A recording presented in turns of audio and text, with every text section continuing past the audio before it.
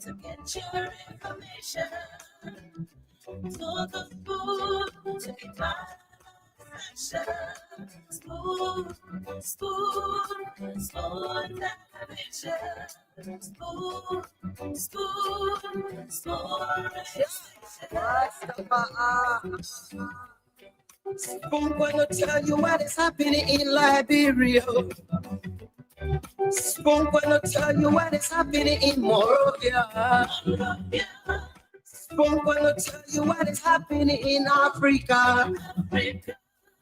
Just to spoon, you will know. Take the children crying for starvation, just to spoon. You want to get a news update, my brother, to spoon. You want to know what is happening in Morocco, to spoon. Politicians want to make their decision, just to spoon. You want to know what happening in the ministry, to spoon. Yeah, to spoon. Yeah, to spoon. You from Panjama, Maryland, to spoon. Yeah, to spoon. If you eat kepa, regular, my brother, to spoon. You got a spoon TV, you got a spoon radio, to spoon. Yeah, to spoon. You want to get a news update, to spoon.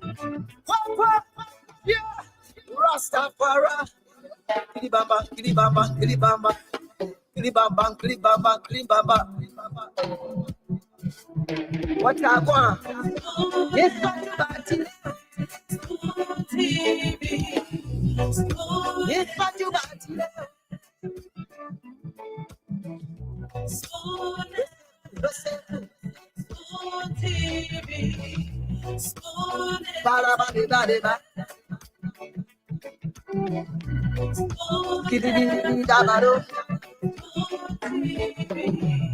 Spoon entertainment.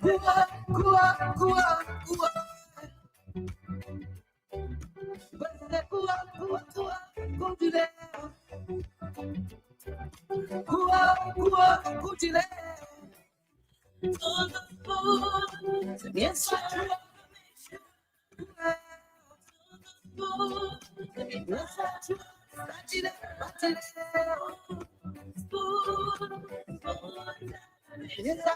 from the CEO, stand coming with the spoon. And your boy, right in the South man. Projects on the beat. To get your information. For the food to be my action. Spoon, spoon, spoon television. Spoon, spoon, spoon. Spoon gonna tell you what is happening in Liberia. Spoon gonna tell you what is happening in Morovia. Spoon gonna tell you what is happening in Africa. Just to spoon, you will know. Take the children crying for starvation, just to spoon. You want to get a news update, my brother, to spoon. You want to know what is happening in Morocco, to spoon. Politicians want to make their decision, just to spoon. You want to know what happening in the ministry, to spoon. Yeah, to spoon. Yeah, to spoon. You from Panjama, Maryland, to spoon. Yeah, to spoon. If you eat kepa, regular, my brother, to spoon. You got a spoon TV, you got a spoon radio, to spoon. Yeah, Don't just spoon. It's 8:05 in Monrovia tonight. Rastafari. And this is how I'd like to welcome you Klibaba. to your favorite program.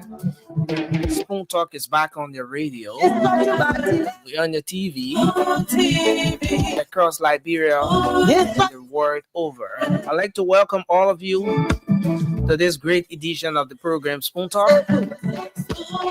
As always, this is where you get the news. This is where you get the analysis, the updates, pieces of information. This is where you get to hear Liberians speak on the different issues of concern to them. And of course, on this platform, we bring you diverse views on the critical national issues here every night. So thanks for joining us.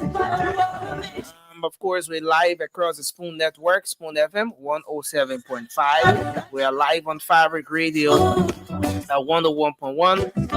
And thanks to our partner radio stations across the country that are relaying the program. Thanks to Trust FM in Bomi County, Premier FM in Bong, Trend Radio in Grand Cru, Radio Yalamani, Seklipi in Nimba County, and a host of other radio stations across the country for relaying this edition of the program.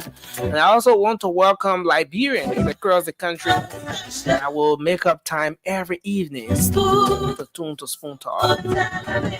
Many thanks to our online audience and many of you joining us online. We appreciate you for coming on tonight. As always, we're streaming live across our social media handles. We're live on YouTube. Spoon Talk Live is our YouTube handle. You can move on there. Subscribe to our YouTube, Spoon Talk Live. We're also live on Facebook, Spoon TV, Fabric TV, Super TV. Our handles on YouTube, and you can find on Facebook, and you can find us there. So I'd like to welcome all of you tonight to this edition of the program. It's going to be very informative, a lot to talk about, too many things happening across the country. Everything gets to be dissected right here on every edition of the program. My name is Nelson Colette. You want to know? And especially for our online audience, we ask you to kindly share the program as you join us tonight. It doesn't matter where you're joining us from, just please share the show. Share the show in your different group chats across the social media handle. Let's have a great program tonight.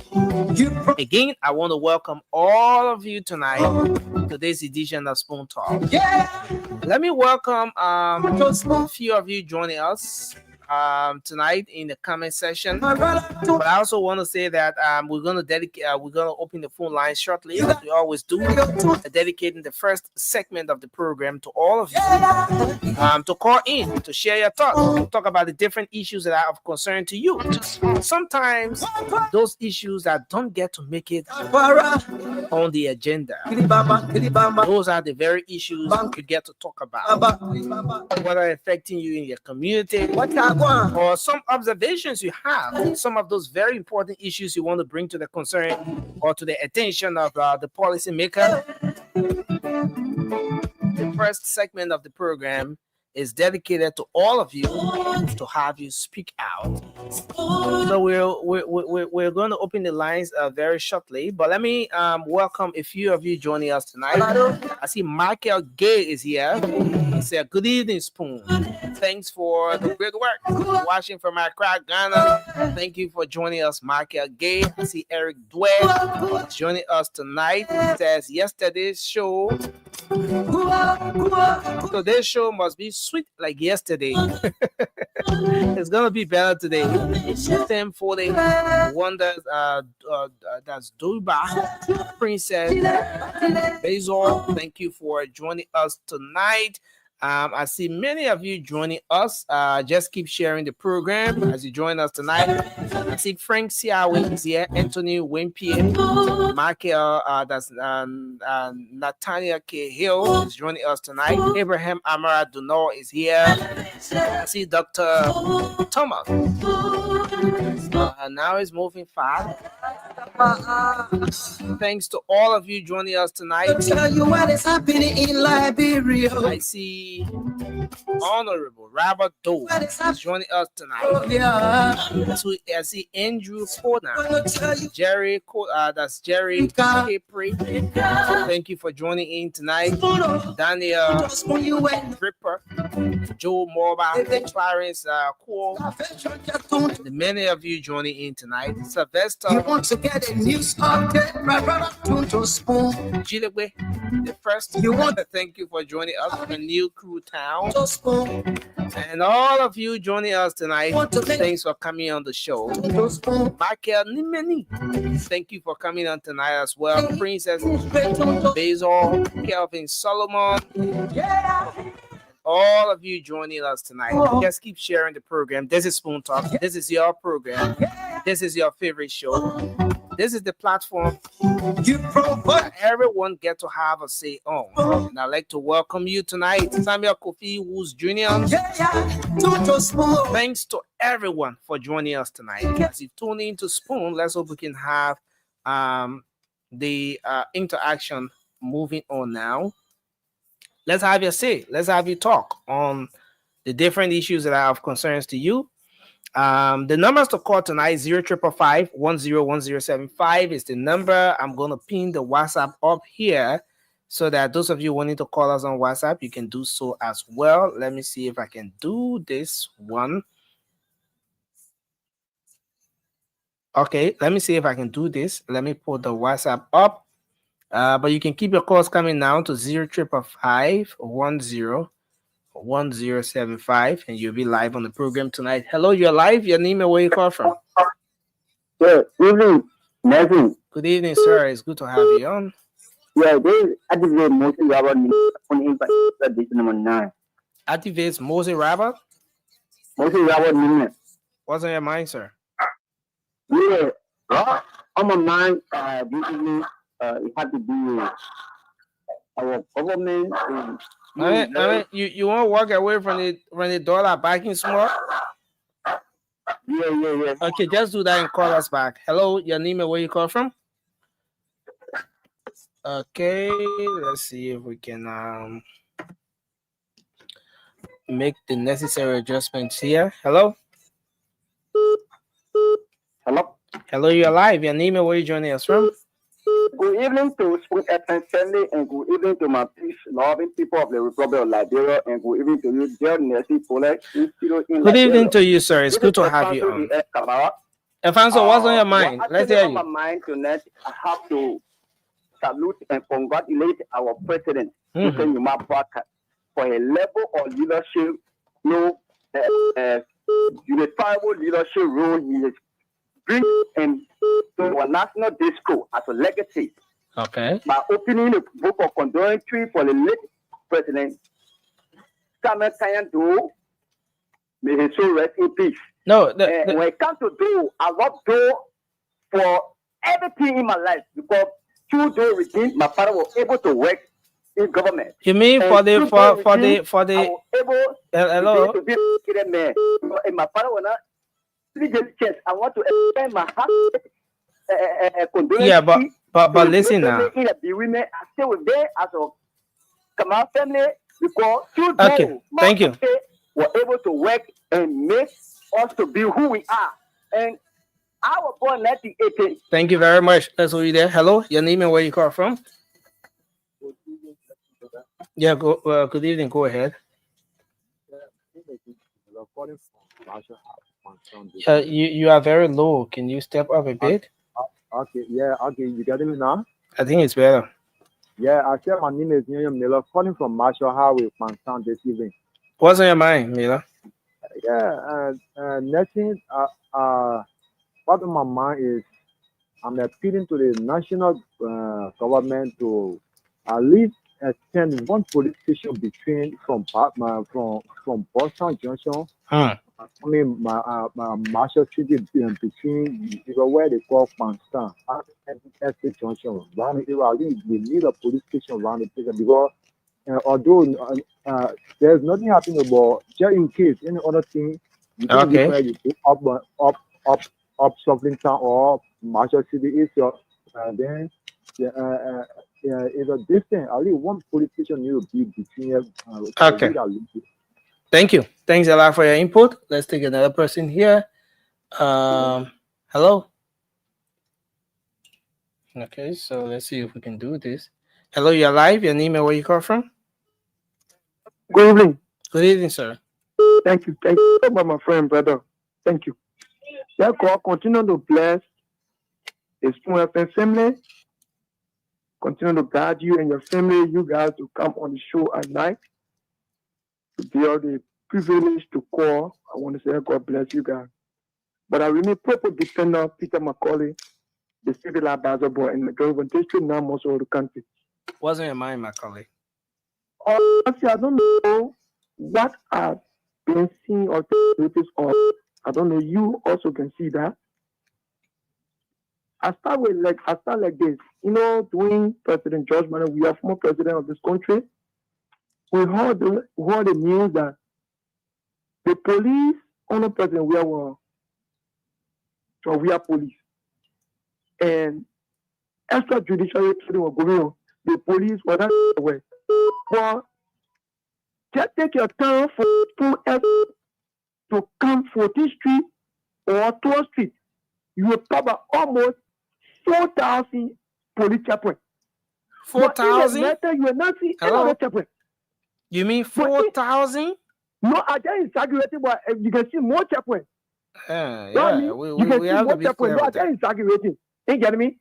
And that's also I just 4,000, but you can see many checkpoints at the Junction Road in the daytime. But in the night, you can see checkpoints. So I don't know the police, all of person, Joseph not Boga and Zako Komo, they are only there for the data to harass the market and seller, the Yana boy, the Yana girl, the person boys, the Keke rather. They are only there to harass armed citizens. They are only there to steal from the because of complete broad the stealing they can be doing the travel and Yana boy, Yana girl. Thank you. But in the net, what is for that's a property? You see, you can see there around. But Thank you. There, police former president, we can't get there. They were talk, they were giving us about me. But all of the men here, Jesus Christ, so eat President Baka, here Jesus can sleep. They never know about government. The police are only there police were in the they can see them. All right, so, thank you very much for your input. Because the president, Lieutenant General, have not no. That's why the country elected vulnerable. Thanks a lot for your input tonight. Thank you for your input. Let's go you there. Take another person here. Hello, your name and where you call from? Good evening. Good evening. Yes, sir. It's good to have you on. Thank you. My name is Emmanuel Poli, and I joined the conversation for this room with the team to start saying you enjoy OP. Emmanuel, what's on your mind? Thank you. Well, on my mind is I want to speak on the misbehavior of the Liberia National Police. It started at New Judiciary Discussion. Look, Nancy, the police that I start at New Judiciary Discussion, I think they don't mean well for the Keke rallies. You can see a police officer hanging on Keke winches, forcing them to stop because they met part of the traffic light. When you saw the man stop, they were hit on the Keke, forcing it. So, but my man, you two, why you park by the traffic light? Listen, when you know you're supposed to stop to the traffic light, you know. So now, before crossing the red leg and go, you can't stop on the road. You now cross the road property on that. The officer can take on the Keke. So even that before the traffic light is the officer ready to hit on the Keke. You know like Keke light it can walk for that. The police are injured, you know, as this arm can appear to me on campaign and go stay on the traffic to a bad Keke rally. It's not good when they charge you, they charge you one part, they charge you 2,000. If not pay, you can't move to delay your time. Okay. I think, hello, to conclude quickly. I think government need to call a mass meeting to advise the men. They are making everyone around that. You are the. Thank you. Thank you very much for your input tonight. We appreciate you. You know, but it's a two-way street. when you know you are at the intersection too, you're approaching the intersection, the driving rule is that you should slow down. You don't engage the intersection with speed, especially where there's a traffic light and all of that. But let's take more of your calls. Hello, your name and where you call from? That's it. Yes, sir. You're live. Let's hear you. Yeah, there's Oscar that big man calling from Gompa City, Nima County. What's on your mind, sir? Yeah, let's see what my man have to do with the jungle electricity in Nima County. Okay. I think when you are making business, the citizens of the county need to benefit from the county. The jungle electricity in Nima, especially in Gamta City, the whole of that city is dark. And the people are benefiting from the citizens. For instance, they are giving electricity to us. But every month they cost $1.50 for every business or every people who take electricity. And now the whole street of Gata is in darkness. I think when government is giving electricity and they're making money for citizens, the new citizens will benefit by electrifying the city. I want to take this time to call upon the president and the ANC manager director of Liberia. Let us talk to Jungle Water Management or Honorable Toma. Let us start to electrify the capital city of Niba with Senekole and Gamta City. Thank you. Gamta have over 150,000 occupants. And Gamta is looking down. The community in Gamta is too high. So we are decking. We can't be when you can't electrify the street. Let us start to electrify the street. Thank you. Thank you. Thank you for your input tonight. Let's take this person. Hello, your name and where you call from. Let's hear you. Thank you, dear brother. My name is Hussein Kew. I call from Jacobstown, District number 2. Yeah, let's hear you. Yes. Thank you always for the opportunity. So what is on my mind?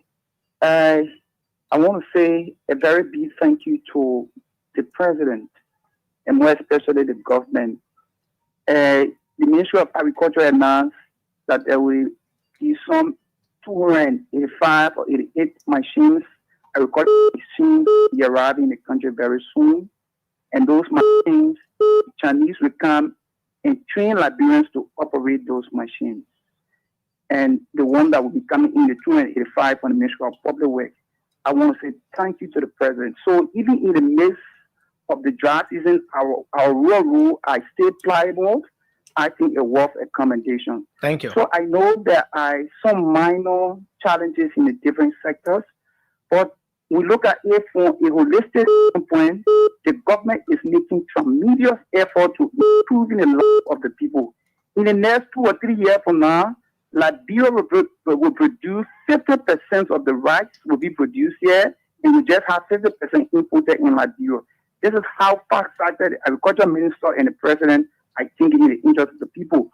So we know people have to criticize, people have to aside, but 2029 is far, and we have to embrace development. I listen to people many times, you criticize the government, even wanting to mention the progress that have been made in this government. Some of us who believe that this country should progress will continue to say thank you to the president for encouraging and all officials of the government to continue to do the work. Those of you that are not doing well, please double up to see how best you can improve the life of the ordinary Liberians.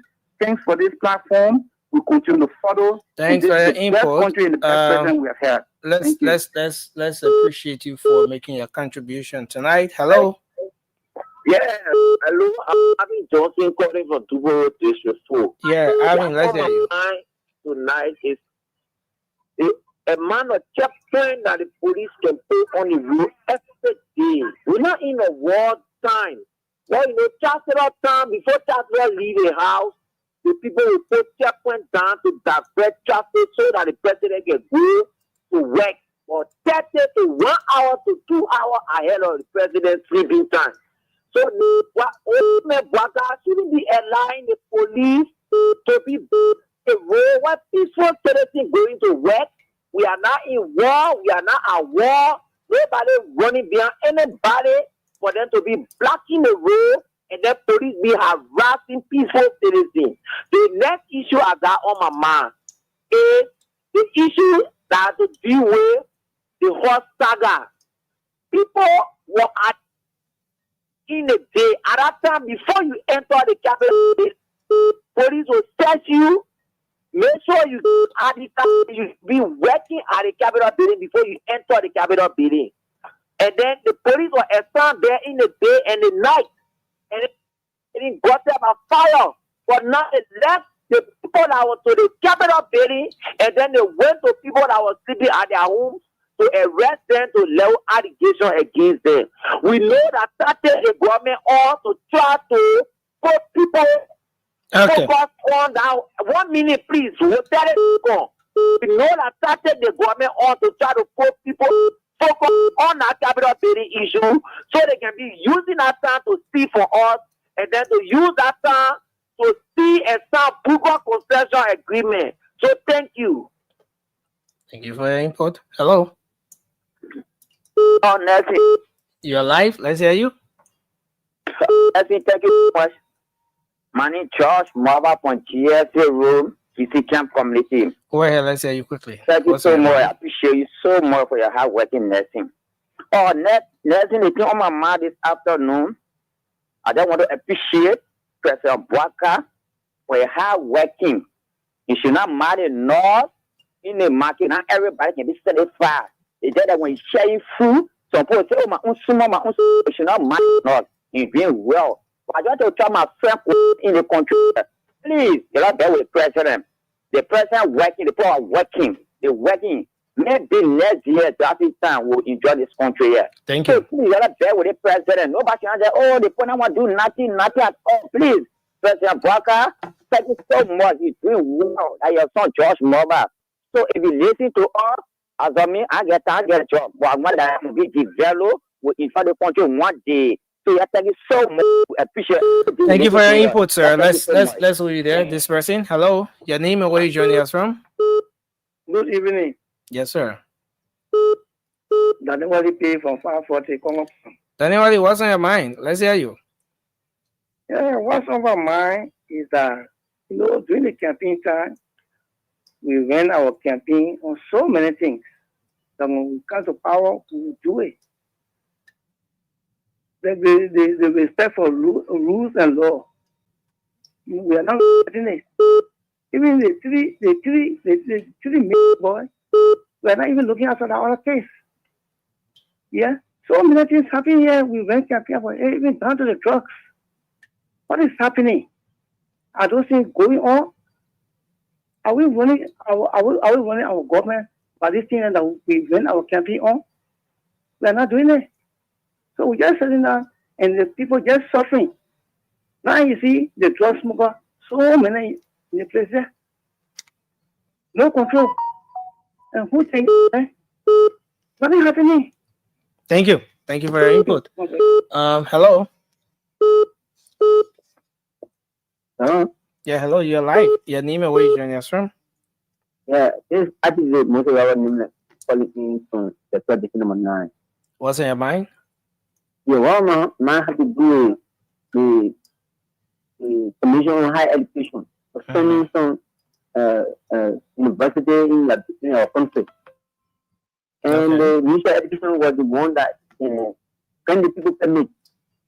So why is that today they coming about to say the people are now they are good in the country and for the register and be recognized credit to be able to teach and other things. One of my mind is so neat that the people are everywhere where they go. These are the ones that get the people the sense to leverage to be able to go about doing a business. Yeah. Okay. So thank you. Yeah, Minister Education will very to tell how you happy and how you put money to our country or what it's time to be able to be doing business and we are doing about it. So thank you very much. Okay. Thanks a lot for your input. Let's take this person. Hello. Let's hear you. Yeah. I got your number. I couldn't call you. And I see that's I for me. I know my son and nothing up to here. My son going back over. I take care of nothing. That's it. No, but yeah, but usually you do that offline. You can maybe contact The management or something. No. Okay, so call the number you're calling after the show, yeah? No, I said the scene number you call on after the program you can call. I should call on the scene number When we're not on the radio now, you can call after the program. All right. Okay, thank you very much. Hello, your name and where you joining us from? Yeah, you are live. Let's hear you. My name is Emmett Homo and What's on your mind? Let's say I tell you appreciate the government for what you are doing in that giving something. Let's see you can take a ride and come to Castle and see the police station today. You can come to Castle and to block to the road that is connecting with a senior person. It is true that the government may have some error, but they are two different. So the next thing I had to do is to do several protests. It is true that I think also when they get up the program to have the peaceful and silent. But they don't want to be a protest and they are not a good messenger because people are equal and the past will change. They know how to protest and they don't have the opportunity for the people to have a protest, but the protest cannot stop anybody's pillar of movement. It is true that the country keep the weather to that, but to it is a peaceful and orderly manner for the government to finish the platform. Thank you for your input tonight. This person, hello. Yeah, hello. You're live. Let's hear you, sir. This is Spoon. You're live on the radio. I'm Mohammed buying a call from Red Light. What's on your mind? Yeah, my issue has to do with Akaros Gray on the show. You know, Spoon is widely listened to. We sometimes take our time and things, turn on our radio, listen to Spoon and get information. Even though the station is balanced, I can see it because they talk more about government and against government. So everything is okay. But the behavior of Akaros on the show is too mature. It's too childish. At times, when you have reached the level of that age, sometimes you make us to believe. Yeah. So can you go to the issue? Just forget about the personal attack on the former lawmaker. Let it be about the issue. Go to the issue, sir. The personal attack on the former speaker. Now I'm saying you can make your contribution, but let's not be personal about the issue. Let it be about the issue. If you have an issue with former Representative Gray, let it be about the issue, but not going personal on him. For me, I got no issue in just that for us with the listening audience, you can the show can be so much confusing, a lot of noise come out because you always interrupt. At least when you listen to your friends when they are giving their video, for now you can come in and say what you want to say too. That will make the show at least a bit little better for us to listen to. But when you come here, whenever people talking, you just taking the person talk off their mouth, they can't sound good to us. Okay. So like even they say about ears and things, so at least I got to talk to him to at least understand how to speak on the radio. Thank you. When your friends are speaking, let him give them a chance. Even if talking something different about TDC, let him just listen to them. Okay. We are Liberian, we saw all happening in Liberia, we see everything happening. So there is nothing of any noise that will change our mind or make us to feel like let the way us to feel. We Thank you for your input. At the end of the day to vote for who to vote for. So let him just relax himself. We've seen everything happening in Liberia. We saw everything doing our thing. We've seen everything in background today. So let them give us a chance. Let them discuss the issue and just forget about that interrupting each other and whatsoever. Thank you for your input tonight. We appreciate you. Thanks a lot for your input. Let's take another person. Hello, your name and where you call from? Yeah, how you coming? Yes, sir. I'm okay. It's good to have you on. My name is Judiciary. Okay. No, your line is terrible. Can you change your location and call back, sir? Hello, you getting me now? Okay, I think it's better. Go ahead. Hello. Yes, sir. The line is much better. Go ahead. You getting me? I can hear you, sir. Can you hear me? Yeah, I said my name is David Summer and I call you from Caldwell. Yes, sir. What's on your mind? What on my mind, it had to do with two things. I hear people talking all around that, why that brain are suffering, all they are talking, doing everything. My brain was not suffering, how to share money on us all. Hello? Okay, so we take another person from here. Hello? Good evening. Yes, sir. Hello, you are live. Let's hear you. Yes, I know what my name is Martin. I'm calling from Balance Road, Maryland Center Community. What's on your mind? Yes, what all my minds tonight have to do with our foreign people. Okay. But for me, yes, for me, I want on abroad attention to go to Russia. Because, yes, I want for us to dealing with Russia because Russia making that money there, they're looking at faster there. They are going faster. So, as an Nigeria and my government, reducing in my water, I think you pay more attention to Russia. So, we can find something that I need our country here. Not an investment they can, but the country can be developed. Because we want to war and 79, at the end of the day, we stay here. That is, what would be with somebody that not helping us? I'm not doing anything for us. But just booking a pass, you're not in here. They don't want to book in, they don't want to rush the people. Look at the way the people continue looking. So I want my government attention to do to Russia. That will go to Russia. And we'll get the negotiation to come. Thank you. That will protect our children to benefit. Thank you. Thank you for your input tonight. Hello. Your name and where you call from? Hello. Hello, can you hear me? Okay, this person. Hello. Hello. Yeah, hello, you're live. Let's hear you. Good evening. Yes, sir. Okay. My name is Jerry J. To, and I call from Omega Community. Mr. To, what's on your mind? Well, I have two things on my mind. One is recommendation. This phone network is a network that everyone is following. And I think if everybody had to be like the CEO, you people would be making mark. I have serious problem with Akaros Gray and Mohammed.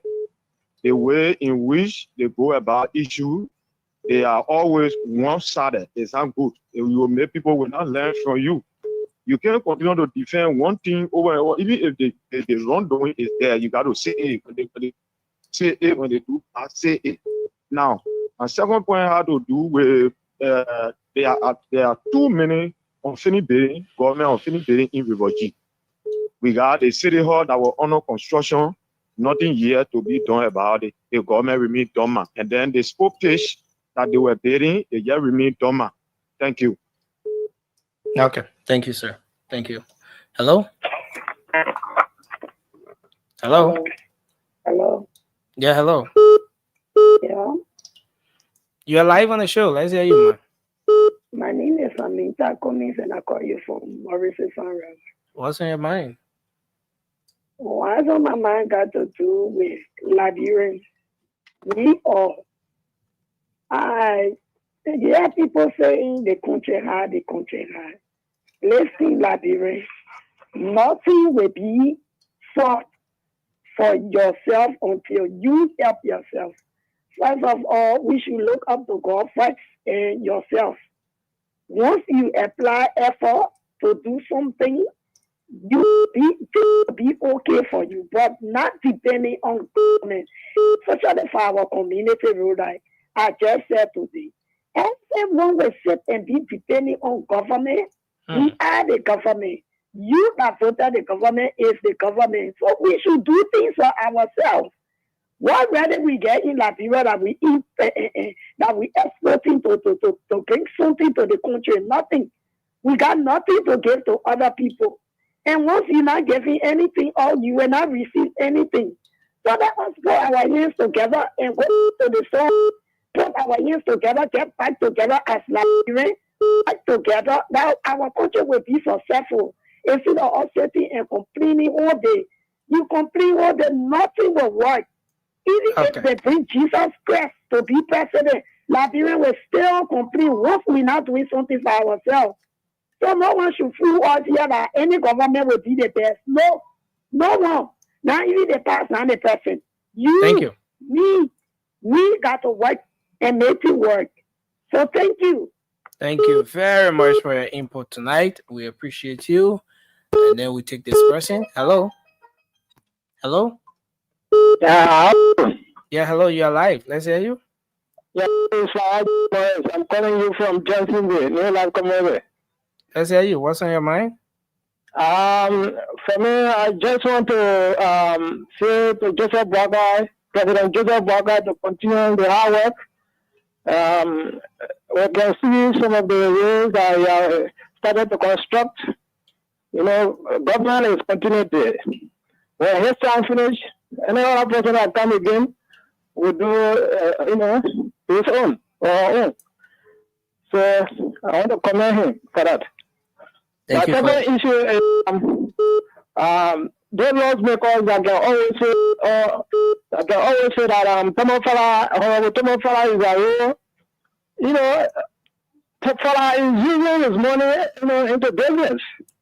But those people, when they get their money, they go to Dubai, they buy houses in Dubai. So let them stop, calling him a hero. Let them put PC camera in the house. So if he is a hero, then we will know. Thank you. Thank you for your input tonight. So we take more of your calls. 0555-101075. This person, hello. Yeah, Nelson? Yes, sir. Oh, sir. I'm okay. It's good to have you on. Okay. Sorry, I went to the station the other day with my letter from Pendel, and I gave it to the that's it. I asked for a number. She said she wouldn't give it up because you are not at the station. And I really need a help from the CEO. Please. So you can please give me the personal number and before you up there. But they okay, so you can call this number the very number you're calling after the show. Yeah? Okay, you can call this number after the show. Thank you, sir. Thank you, sir. Thank you for your input. This person, hello. Yeah. Yeah, hello, you're live. Let's hear you. Johnson calling from What's in your mind? Yeah. For me, I really want to know where they show what people continue to complain on Akara Gray. So if I have myself to acquire, I say, oh, I want that on the show. Let's move on the show. Okay, so that's a question, right? Yeah. I want to know because the thing is a talk show. And the discuss issue. I can't see the height of discuss the issue. If I have to call, say, oh yeah, I'm on my man the show. Then we the show continue. All right, thank you. That's a great concern. Thank you. Oh, well. Thanks a lot. Hello, your name and where you joining us from? This person. Hello. Hello, you're live. Let's hear you. Your name and where you call from? Watson ever again on the line once more. Yes, now that they are complaining on the former representative, right? But sometimes we got a lot of people listening to this radio station. So you got to be moderate. You got to give another people chance to talk, not interrupting them. Because everyone on that show for a reason, people let their basic issues, their basic schedule to go there and talk their own they see. So once you change your part and someone got their own part to say, you shouldn't interrupt them because everyone's there for a reason. Thank you. So no one is taking a thorough on the show. I'm not criticizing the government. It's just a to do what is right. So I love criticism. It is good for this government. So thank you. Now that we're saying you should do the show, no, the show is for everyone. Thank you. Thank you for your input. You welcome there. Thank you. Let's take a few calls on this line. Hello. Hey, Nancy, how you doing? Yeah, I'm okay. It's good to have you on, sir. My name is Prince Myers. I'm calling from Minnesota. What's on your mind? Yeah, nice thing. I try to tell the Liberian people that the government that we're having today, that what we call the big people government. For next thing you in Liberia, to be honest. Since the government came in power every year for the battlecraft in that country there, that anywhere that any store go or say ever go every year any battle crash, Open is not in power. This is time for Open to start making his music. He is not in power now. We expect the Liberian people expect him to make more music because he's not in power. But we hardly see him making music. He's just passing around. We don't see him making music. And we don't see people doing the battlecraft in Liberia there. We are talking about development. During the campaign days, that's the time people passing around, talking all type of things. But I said with him, I said that so long this government has been put in place, we should put in and run the government and see how that our country moves forward. Thank you. Joseph Boakai is not the only person. He tried to see how best the Liberian people come together as one and rebuild our country. America today, during the election, Donald Trump and the other person, but after the election, America pulled together and see how best to move the country forward. So the Liberian people should pull together for us to move our country forward. So that's the only thing I have to say to the Thank you for your Liberian people. input tonight. Thank you We so appreciate you. Thanks a lot. This person, hello, you're live. Let's hear you. Hello. Hello, Nelson. Yeah, hello. You're live on the show. Yeah, Nelson, good evening. My name is Dolly Lasana, and I call you from Italy. Go ahead, Dolly. Yeah, so my concern has to do with those that are complaining about Akara's grade on the show. So I think they should be going for Mo Ali to come back on the show. Mo Ali was there. So they don't want Akara's grade on the show, but let them go for Mo Ali. Stephen Johnson was on the show. Let them go for him. Other people that left the show, I mean, I don't think Stanton chased them away. Number one. Number two, you know, Stanton always say, and I quote, you say your own, I say my own, and the Liberian people decide. So if you are listening to me, you don't want Akara's growing on the show, please call for more Alila income. Thank you. Thank you for your input. Tonight, we'll still take your calls. So we're still taking more calls. 0555-101075 is the number to call tonight. And you'll be live on the program, Spoon Talk. This is Spoon Talk. We're live across the Spoon Network, Spoon FM 107.5. We're live on Fabric Radio 101.1 and several other frequencies across the country. Thanks to our online audience. I see Councilor Good is in the background. Let me bring the council on. And so welcome to the show. Thank you, Nelson. Thank you. Thank you for the great job that you're doing.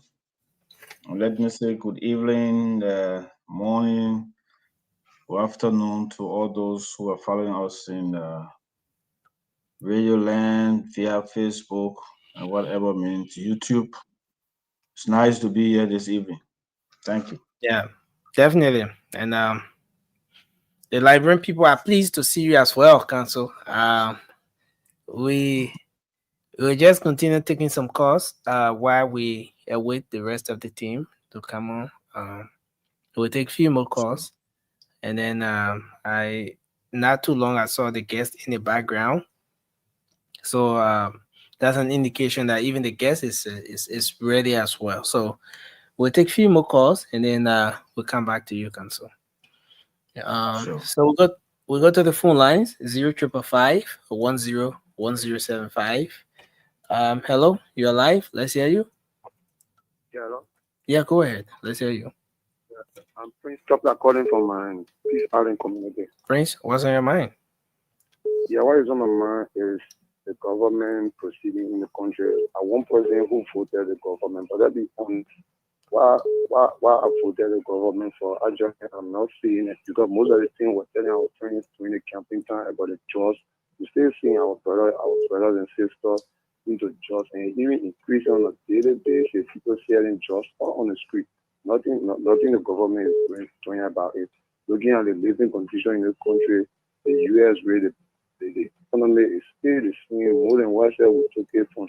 I think the government, our government needs to focus on the economy and stop paying attention to the food issue.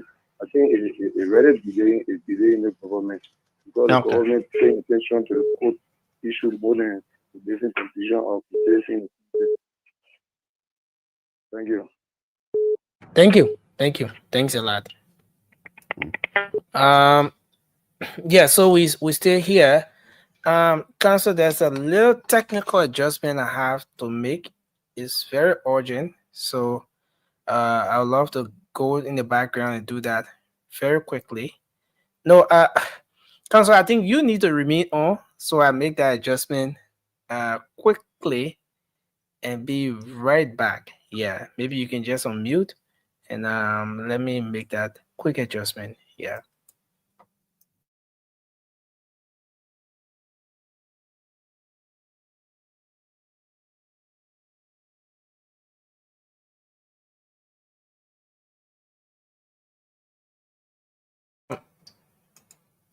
Well, okay, so we'll keep taking calls. Uh, well, the lines, there's an adjustment here.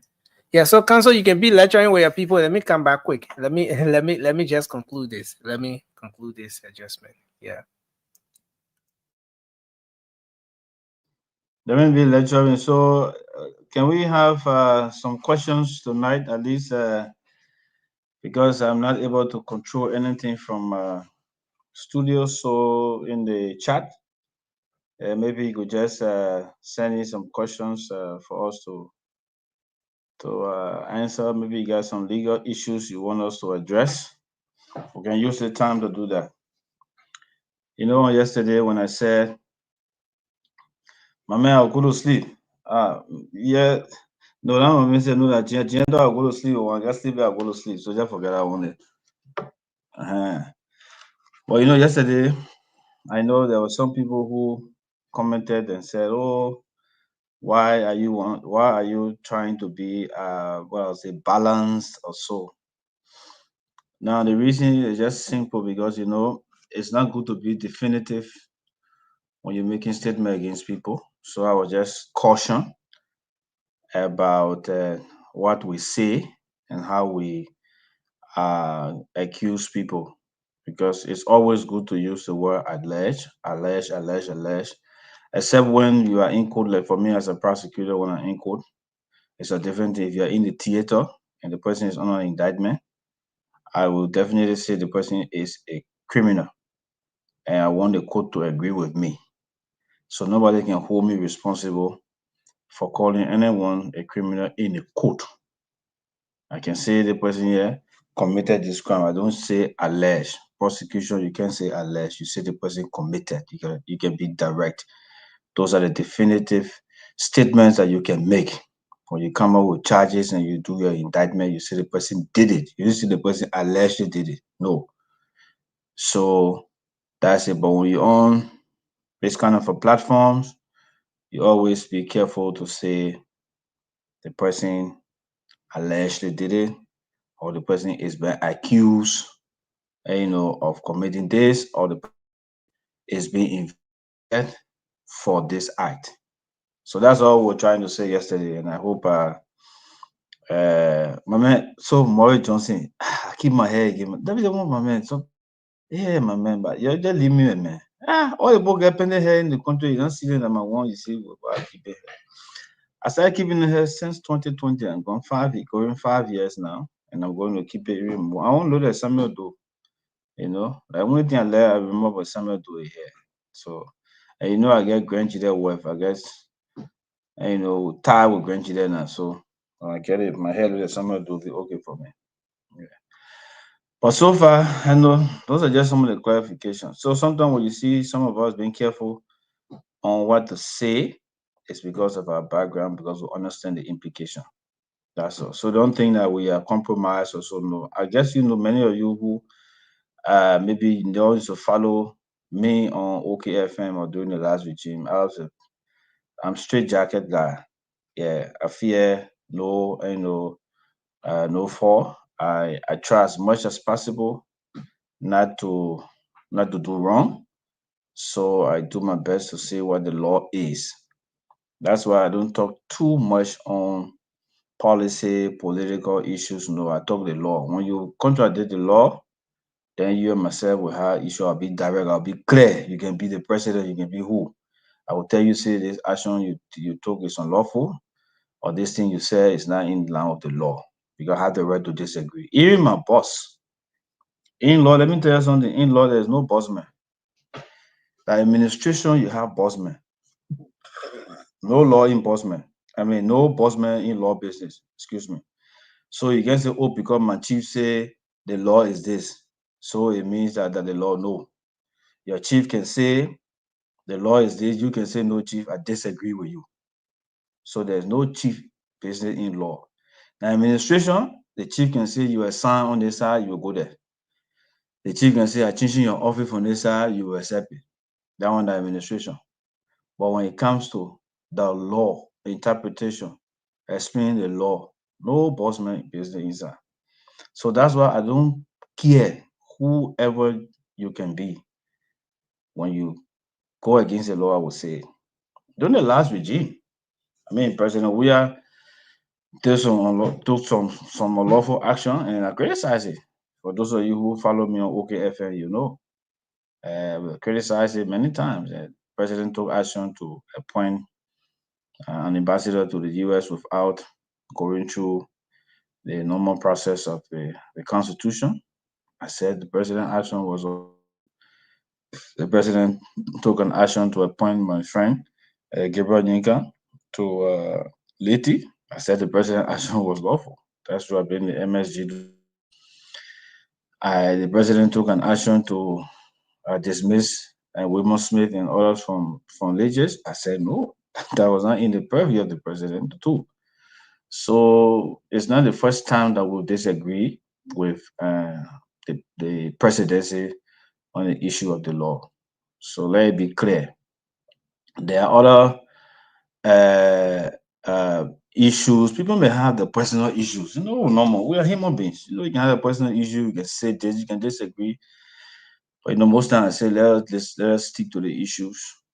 When you are disagreeing with me, you can stick to the issue. Fine, because sometimes your disagreement on the issue can make us to learn, right? Back and make research. Sometimes we may not have taken into consideration a particular legislation at the time, and maybe we may be relying on something. Like the last time we were talking about the permit, right? And we were basically focusing on the 1975 Act and the 1986 opinion. And somebody said, but there's a law in 2016, the police. So, oh, okay, yeah. So I was reminded. And I went to the Police Act, and then we went further and explained it. So you help us as well, because we are not infallible. It's not that we can make mistake. It's difficult for us to just make mistake, but sometimes we forget. And you know, forgetting and making mistakes are two different things. So we may forget on about certain thing, or we may not have had the knowledge at the time of certain thing, because the law is a very big field, wide open field like medicine. So every day some kind of a regulation, some kind of legislation coming up, and sometimes you will not be up to it like that. And we don't have a situation where by the time a law is passed and printed into handbills, it's strictly automated, is placed maybe on the website. You can go straight and get it. No, it takes a long time before it's been qualified to be published for anybody to get choose. So that's it. I'm not cutting my hair. I'm a female. I'm not cutting my hair. Yeah. If I will make it with drag to make so you see Google. I'm not cutting my hair. Yeah. Mm. So you won't want me cut my hair, yeah, forget it. My wife like my hair today. In fact, my wife business have meaning I keep my hair because she said how she likes to see my hair. So yeah, forget when we are go sleep. Mm. The woman that can make me happy in there, that the one will satisfy, yeah. So you leave the hair business with me. Yeah, so let's ask some questions now. Well, I got one here. Ask questions as this one asking for as on key. Well, if I was just papa, I was say I don't even see it. So I talk. I pass him, but I can even see it. Nothing. Yeah. Yeah, because I one the ask one you. asking for action case. Why I know about action case? I pass him by. He said if I run it, I will run from it. Yeah. So Yeah, so Nelson, you are back. You can continue with the calls. And maybe people have questions. And before the show starts, you have some legal questions. And to ask something that you they may have some they need clarity about. It's just good that we can be doing it small while the rest of the guys come on. Yeah, definitely. Um, I see Fubi already joined us, and we, Mr. Harris, welcome to the show. For you, the men are legal, the men are legal offspring, the men are political offspring, the men are humanitarian offspring. The one man. Whenever we're nice to see you, my brother. Yeah, go. No, that's anything that inherently in the DNA. So whether you go to school for it or not, we can't answer. The common sense. The common sense, They the only common sense lawyer. go to do policy. I know, right? Yeah, Yeah. but on a serious note, my grandfather didn't go to law school, but he was admitted to the bar. He took the test and passed, and he was admitted to the Supreme Court bar of Liberia. Of course, yeah. Remember that even Todman, President Todman didn't go Yeah. to law school. You understand? I think I learned. I don't know what I stand to be corrected, but I learned that this guy James A. Was it James A. Pierre or Louis Adolphe Graham? I think James A. Pierre also didn't go to law school. Yeah. Yeah, I mean, So I'm not too sure. Yeah, but many of the guys didn't go to law school. The Richard Flomo, the late Francis Garawolo, they didn't go to law school. Prince, very, very, very good.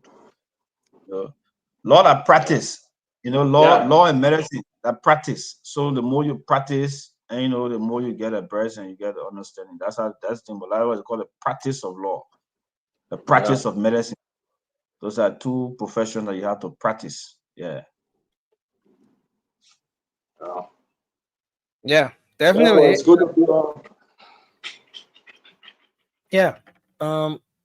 We wanted to keep taking some calls, but if you wanted to come in, then you can do so. Then after that, then we'll take some calls. Somebody asked me how are grading the outgoing Chief Justice. Yeah, I mean, sure, she did her best. I mean, she tried. That's Liberia now. You'll not be satisfied with all of the judgment. Myself, I'm not satisfied with some of the judgment that are rendered by the court, but it is required by us to respect the judgment of the court and move on. So I think she did her best. Many times she spoke strongly. She went to some of our conventions. She made some very strong statements about the practice of law and how lawyers should be vigilant and very ethical. During her period, there was many lawyers that were suspended from the practice of law because of of ethical breaches. So I think she did her best. Her chapter is about to be over. Francis Coppola was there. Johnny Lewis, but frank with you, about greeting people, my brother, Johnny Lewis was the guy. Yeah, Johnny Lewis was my guy because the man was brave and the man knew the terrain. The man knew that people couldn't do anything. And the guy was just confident, in himself, and he placed that confidence in members of the bench. And that's why you see, the ones that left there after he left were still strong and maintaining some of the good values. So ready, but she's done her best, and I think she should be giving her flowers while she's alive. Yeah. Oh yeah, no. Obviously, everybody you'll not be 100%. Wherever you go, there will be issues. Even though I challenge them on some points, but at the end of the day, you have to commend them for playing the role that they play, because to sit at that level, I always say it's not about how brilliant you are. It's a political decision, but to sit there and maintain your stay, says a lot, because there are so many things you're going to be confronted with. People, life and death matters in your hand to decide, and you have to make decision. And you look at somebody that you have as a colleague long time and tell them, say, look, man, you are guilty. You sentence for lifetime imprisonment. You are guilty, or send out or throw that case outside, we got no jurisdiction, or go back to the lower court to go and correct it. And some of those landmark cases, like the Samuka case, and looking at the former defense minister and whether he's guilty, and that says a lot.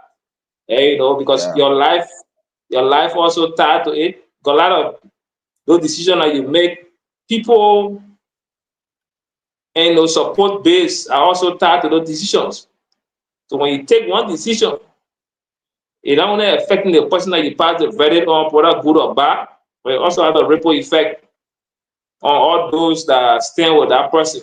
And so it says a whole lot. So you have to be a firm person to be able to make things at that level to make some of those decisions. And know that regardless of the odds, you're going to stand your authority. And that's it's just so to even rise to that level and maintain it. On that note, I commend her a lot because it takes a person to do that. Look at your colleagues, look at your friends. As sat in class with people, we also worked together the same entity. I will bring a look at it and then say, you guys too. I've sent a name for, sorry. So not many people had that kind of heart. To look at your friend, you eat together, you study together, you work together, and you say, "Oh man, your corruption is there, hey, y'all go face it." That's the same kind of stuff at the temple, the temple of justice. Looking at high profile points and sentencing them to jail, it says a lot. And so, but give her a flower. Yeah. The Supreme Court, the Supreme Judge Paul coming, the Supreme Court, the court sometimes they will say, people say the court political, yes. The court sometimes you can look at some rulings, the court political also, but the court understands the society as well. And so, the court has timing. One time, if you look at the Hans Williams case, right? I always go back to the Hans Williams case to tell you how the court is able to read the society, read the terrain, and know when to rule on a particular case. The Hans Williams case was held in 2009 or so. And you and myself know the sentiment that case had, especially with the women group. Even on the day that the lower court ruled, the courtyard was flooded with people. The judge rendered them guilty. So what happened? It was applauding the crowd. Yes, justice. When the case went up, they had, I think, the 3 arguments. First argument, the second one, third, if I'm not mistaken. The court did not rule.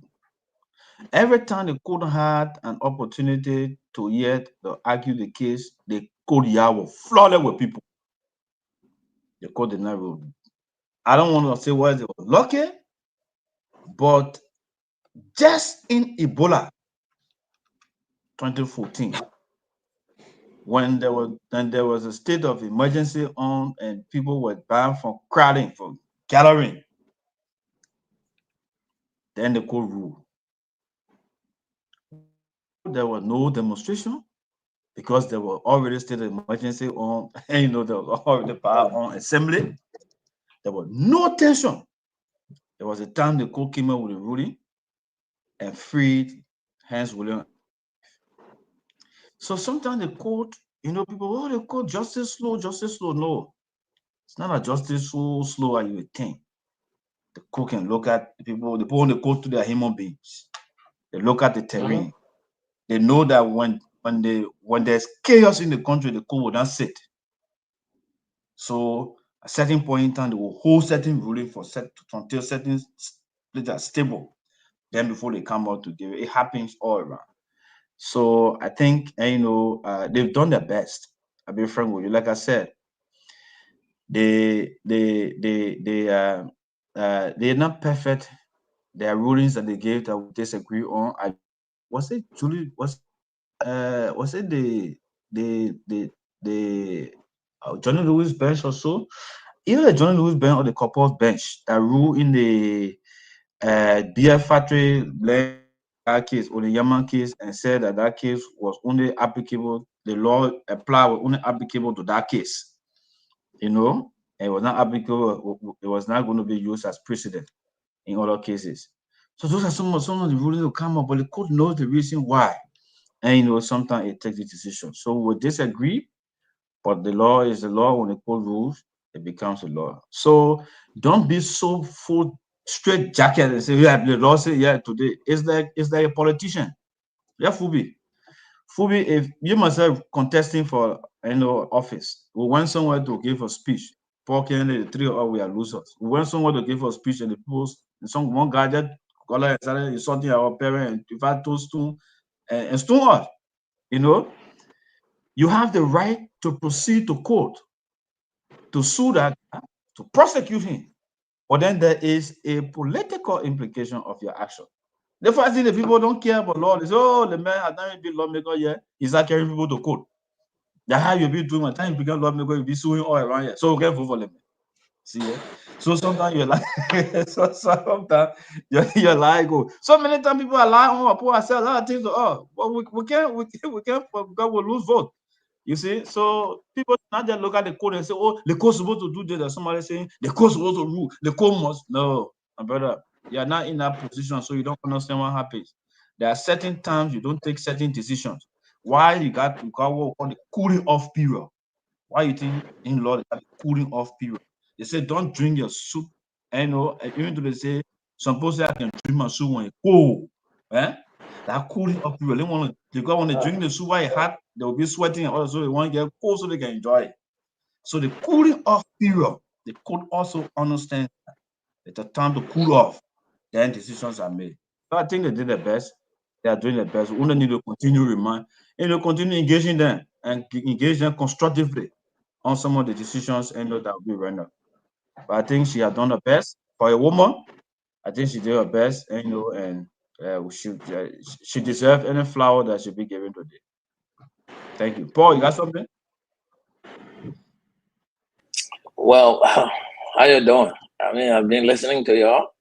You people are students of law. So when you are in your territory, we sit back and don't want to interfere because.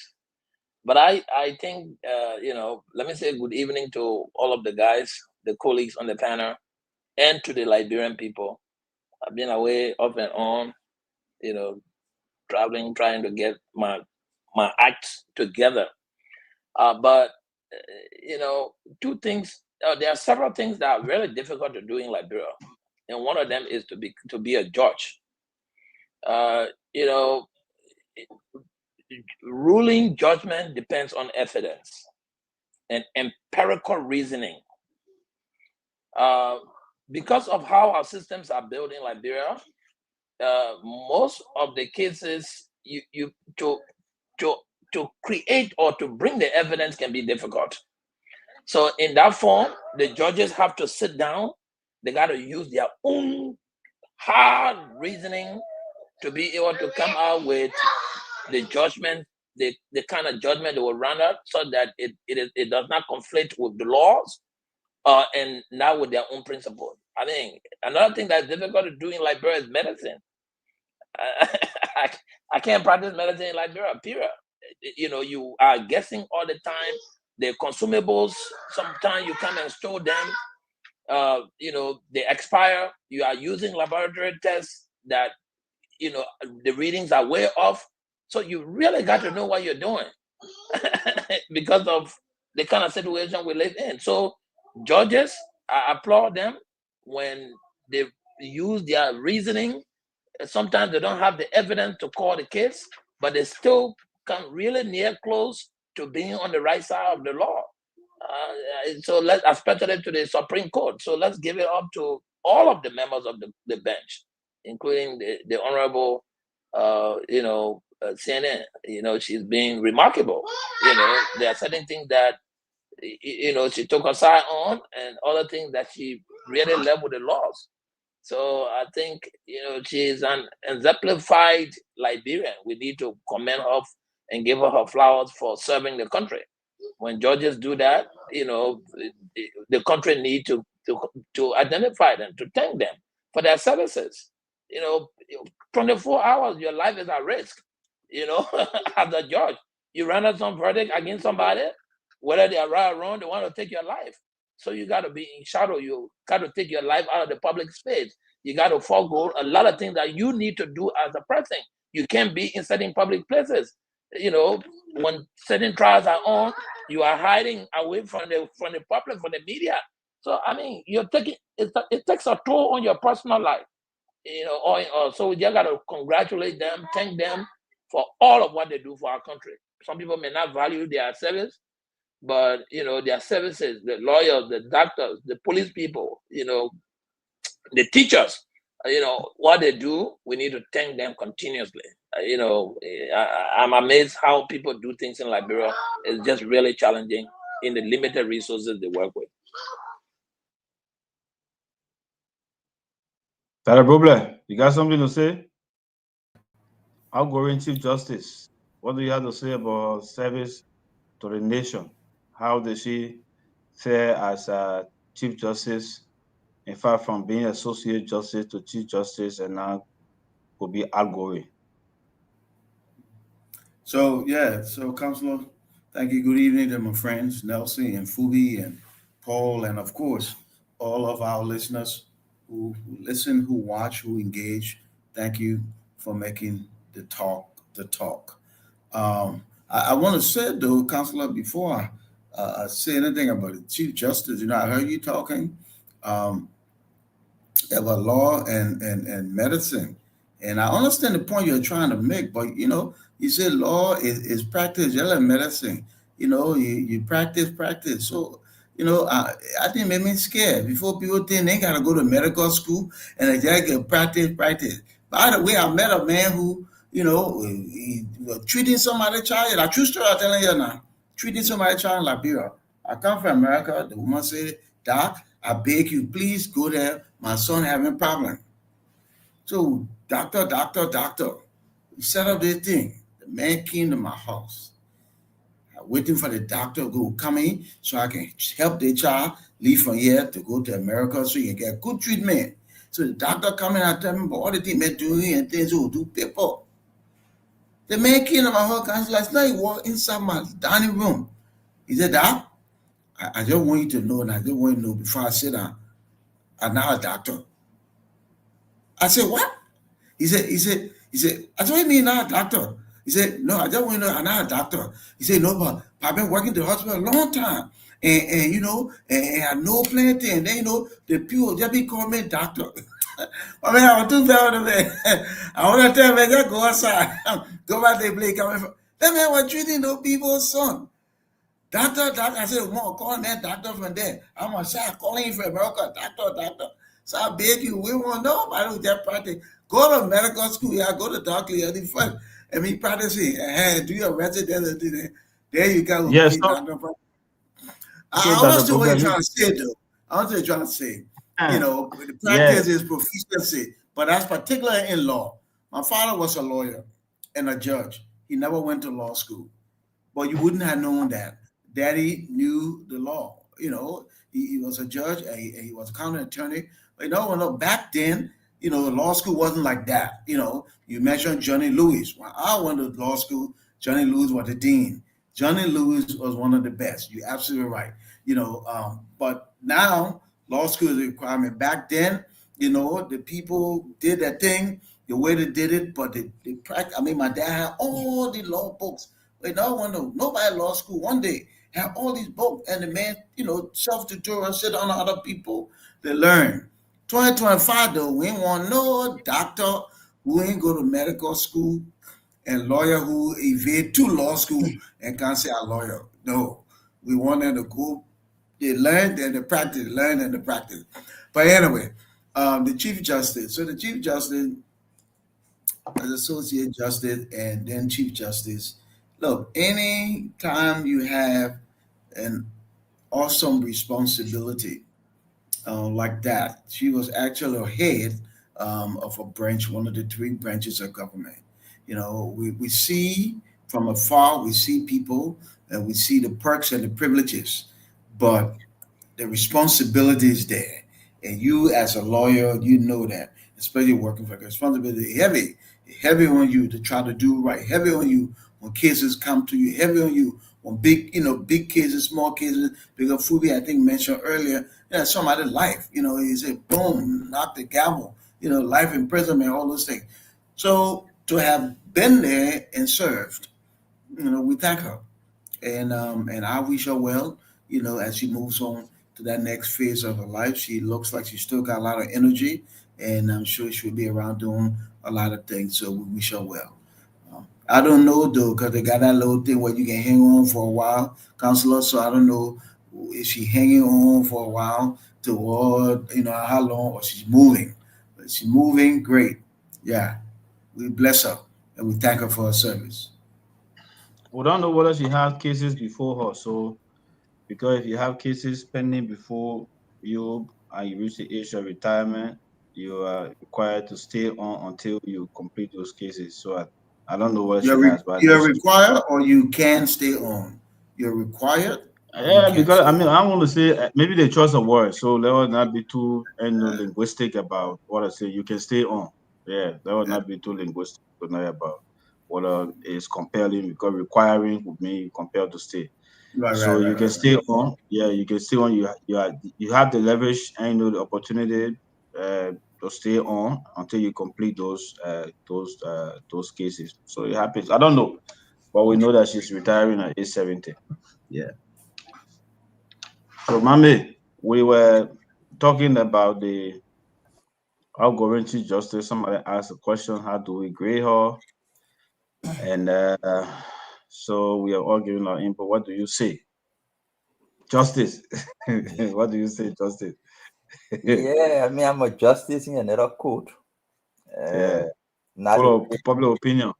not the court. No, I'm one of the justices for academic crimes.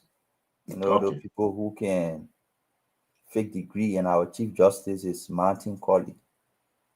He's the chief justice. He's been there for long now. Our own no retirement age. Once the cause is there to identify and expose people who intend to fake credentials, I mean, he remained the chief justice, and we remain the justices. So talking about that, I mean, we saw news of people acquiring the National Commission on Higher Education, coming up very strongly against the use of honorary degrees, where people earn and you just honorary degree to use it. I think they're trying to go against that. They're also trying to they've identified universities that are in violation, not in compliance. They're trying to No, delist them. Mami, you stretching it. We're talking about the outgoing Chief Justice. Oh yeah, I was hearing Somebody something asked. about degree issue too. So I heard that No, that a people talking about degree.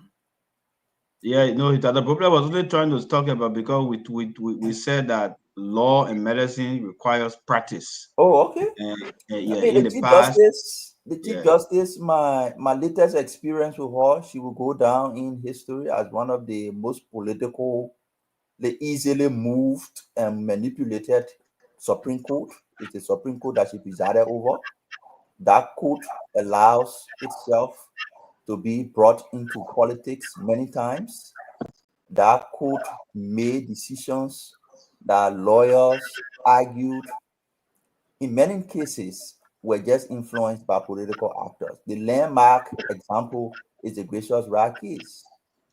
Held that case for many, many, many months for no good reasons. You, the lawyers, you can argue that constitutional cases are given priority in judicial review. That's your argument always. Constitutional cases. The people who claim that asset recovery were pursuing it wrongly took constitutional matter to that court and say you need to make decision. Asset recovery doesn't have constitutional authority to do what they're doing. The first time they took complaint there, it took less than 2 weeks to make decision. But this one, because they knew that the people who took the complaint had no case and that the asset recovery had constitutional authority, it took them over 6-7 months. They quelled that case. I mean, we can go on a list, but yes, she served her country. She delivered what she could deliver. But if you ask me, she will go down, her branch will go down as the most politically motivated branch of the Supreme Court. I think that's the tag she carries. How long you know that she spent there as Chief Justice? Come again? How long you know she spent there as Chief Justice?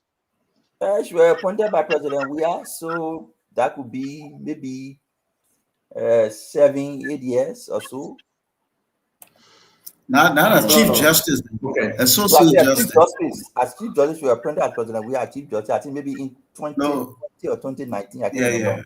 Yeah, somewhere around there. She been there for a short time, Chief Justice, but she was a longer time for. Okay. So in your account, anyway, that's your opinion. So you understand. So thank you very much, Councillor. Thank you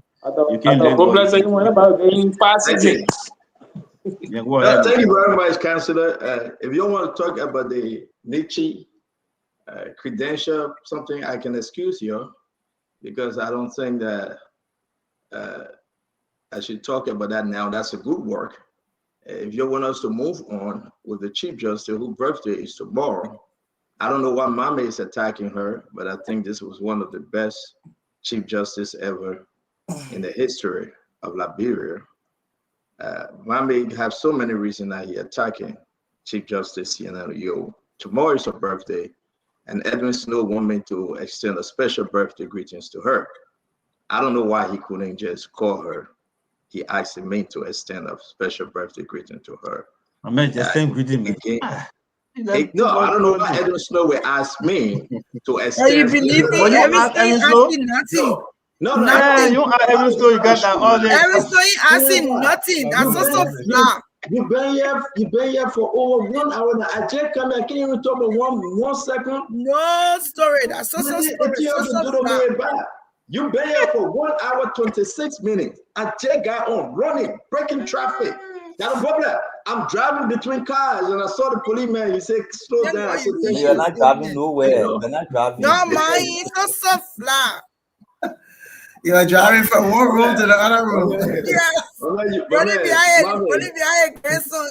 Mama, you justice, my man. That one, Martin said nobody can take it from there. You're there for life. So you guys, that's second house. Associate on your own. But to be frank, though, who can put forth? This is one of the decent Supreme Court justice Liberia I've ever seen. Put our joke aside, man. She did her work according to the book. I mean, you will have issue with her if you for or against, if you're sedition or not sedition. But I think she did her work not because she was appointed by former President George Manneh Weah. I think she did her work. Mommy, you disagree with her on the most recent issue, the case involving the fire situation, the how you call it, the House of Representatives. I mean, people gave her plus. I mean, are you going to blame her because of that, mommy? Are you going to blame her because of gracious right and asset recovery blunder? Are you going to go after her because, I mean, she was she's the ex-wife to Edwin Snow? Is that why you're going after her? I mean, let's discuss this. I mean, it's really important. I mean, are you getting mad because she had a relationship with Senator Snow? Are you getting mad because she was appointed by George Manneh Weah? Are you getting mad because this woman served her country right? What's your dispute with her, mommy? Senator, I mean, I will not go that route, but yeah, the issues, right? I mean, everybody get their opinion. I have mine.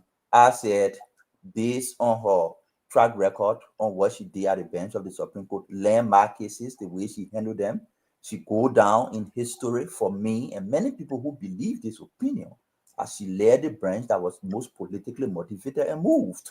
I can give you an example. The case of the lawmakers with Fonati, when they ruled and the entire country was in disarray, everybody claiming Funati under the law filed a bill of information. But let me ask you a question. I'm going to interrupt you. Who messed the ruling up? Mama, who messed the ruling up? It was your chief, your justice minister. Stanton, I can't He couldn't understand. No. He couldn't understand coronavirus. He couldn't understand it. Stanton. He couldn't understand that we had an issue and you needed interpretation. He could have called and let you interpret coronavirus to him. Stanton. It was his own opinion, my man. Why would you put that on the court? Now, let me tell you, every lawyer has their own opinion. That is why you have judges. You can put one case here, you bring 5 lawyers, all of them will give 5 different opinions. It's possible all of them give 5 different opinions. That's why you have one judge to make a decision, pass a verdict for the sake of the country. When she did, Funati filed a bill. Are you telling us the decision that the ruling came as it was ultra-viruses? That decision came from only her, mommy? Are you kidding me? I said the branch she had. She's the head. Oh, mommy, come on, man. You have 4 other people working along with this lady, man. Stand on the branch she had. Give me good reason that you don't like her. Give me good reason that you don't like her. Forget about coronavirus. It came from China. Give me good reason that you don't like her. I stay on it because it's important. When everybody was confused and they filed a bill of information, look at the number of months it took that branch to make decision on the bill of information. Even when she traveled and did not attend the opening of the legislature, when it was reported, her chief of staff that was with her, her communication director that was with her, said she traveled not because she doesn't want to go and attend. She traveled because she had an obligation. Was it a lie? She had a pre-scheduled pre-arrangement. Was it a lie? Mama, I can give you the document. We display it here on Spoon Talk. She wasn't the only person going for that conference. All the country was sending the chief justices to that conference, Mama. But let me consider. Sorry to interrupt you, right? Mama gets something about this Supreme Court, right? And I do believe that the Liberian people need to hear him out. Now, you know what? Mama is advocating for someone to take her place. Can he tell us who he's advocating for? Will that person not be a unity partisan chief justice? Come on, Mama. This is how it works. Election have consequences. President Boaga will put somebody in there that will represent his interests. Can I get an amen from you? Or can I get a salam alaikum from you? Whatever you call it, Amina. Something. No. Can I get an amen or can I get an Amina? Which one you give me tonight, my I gave you amen, I gave you Amina, I gave you everything. Everything for you. But then let's move on. I'm a serious issue, man. That is the woman. But the woman tomorrow. Let's face cake for the woman who put it on spoon. Celebrate her tomorrow. That Chief Justice, and the whole Chief Justice. Let's celebrate the woman. Yeah. Tomorrow is. I mean, that woman is my special Chief Justice. I love her to death. By the way, I think she did extremely well. She's a good woman, a brilliant lady too, and we all should applaud her for her service to country. And on that time, and you know, she's going to depart in peace, and history will remember her under these serious political hardship in the country. She was able to keep the country calm with some of the decision. Nobody is perfect. Decision didn't go in your favor. You got mad. Those that went in your favor, you celebrated her. I can name them to you, mommy, but it is why it is. This is what makes our country to be where it is today. And we're going to celebrate her tomorrow as she celebrates her birthday. Now, I'm just taking away with something. Anybody can tell me. Snow celebrated his mother's 90th birthday. He went to the ministerial building or complex. But I'm not hearing him celebrating the Chief Justice's birthday anyway. But what we kind have of thing invitation. Is Senator Snow married to this woman? The people are divorced. I'm just asking my question. You can ask your question. Why are you bringing it kind of yeah? Ask Senator Snow. Ask my question. Is he having any birthday party for her? I will call and ask her. Ask him. Yeah, I will call. I'm not calling him. I think you are asking the wrong people. I'm telling you. It's a personal asking the wrong people. Not asking the wrong people. You're asking the wrong people. The mama are the right person. Put mama in the bar. You go talking to them because mama say you confused. They show that Jade. They show that Jade for the public. It's not our problem. We can talk about it's my problem. He's a senator. It's my problem. She's a chief justice. Problem. No, so it's not a problem. No, you need to draw the line for her personal life. Every day, Canada, you join line politics. That America continue to beat you. Stop drawing the line. It's not helping you. Yeah, man. I'm on this show today. I'm gone. Seriously. Come on, man. I'm not busy in say drawing line. My man. No, what a man saying. I mean, you're the one just stressing the thing and overthinking about Now it. you yourself is stressing it. Why you coming and explain to us? We're not the right That people. that why Really, Snow did not celebrate her birthday. We supposed to That we tell the you ones why supposed to Snow know who did Snow not was hire, celebrating. did not go to the Centennial Pavilion to celebrate Fanny. That our problem there. We are talking about the woman's or the woman honor in court or term of reference, the service to country. That's the kind of thing we're talking. We're not coming to talk about a woman's birthday and what's Snow day and what are you catching yourself. Listen, so you talk your own and let me talk my own, right? And this is how we run this show. I'm concerned why Senator Snow not celebrating this woman's birthday, even if that's his ex. All right, I'm okay, let me concerned. answer that question. I am deeply concerned. One of the person that Snow man, one of the person that Snow ex. You get a story now? Snow man, he can celebrate a birthday, my birthday anywhere. His ex, I don't know whether he should still be celebrating his ex birthday. Thank you. End of story. Let's move on to the next chapter. Dada Bobla, what say you? You're the religious man. I will listen to you. What you say, Dada Bobla? What are you listening to him? I think you need prayer, Stanton. I think you need prayer. Lay hands on you, dog. Yeah, man. We got a test Snow to celebrate it with my birthday. You know, before she leaves, and he has to. Maybe I think Snow's scared. Call it man as a man. Maybe Snow's scared of call phone. Maybe he's scared, but man, my phone is dying. You sure I'm gonna call him? Yeah, call it man. Let me call Snow. My phone dying. So, guys, we're going to talk about decentralization. We got the Representative Austin Tittle in the back. We're going to talk about so many issues. We also received information that Samuel Toy is scheduled to go to court on the 1st of July. We got the asset recovery digging deeper now. The names coming up concerning the Saudi Arabia arrest issue, Dimax Kamaya, Mary Bro, and so many of them. The government on asset recovery is moving to indict them. I don't know about the Saudi Arabia arrest issue, but the government is now opening cases, court cases, right? And we have to discuss it. We got to discuss it, but the most important thing today is the NPA decentralization. That's why Representative Austin Tittle is the chair on maritime. We want to say Fatu Richardson, where is your sister-in-law, Dr. Richardson? She's not here, but you're here saying, I need prayer. Okay, let's bring in Fatu Richardson and Dr. Richardson, sister-in-law. Thomas Saka, it's good to see you. Sarah Jackson, all of you joining us, please share the show. Let's have a great conversation. Today, we're also going to bring in MedTech. The MedTech here is getting very interesting.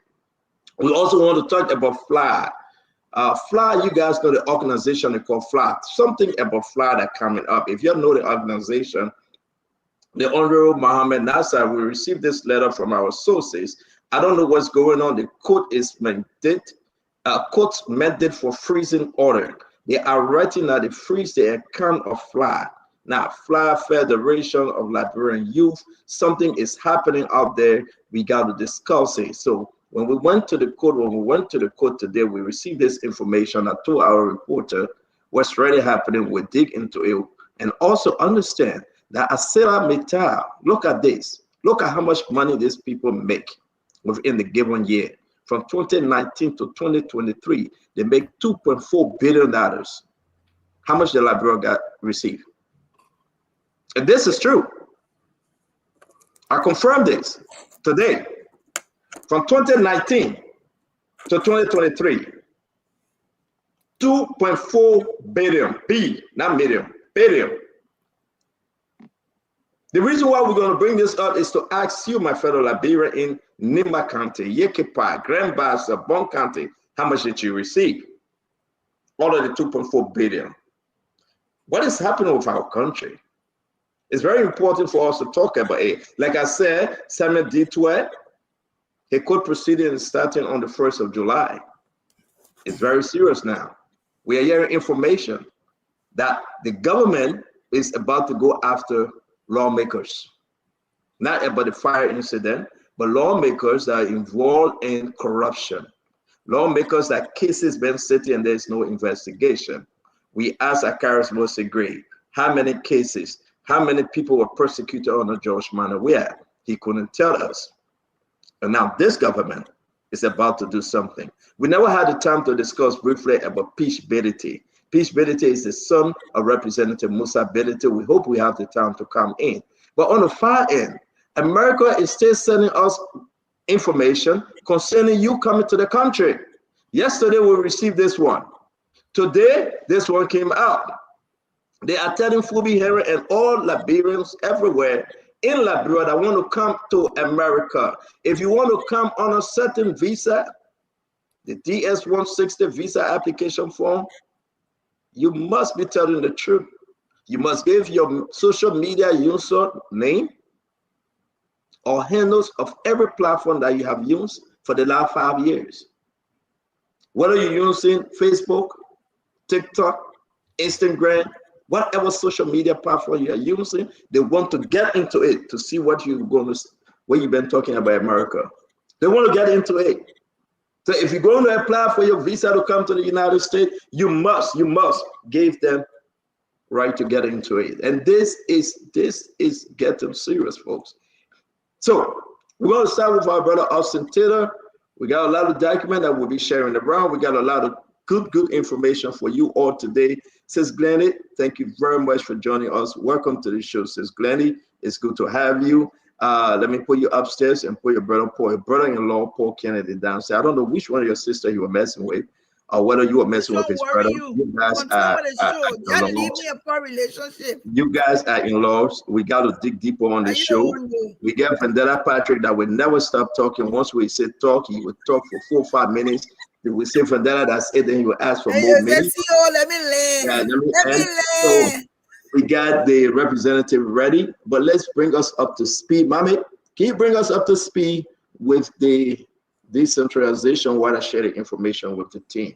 Yeah, I think we should wait for the honorable to come and tell us where is the law. I mean, a major law has been passed in the country. Liberia is an export-dependent country. Over 80% of the economy passes through the food.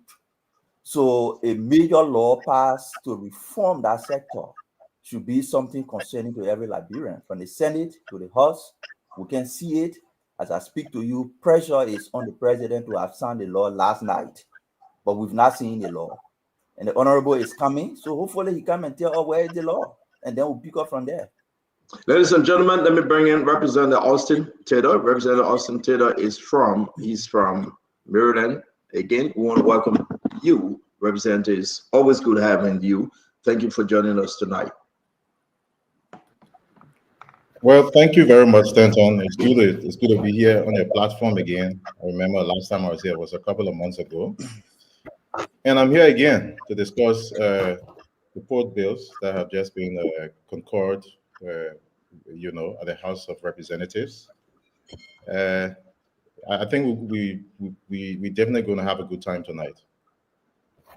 A lot of people reached out yesterday after the heated exchanges on the Spoon Talk. And a lot of people reached out and they were concerned concerning, and the concern are listening. We had not been informed.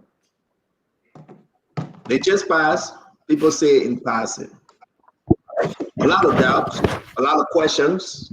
Can you tell us about this bill? Let's give you 2 minutes, bring us up to speed, the importance of this bill concerning the decentralization, Austin. All right, yeah, Stanton, thank you again. Honestly, I don't know whether 2 minutes will be important, sufficient to discuss the bill. But you go ahead, just bring it up to speed, then we'll ask the question. Yeah. So basically, there were 2 bills that were sent down to the House from the Senate. One is the. Are you playing with something, Austin? We're getting a bad feedback. So one is the Liberia. Are you hearing me? You getting me? Yeah, but you're moving papers or something, right? Yeah. Yeah, because the feedback is coming into the set. Okay. So we have the Liberia Sea and Inland Port Decentralization and Modernization Bill. And there is also the Act to amend the maritime law and restating an act to create the independent sea and inland port regulatory authority. That is to provide for the regulation and sustainable development of seaports and inland ports operations and services in Liberia to facilitate a safer, orderly, transparent development of port facilities and services for any other purpose incidental thereto to create the Liberia Sea and Inland Ports Regulatory Authority Act of 2024. So those are the two bills that the House just concord with the Senate with, and these bills seek to create, for short, like you discussed yesterday, independence of the four ports that are in the Republic of Liberia. Uh, then there is a regulatory authority that will supervise these ports as well. But then, why are these bills important, and why did the House of Representatives pass these bills? First of all, we need to have the background of what the National Port Authority is and why we had to move on to why we are seeking to move on to a decentralized system. So the National Port Authority runs a centralized system where all the ports of Monrovia report to the managing director and the management of the NPA. And I just want to have a disclaimer here that we I have no malice or whatever against any particular individual. We passed this bill because we thought it's a good law that is going to benefit Liberia, and it's important that we act in the interest of the country. So we have to, the first thing, we need to understand what the law is, the act is that created the NPA, the responsibility that the NPA has had over the years, and these two what these two bodies will now have. Well, the NPA was established sorry, I'm going to be flipping papers, so probably we might have some disturbances. So the NPA, the National Port Authority, uh, was created uh, pursuant to Chapter 1, Title 29 of the Liberia Code of Laws in 1956. So 1956, and then it was also amended in 1958 to 59 under the Public Authority Law.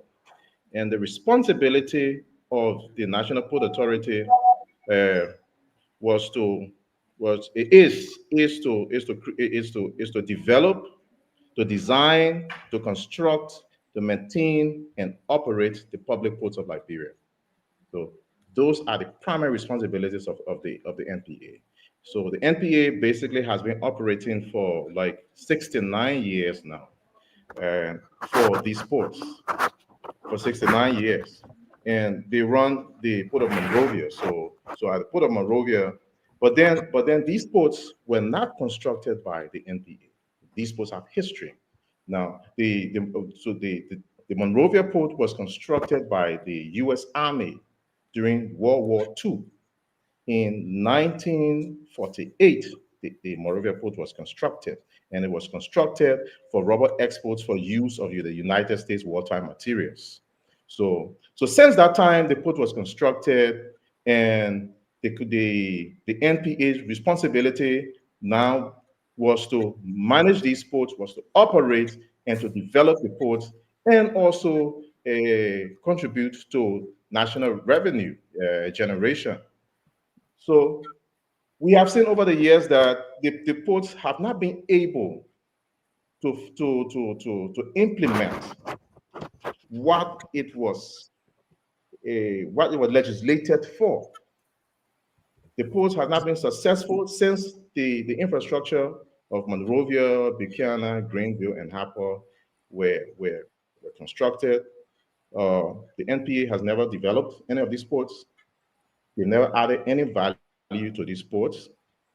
And in fact, the ports are in very terrible conditions right now. The only part of the port that is in a little good shape is the part where the EPN terminals operate.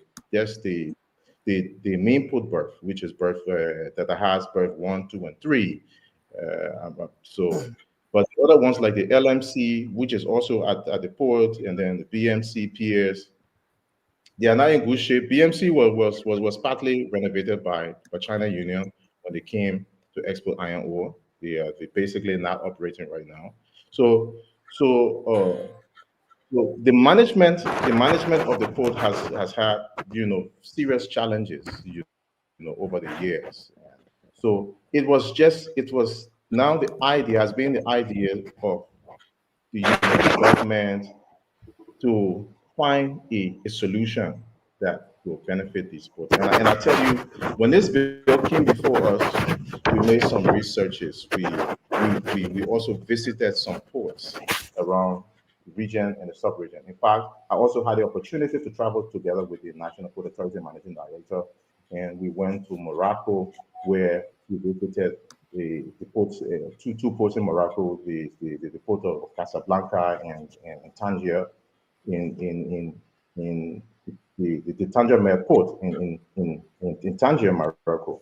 When the committee also had the opportunity to visit Conakry Port, that is doing extremely well, Gosling, and I will tell you that the port of Conakry is an autonomous port, just what we are seeking to have here. It's an autonomous port, and it is one of the best ports in Africa today. The port of Conakry currently operates and runs around 286,000 TEUs per annum, and it's one of the best. Then we also have the port of Abidjan. Abidjan is the second largest port in Africa that has 34.7 million tons that moves it to 34.7 million tons per the 2023 report. And we also have the port of San Pedro that is just next to Happo. San Pedro Port has been over the years. Happo Port has been completely dilapidated, but then the guys in San Pedro have been encouraging Liberian government to develop these ports. Right? Bottlenecks and other things from the system that we have, the centralized system, have not, caused the investments to affect these ports. So at the end of the day, San Pedro now is also growing very big. They have expanded, and I tell you, San Pedro Port is even better than Morovia Port right now. And movements that should be coming to the southeast are now going through San Pedro ports because of the road conditions. So we're not having goods coming indirectly into Liberia from that side. It goes through San Pedro port. So San Pedro has basically taken Liberia's business because we failed to develop our ports, which happens to be the the responsibility of the NPA. So these are some of the challenges that that we have faced over the years for our ports. And if but have these ports been raising revenue? Like what I said, the Morovia port raises revenue. Basically, we have Morovia port raising around $30 million per annum. And Buchanan Port also raises revenue. It's around $4 million, excluding just if that $4 million that Buchanan Port raises is just for they raise that basically from the marine services, does not include gated services like truck passes, stevedore passes that they offer at the gates and other things. But when you consider that, they will be hitting like $6 million per annum for Buchanan Port alone.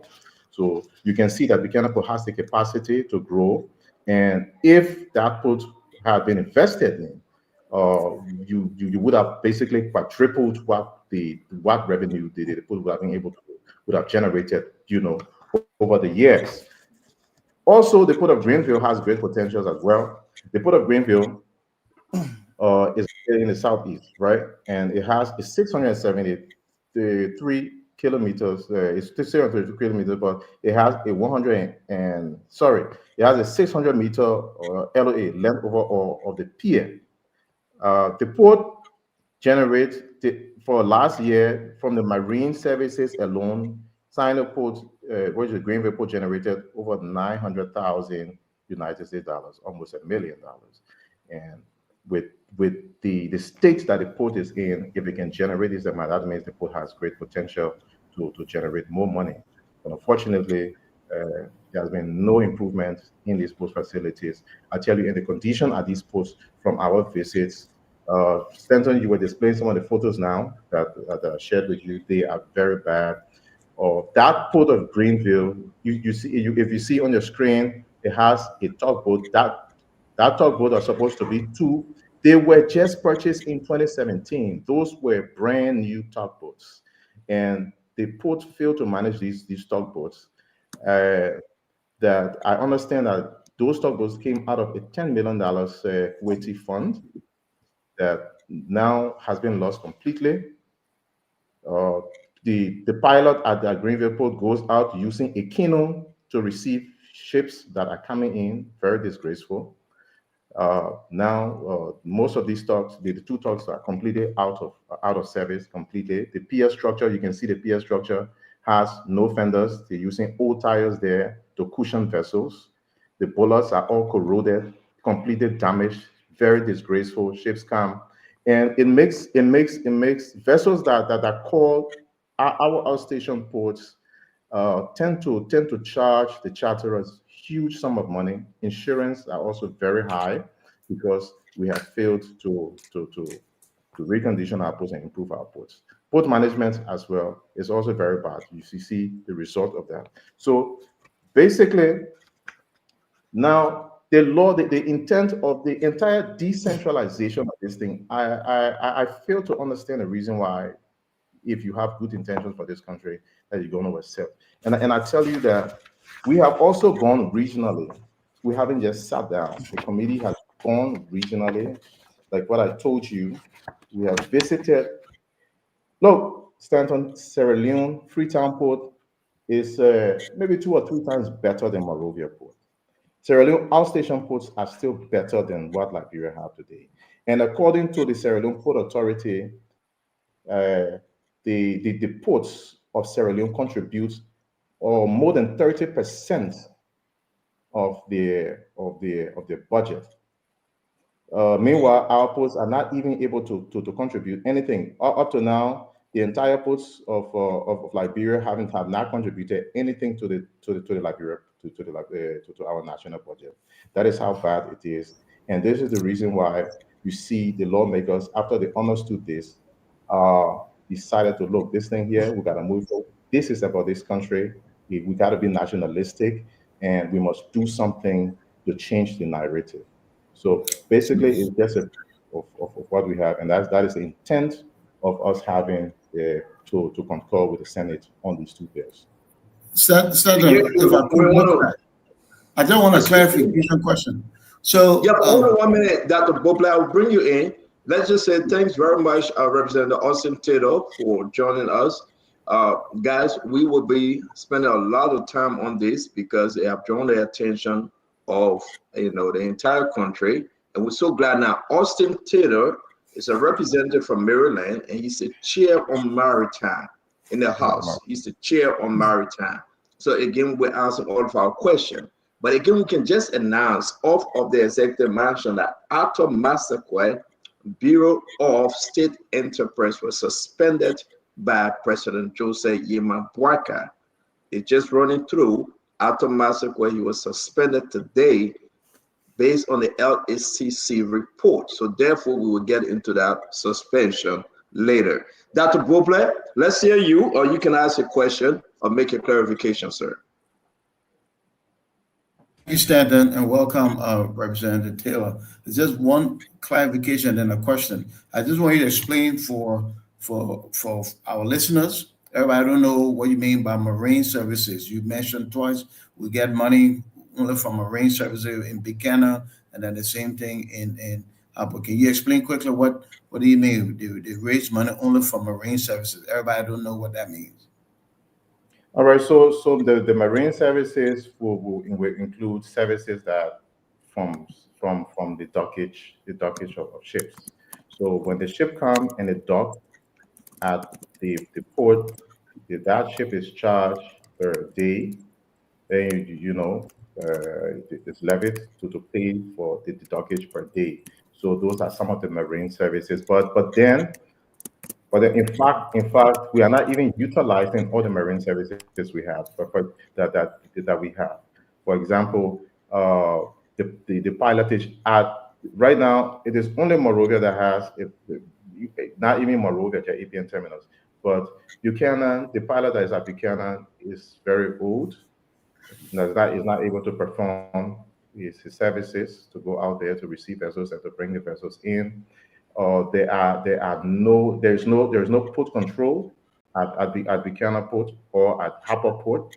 There is no port control also at Greenville. The port control is where when ships arrive outside OPL, outside the port limits, that they are able to, they are supposed to communicate with the port authorities to say the vessel arrived at this time, we are at this particular position, and kindly advise us our berthing time. There is nothing like that. There is no port control. There's nobody to communicate. Everything is there's no service, absolute zero service. So those are yeah. So those are the marine services. Okay, so you said that at this time the port is not contributing anything to the budget, but I remember when what's the name took over the port last year, I believe it was toward the end of the year, he came and he made a contribution. He said, you know, government agencies and entities are supposed to be contributing. So I think it was $2 million or so he contributed from the port authority. So are you saying that the Liberia ports are running a deficit at this point? No, I won't say that the Liberian ports are running a deficit. No, definitely not. They are still making, with the condition that the ports are in, the Liberian ports are still making money. They are still able to. So they're not contributing to the budget. Up to now, for 2025, the assessment, they have not contributed. They were assessed $5 million. For the first quarter, they haven't paid a cent to the national budget, you know. And so that is what I meant when I said that they haven't contributed. Thank you. Yeah. Oh, okay, thank you very much, Dr. Bopler. Thank you very much, Representative Austin. We're going to go around the block now to ask questions. This is very, very important, but a lot of stuff coming through the wire. We hope we can get to it within a 1 hour, 30 minutes left. Again, I can announce that President Joseph Yimabaka suspended Atom Massacre from Bureau of State-Owned Enterprise. Again, that's a good move, and we will get into a more suspension on the way. President Barker probably is waking up to just do the form of reshuffling through the LSCC and other integrity institution. And we're going to discuss it. Austin, let's take some questions. Here's some comments from the panelists. I'll bring in Sister Glennie. Sister Glennie. So, hello, Representative. How are you? I'm good. I'm good. I am from Grand Bassa County, and I'm excited about the news. But I want to ask you, your personal, not your legislative opinion, but your as a citizen of Liberia, and doing this at this time, what would be your opinion on how it's going to help the budget, how it's going to help the people in the area? What would it require? How can you convince me that this is a good move? Okay, so in the first place, we have established that the old system, the centralized system, has not worked. Has not worked for the past 69 years that we've had a centralized system operated by the National Port Authority. Basically, our port infrastructure are completely dying off. So that system has not worked. Better we try a new system.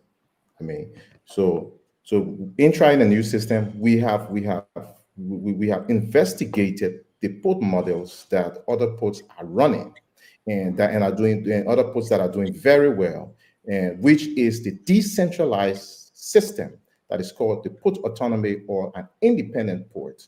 So this bill says that each port, Harper Port, should manage her affairs, should make decisions, and should find investors to develop her ports herself.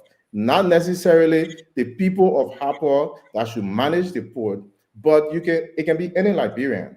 But the idea here is that the system should be so decentralized so that people are free, so that the ports are free to make their decisions, to plan their budgets, to plan their ports. And like what you saw in Greenville over there, those boats were brought to Greenville port, those stock boats. They were brought brand new in 2017. I understand from our investigation that it was just because of battery. The battery got damaged from the ports, just because of battery. An asset over $10 million or whatever the cost is, sat over there because there was no battery and they could not get approval from somewhere head office. So they put the boats have been sitting over there. They also have a pilot boat. That pilot boat was never utilized. And there was no system to check the pilot to know why he was not utilizing the pilot boat. Today, they're going out the pilot is using Fantikino to go to receive international vessels to come berth in a port. So what it tells me that, and these port models that we are talking about are being utilized by other countries. They are being utilized, including the closest port to Harper, the San Pedro port is utilizing the independent or the autonomous port model, where the port itself makes decisions for herself. She raises her revenue for herself. She plans her port, and they have been able to attract investments. And the port of San Pedro today is improving so much, and it's having a huge turnover. And I will tell you what San Pedro Port is doing right now. Sorry, pages.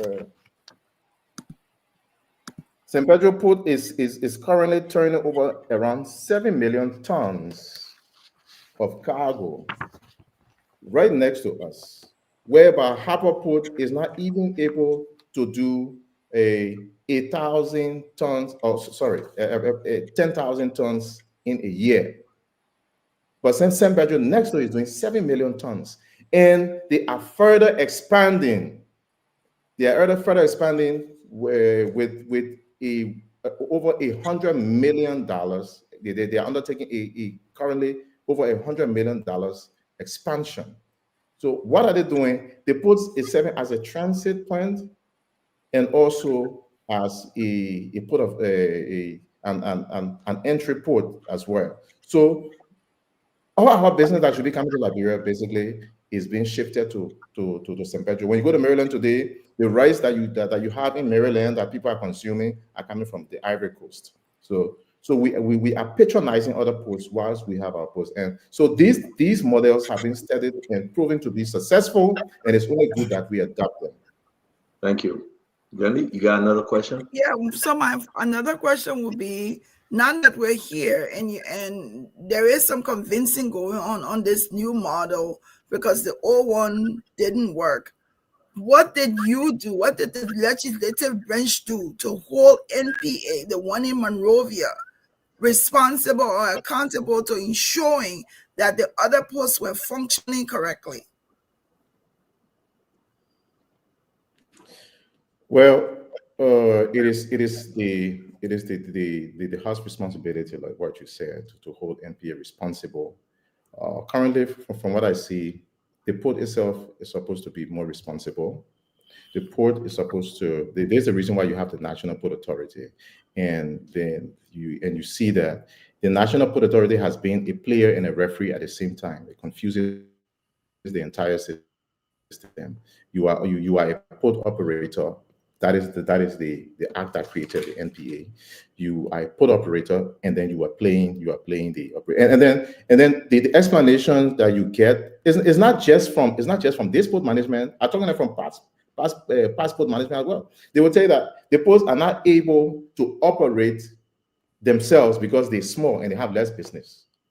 And we know very well with our experience and our background in port management, you know that if ports will do well, you got to reinvest in them. But then they say that, oh no, because we got employees, so we got to pay employees, we got to do this. There's been a bunch of excuses. So what do? You can't grab the man and be a buck. So the best thing to do at this time here is that since this hasn't worked and it's evidence before our eyes. I mean, for 6 to 9 good years, we have been using this particular system. It's not working. We have to move away from it and find a better way. And that is the only thing I can say at this time. But so in short, you all didn't do Let's take you anything. home. In short, you did nothing. The legislator did nothing. No, basically, it is our responsibility to have our oversight, and this is the action that we are taking. This is the action that we are taking. This is the something that this is something that we're doing now, because you can't beat them. So you find an alternative, and the alternative is, since the port is too big for one office to manage, then we will decentralize it. So let me ask you a question, Representative, before Mame come in, and we'll welcome Akaris Moshe Gray here. This is a great conversation. We have the NPA Managing Director, Sekou Dugule. Just help us understand. So that is to say, Sekou Dugule was controlling all of the ports in the country, right? He was supervising all of the ports, right? Yeah. People on the radio line, they want to hear you, Representative. I just want you to help us understand. Definitely. The act that created the NPA gives the NPA, the head office, the sole authority to manage all the 4 ports, and also to receive the revenues from each of these ports. So every revenue that is raised by the port is paid to the head office. So these ports do not collect their own monies. They don't collect their own monies. All the monies are sent to the head office. So if you are, let me ask you a question. Let me press you. If all the money from the port in Papua, where you from, Greenville, Grand Bassa, and Morovia, all these ports, the total amount, if I'm correct, is between $35 to $40 million that was raised last year. Am I correct? Or that should be raised. Which is which? Well, that is those are the figures that we have. Those are the figures that are open. Yes, I would say yes. Yes, on what figure? 35 million or 40 million? So, Stanton, yes, in fact, this is a complex. It's very complex, because the report that the legislature has before her is that the ports of all the outstation ports don't raise more than $2 million. That is a report that the legislature has before us. We did our independent investigation. We decided not to even do a public hearing on this thing because the port managers were even afraid to give facts and details. So we went to the ports, we interviewed the port managers and the staffers there and saw their records. And I tell you, we have records from Greenville Port alone can raise about $1 million. They can raise, or did they raise about $1 million, or they can raise? Which let's talk about the amount. In 2024 raised 900,000 United States dollars. Okay, excluding excluding leases. There are companies there that are leasing the properties there, so it doesn't include the leases. The port managers do not know what these leases, go for. What companies are leasing the warehouses. Why they do not know why? They are kept out of kept out of that. So who negotiated on behalf of the port those leases? Stanton, as I told you, you want me to go back over the thing here. That the act that created NPA says that only NPA collect revenue. They negotiate, they manage directly. I want to understand, Representative. I'm sorry, and it's good for our audience to understand. We got to start from the bottom up. If they can raise almost $1 million in Greenville, excluding the leases and other money coming in, then you have to tell us. So we will keep it at the cap of $35 million raised 2024. Am I correct? Should I keep it on that cap, including all the ports? $36.1 million. $36.1 million.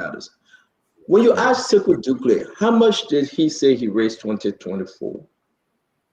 That was the record. That was the record. That was the record from the last budget hearings that we received. 36.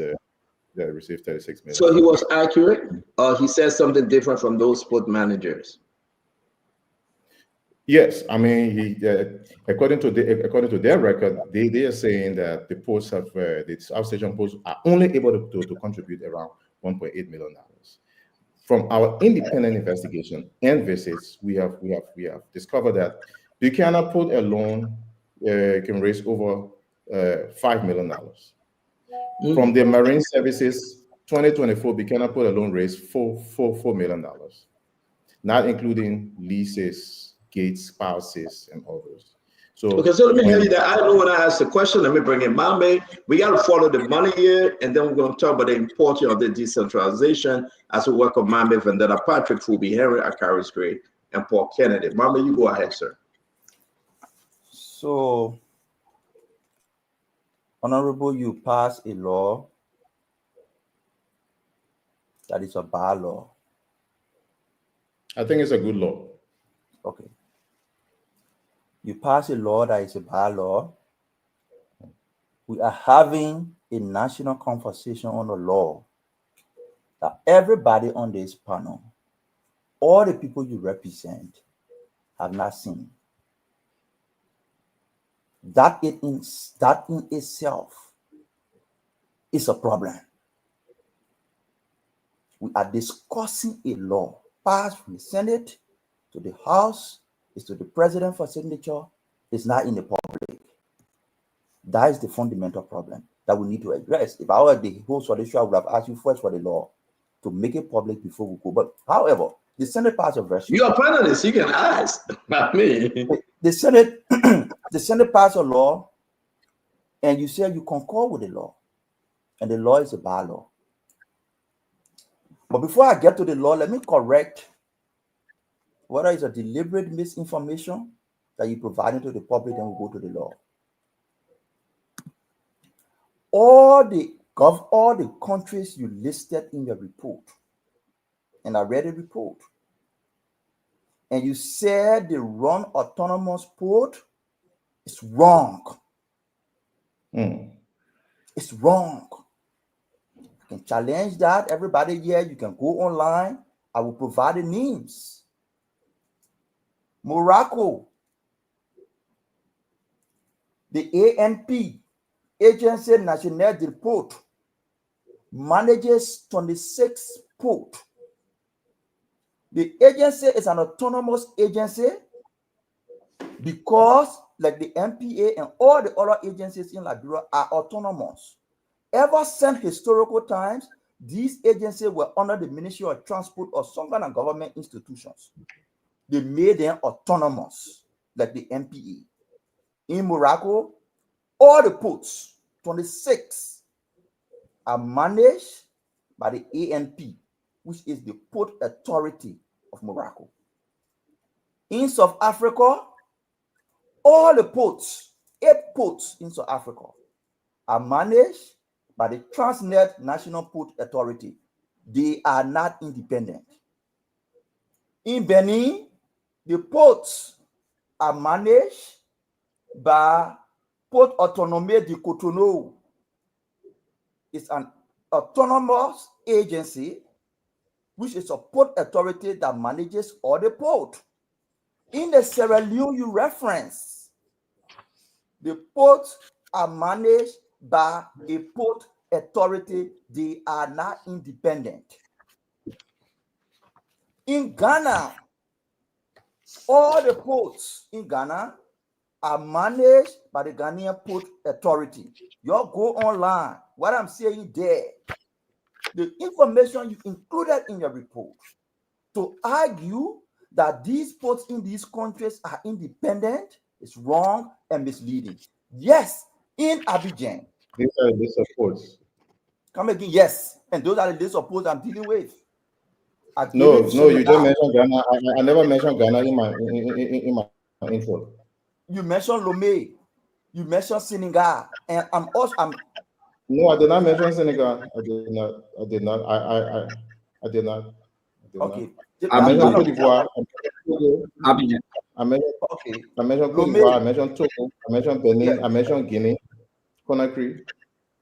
Yes, Lomé. But the point I'm and making then is Tangier Port of Togo. Morocco. So listen. Let me clarify that. I mentioned the Tangier Port of Morocco. Tangier Port is an autonomous port.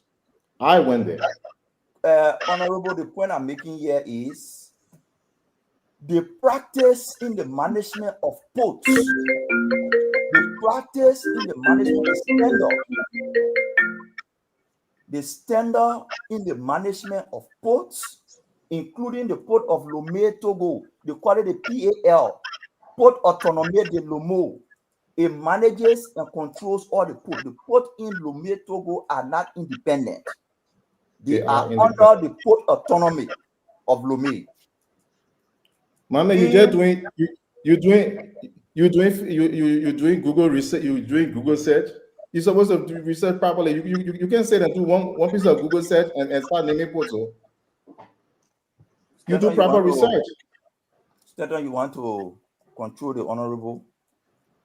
Okay, so honorable, please allow Mame to complete. If you have any document that can substantiate your claims, we'll be happy to share. Like this one you sent me. Can you talk to us? Mame, is there anything, I mean, you want to take from this? Cote d'Ivoire, Togo, Senegal, Benin? So he said he did not mention Senegal, but Senegal is there.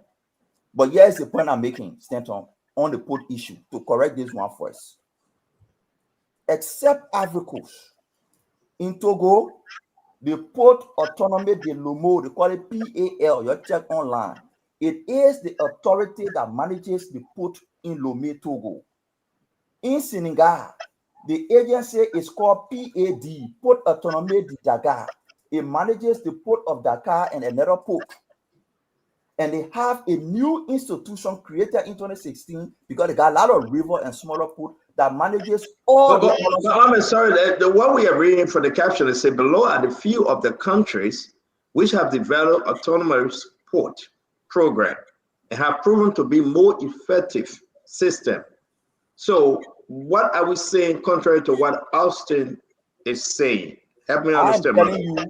I am telling you the information here is misleading because in Togo, the ports are managed by the Port Authority in Togo. In Senegal, the ports are managed by the Port Authority in Senegal. In Benin, the Port Authority is managing the ports in Benin. In South Africa, and I'm going down the list, even those that he did not include for some reason. In Senegal, the same thing. In South Africa, the same thing. In Morocco, the same thing. In Sierra Leone, the same thing. And there's a reason for that.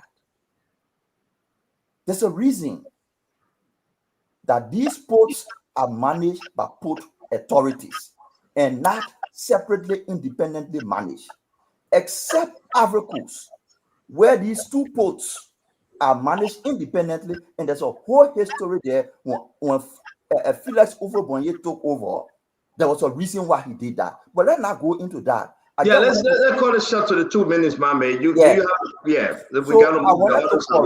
I wanted to correct that misinformation. Senegal,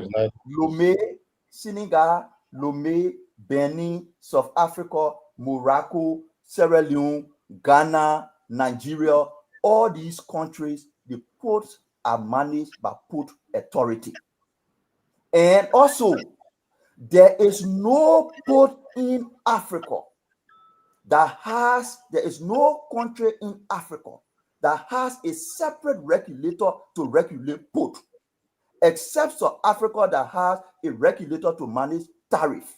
Where are you coming from with a new idea to establish a new institution when Maritime Authority has those functions? So I wanted to correct that. Then Stanton, let me go to the law.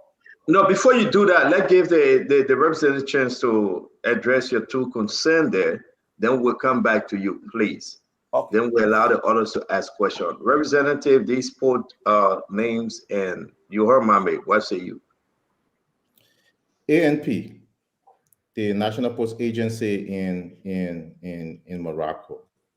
Go to the website about the National Post Agency. The National Post Agency is a public institution with legal personality and financial autonomy.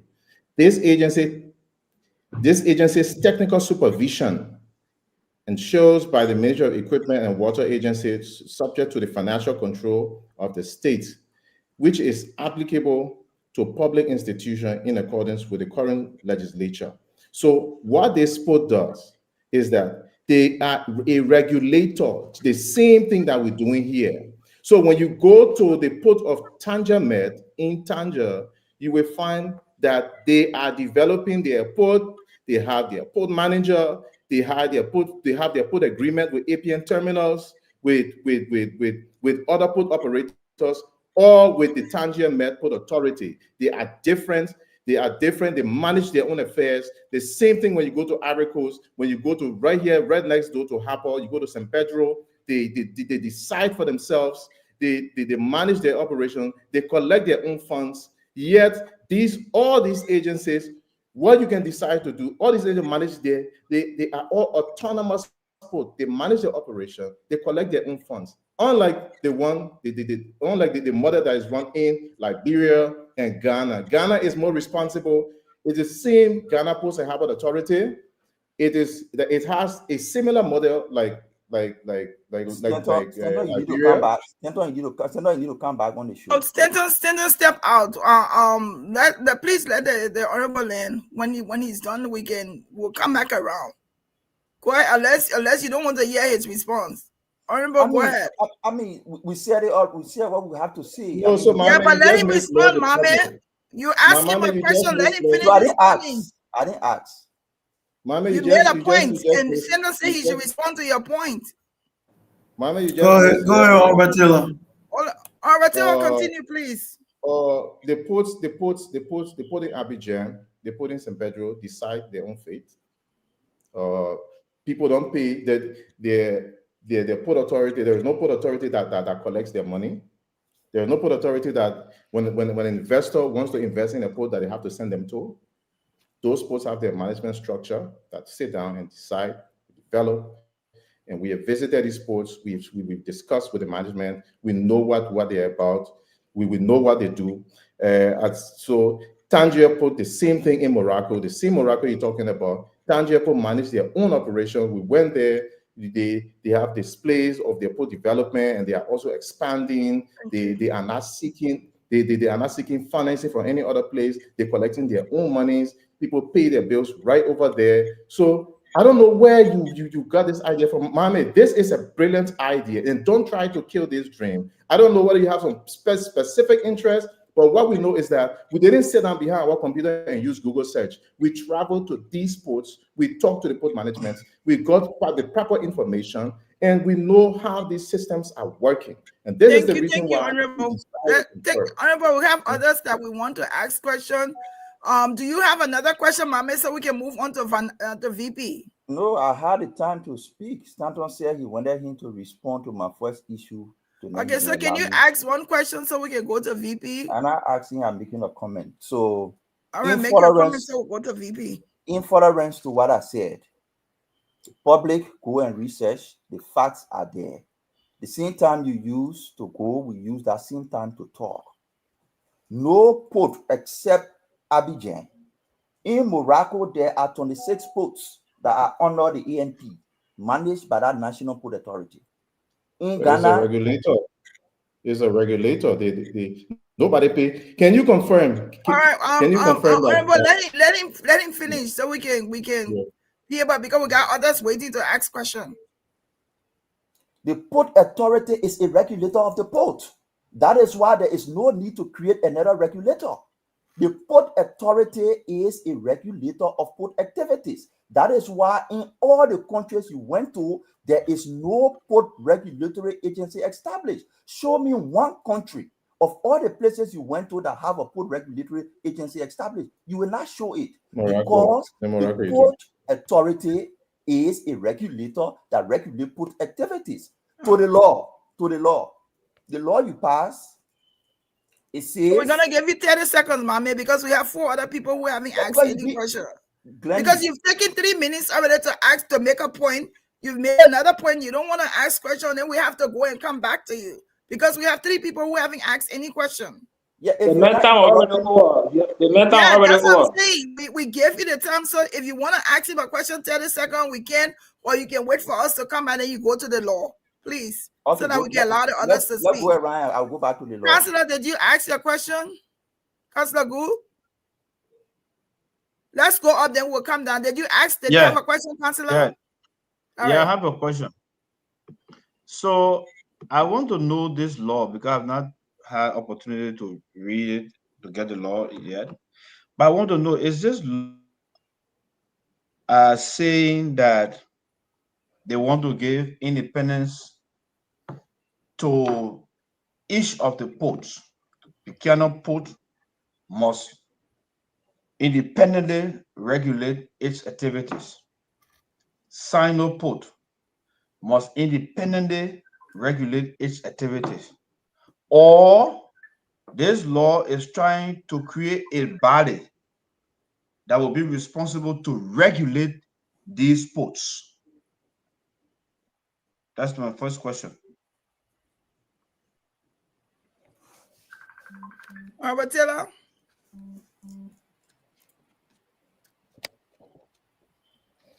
All right, so you have the creation, are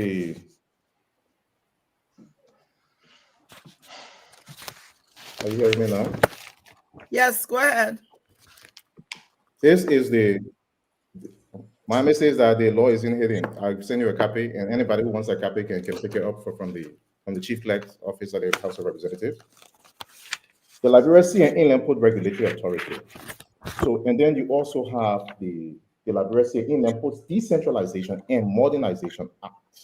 So the Decentralization and Modernization Act calls for each of the ports, Monrovia Port, to stand alone, manage activities, collect our revenue, plan, our operations, and operate our ports. And then you go to Buchanan Port, the same thing. She is free to develop, unlike the current law under the NPA, where only NPA develops and has failed to do so. So this port will say that I want to develop my pier. It's damaged and ships are not coming. So we must commit some funds to improve our infrastructure. So each port will have the authority to do so, and then they will collect their own funding, and they will also contribute to the national revenue, to national budget. But then there is a regulatory authority to ensure that they do the right thing. This regulatory authority will be giving license to each of these ports and to all private ports in the country. There'll be private ports, and also to all estuary ports, off-station docking facilities, or dry ports. So that will be the responsibility of the regulatory authority.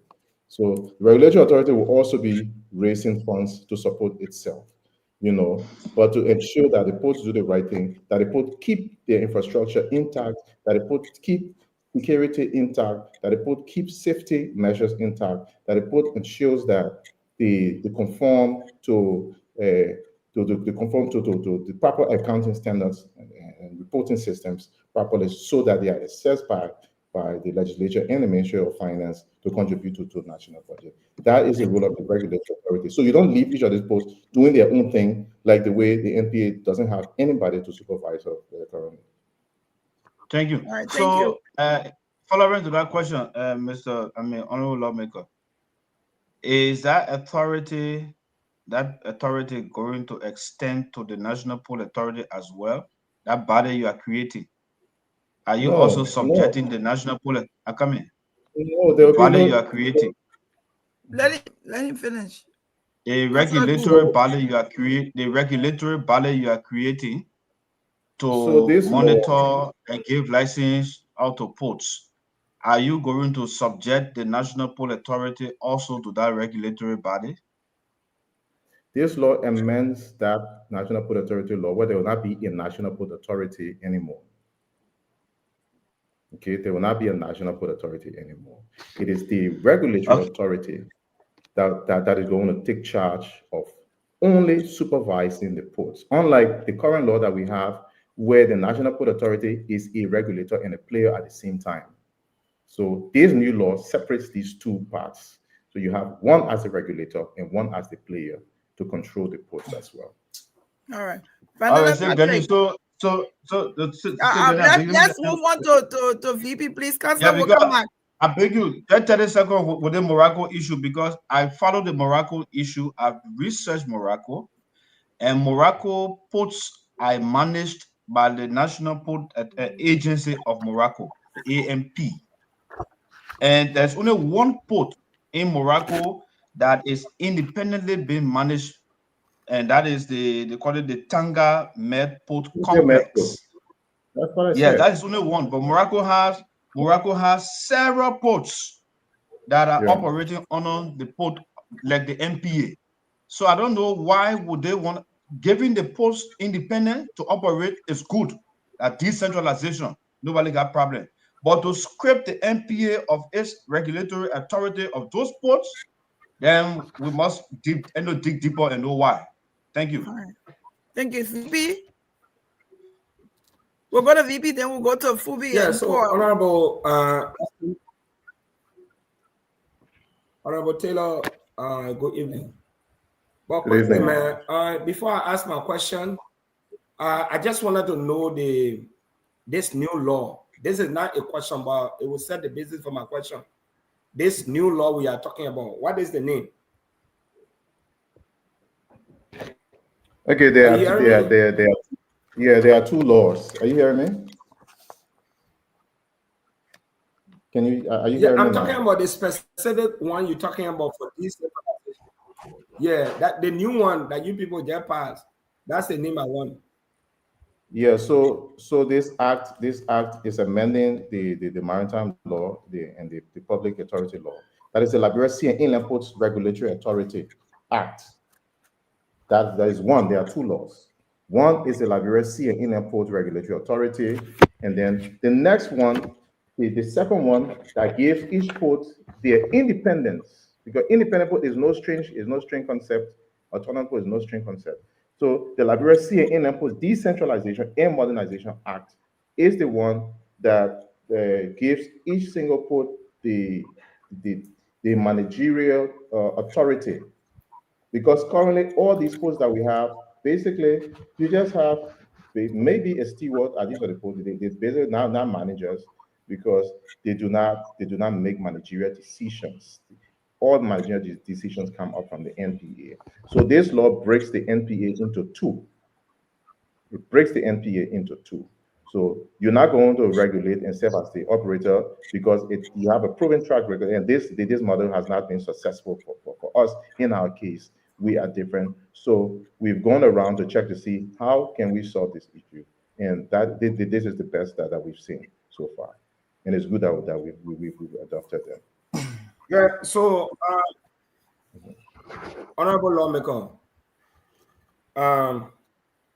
it's very unfortunate that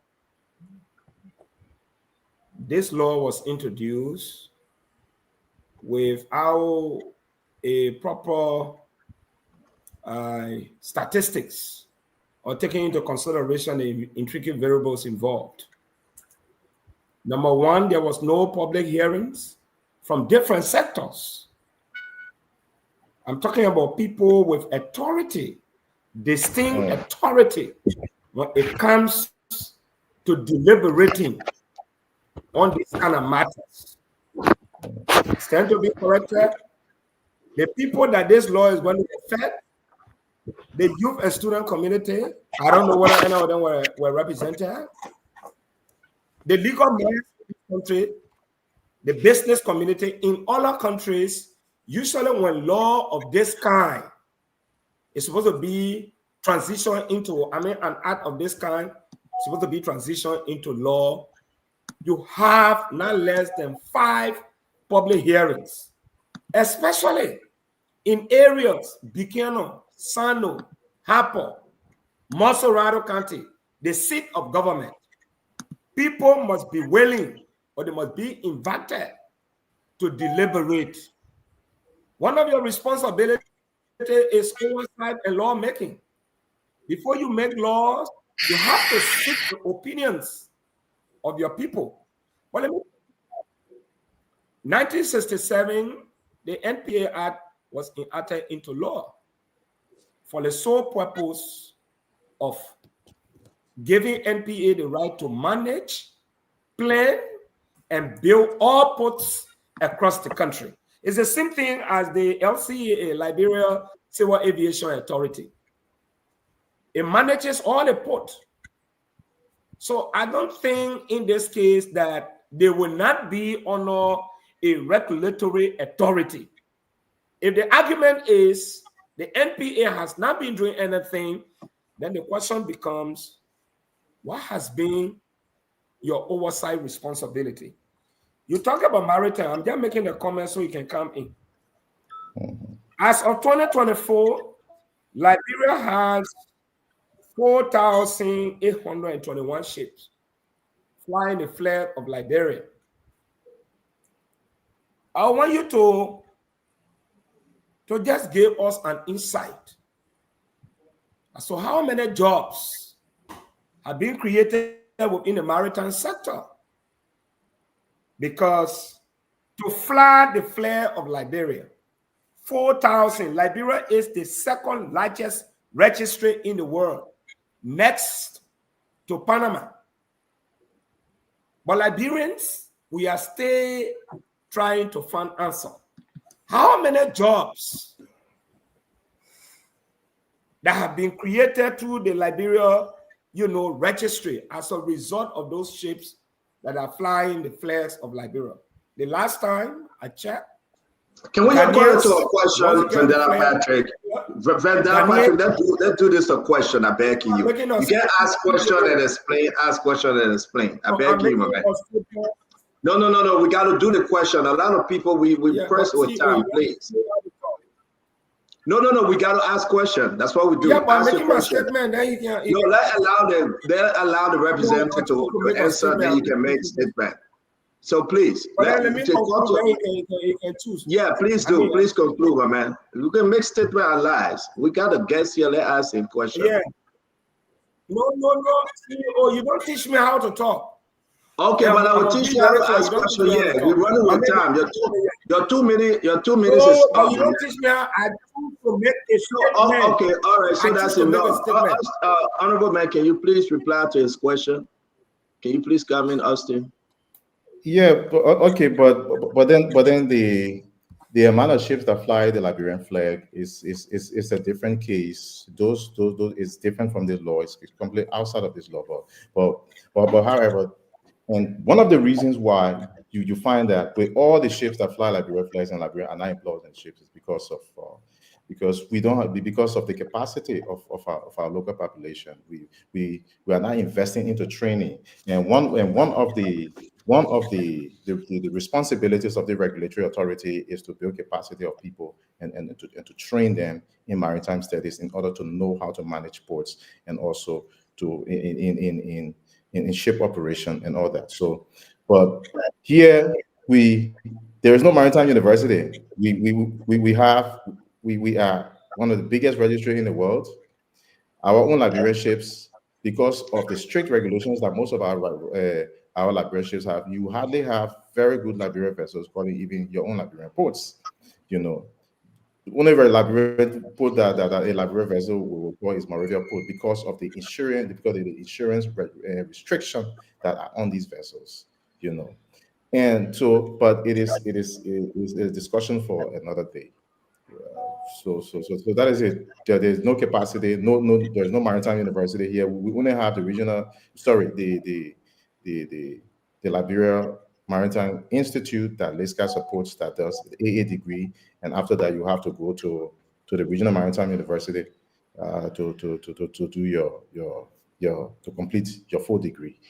So I mean, this is how far we are, and there's a reason. But unfortunately, when people have good intentions, to actually create changes, and changes come with discomfort. So I will understand that a lot of people might not want to accept this change because there are so many things that are associated with it. But it's going to happen, and it's for the good of this country. Thank you. But better your second question, sir, if you do have your second question. So my second question has to do with this decentralization. Even though I made a statement, apparently you did not. But let me repeat. You mentioned that the port of Buchanan, Greenville, Sano, and Harper have been abandoned by central authority. And you want to give them an autonomy where they can generate their own resources and improve the ports. Fine. But I know for a fact in making decisions, especially with your cardinal responsibility, one of your cardinal responsibilities is lawmaking, to seek the opinions of the people. Were there public hearings heard in Sino, Greenville, Grand Bassa, Maryland, where these people outline these things that you are talking about, for which you are coming? Finally, it's going to create a hardship on the national budget. Already, Liberia does not have enough money. 90% of our administrative costs on the budget, it goes toward those things. So the creation of these ports to be autonomous, they're going to be, are they going to be dependent on the government of Liberia to give them budgetary allotment, or they will raise their own money, run the port, and contribute to national government? Thank you. I think we are still running in the same circles. I addressed that before. And if the ports can be given the opportunity to raise, in fact, with the current revenue that each of these ports are raising, they are still able to cover the operation and contribute to the national budget with the current revenue that each of the ports are making. Because the entire National Port Authority has been assessed to pay $5 million and it has failed. And I'm telling you that Buchanan Port alone has raised that, it raises that amount in a year. Buchanan Port alone. Buchanan Port has the potential, according to our studies and according to the financial records that we saw from their gates and other things, that they can have up to $8 million when you include how much they raise just from their gates for truck passes, for labor passes, including the marine services. That does not still include their leases. And the same thing applies to Greenville Port as well. So they are still able to take care of their operational expenses, salaries, and still contribute to the national budget. So, but I think there is a fear here, and the fear is that, you know, people are associated to this centralized system, and they're so comfortable with that. Probably somebody is benefiting and is uncomfortable that is going to slip out of his hands. So you find people fighting this bill, which we have seen it found to be an excellent way of raising revenue and improving Liberian ports. And I'm shocked that with the pictures that are even being displayed here, and looking at the condition of our ports, some of us are not even concerned to find a way around it, to even embrace such a bill, to say, okay, we can give it our support to ensure that, you know, we shift from the old trajectory onto a new one. I'm just surprised, but honestly, we will do what we can do, and at the end of the day, Liberians will see that we have taken the right step forward and the best in the interest of this country. Thank you very much. So, guys, we'll keep it another 2 minutes. So that asks our 2 questions. We can make statement. We can make statement later. Let me bring in our brother Phoebe Harris at Paris. Hey, Vanilla Party West Mobile. But the man did not answer my other question on citizen participation. Which one? Okay, yeah. Okay, yeah. I'm very interested. Yeah. So Vandala, Carlos Gray is sitting down here. He was a lawmaker before. Public hearing is not going around and sampling people's views. I don't know. I mean, when you're having a public hearing, people just go sit down there and hear. I mean, so you don't sample people's views. You don't go in the street and take microphones and say, "What's your opinion on this?" And all that. I've never seen that in the legislature before. You have never seen that before. That is not how it works. The people elected you to take decisions on their behalf, to make proper researches, and to pass good laws.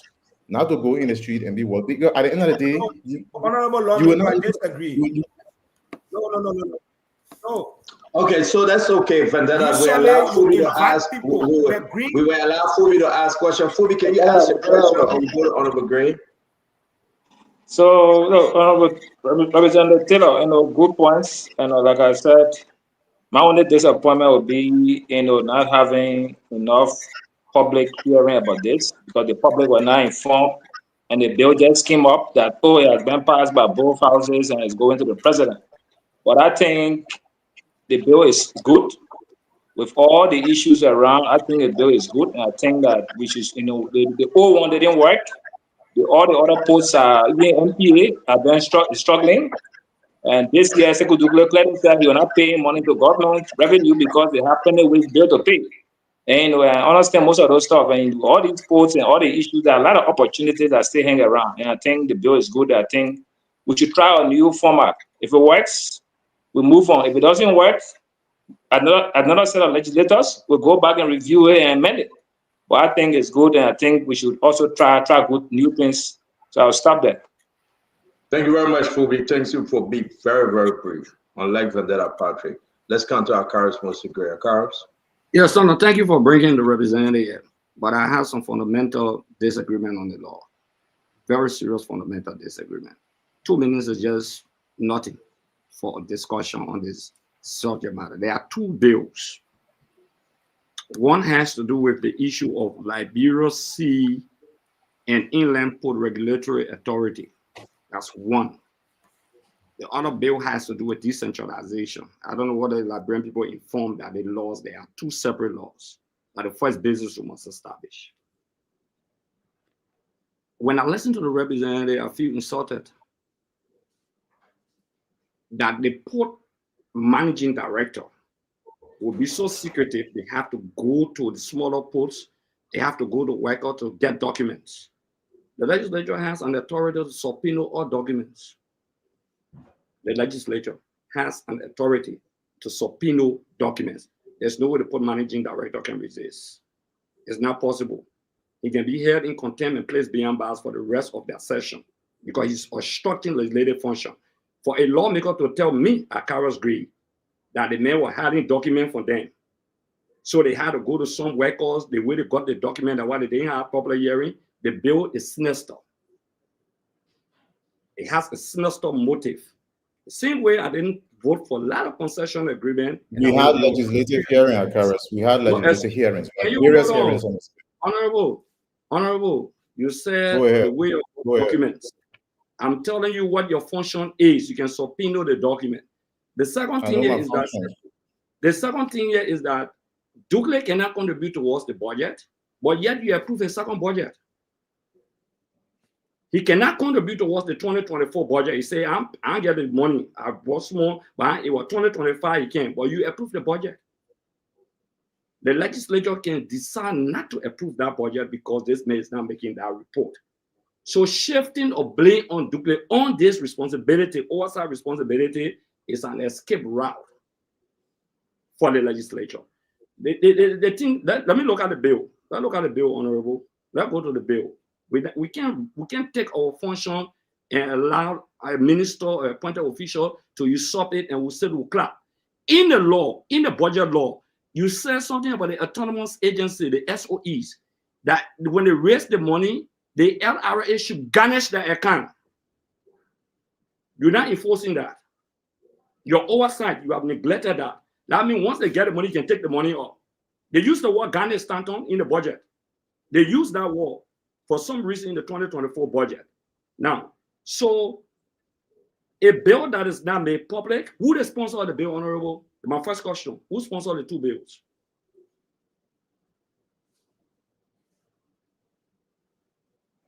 You finished? You want me to come in? Well, my first question, yeah, Honorable, who the sponsors of the two bills? Received a bill from the Senate. Honorable, who the sponsor? Receiving a bill from the Senate, there must be sponsors. We received a bill from the Senate. That is as far as we are supposed to know at this point. Once it did not originate from the House of Representatives and it comes from the Senate, it comes as a Senate bill. So, Honorable, I ask you a question. Let me ask a follow-on asking question. So this bill was carved by the Liberian Senate and sponsored by the Senate because every bill must have sponsorship.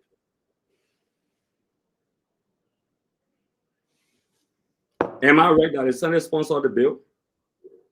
So what are you supposed to say here? Senators who sponsored the bill. What's the essence of your question? Because bills must be sponsored, Honorable. If it originates from the legislature, there must be sponsorship. And the essence If of they now sponsorship. originate from the legislature, we concord with the Senate. You That say is- it that came is from the difference. Senate, so it originated When from the you legislature. concord, it means that it came from the Senate. That's the meaning. No, Honorable. But Greg, asking who in the Senate sponsor A? Sponsor A. So who sponsored the bill? Say it originated from the Senate. My man, I'm not in the Senate. I told you that the thing came from the Senate. Yeah, I'm not in the Senate, and that is not what I'm supposed to know. Why you want to escape the essence of? Why you want to escape the essence of the bill? Who sponsored bill and who sponsored bill? Stand on, and to all the panelists here. We're talking to the public. Stand on, we gotta be real. Stand on. For example, the Code of Conduct bill that originated from My man, discuss the bill. Discuss the bill. Don't be asking who sponsored bill. Discuss the bill. Honorable, please. Honorable, please. Honorable, we have rules of the legislature. It's good that we all have served, so it's not a novice that you're talking to. Pandara, Fubi, Kennedy, Sis Glennie, Stanton, Dr. Boble. For the honorable to say in this public glare, it's not his business to know who sponsored the bill. It just came from the Senate. The president should not even sign the bill. Just for the fact that you don't even know. Which law tells you that? Which law that tells you that? That's one. No. Two, we get executive bills, right? We get bills that can originate from we get executive bills when the president submit the bills. Let me answer the question real quick, Honorable Gray, and then you can. Honorable Gray, let me answer the question real quick, and then you can proceed to your next comment, please. Okay. The bill was introduced. It was initiated by Senator Snow. All right, on this decentralization, the whole thing that we're talking about today. Bills now, it just gave me a chance, honorable man. I understand. Okay, finish, then I will make the correction. You finish. I know, but if you already know it true, if you already know, just say who sponsors so we can move on. If you know it, then say it so we can move on. Now, who are you talking about? The I'm representative? talking to Gray instead of holding us on that point. No. And Says Bennett, the law is even hidden, right? I don't see any sponsorship of the law. I don't know. That's why I'm asking the representative who sponsored the two laws. There are two separate laws. One has to do with inland sea and inland ports authority, and one has to do with decentralization. So he said the laws originated from the Senate. Fair enough. But who are the sponsor of the two bills from the Liberian Senate that the House concur with? That's what we need to know. Okay, so let me move on. How is it important to the discussion? How is it important to the discussion? Okay, so we will move on. No. When you ask how it's important to the discussion, you ask a question, Stanton, is very important. Stanton. We cannot give you all the time because Paul Kennedy got to come in. So can you wrap up? You're not addressing the law. You're not addressing the law. All the bills that originate from the Senate or the House must have sponsorship for the record. For all of them record is very important. And I had when the bills are transmitted, the history remember all sponsor the bill. Like for example, you talk about the tourism, DJ Blue and Edwin Snow and all of those things, or different people, that's how they sponsor laws. But I'm shocked. Let me go to the second point. Here's the second point. Honorable under the inland and seaport. The sea and inland ports. Under, I don't know whether there is the law, but somebody sent it to me. We'll see under the issue of appointment, the Deputy Director for Research and Public Engagement. A, appointment. That go to B. The Deputy Director for Research and Public Engagement shall. Where are you referring to? Please come back. Which are the laws? Which are the laws? I say the law that has to do with Liberia Sea and Inland Port Regulatory Authority, regulatory law. The regulatory law.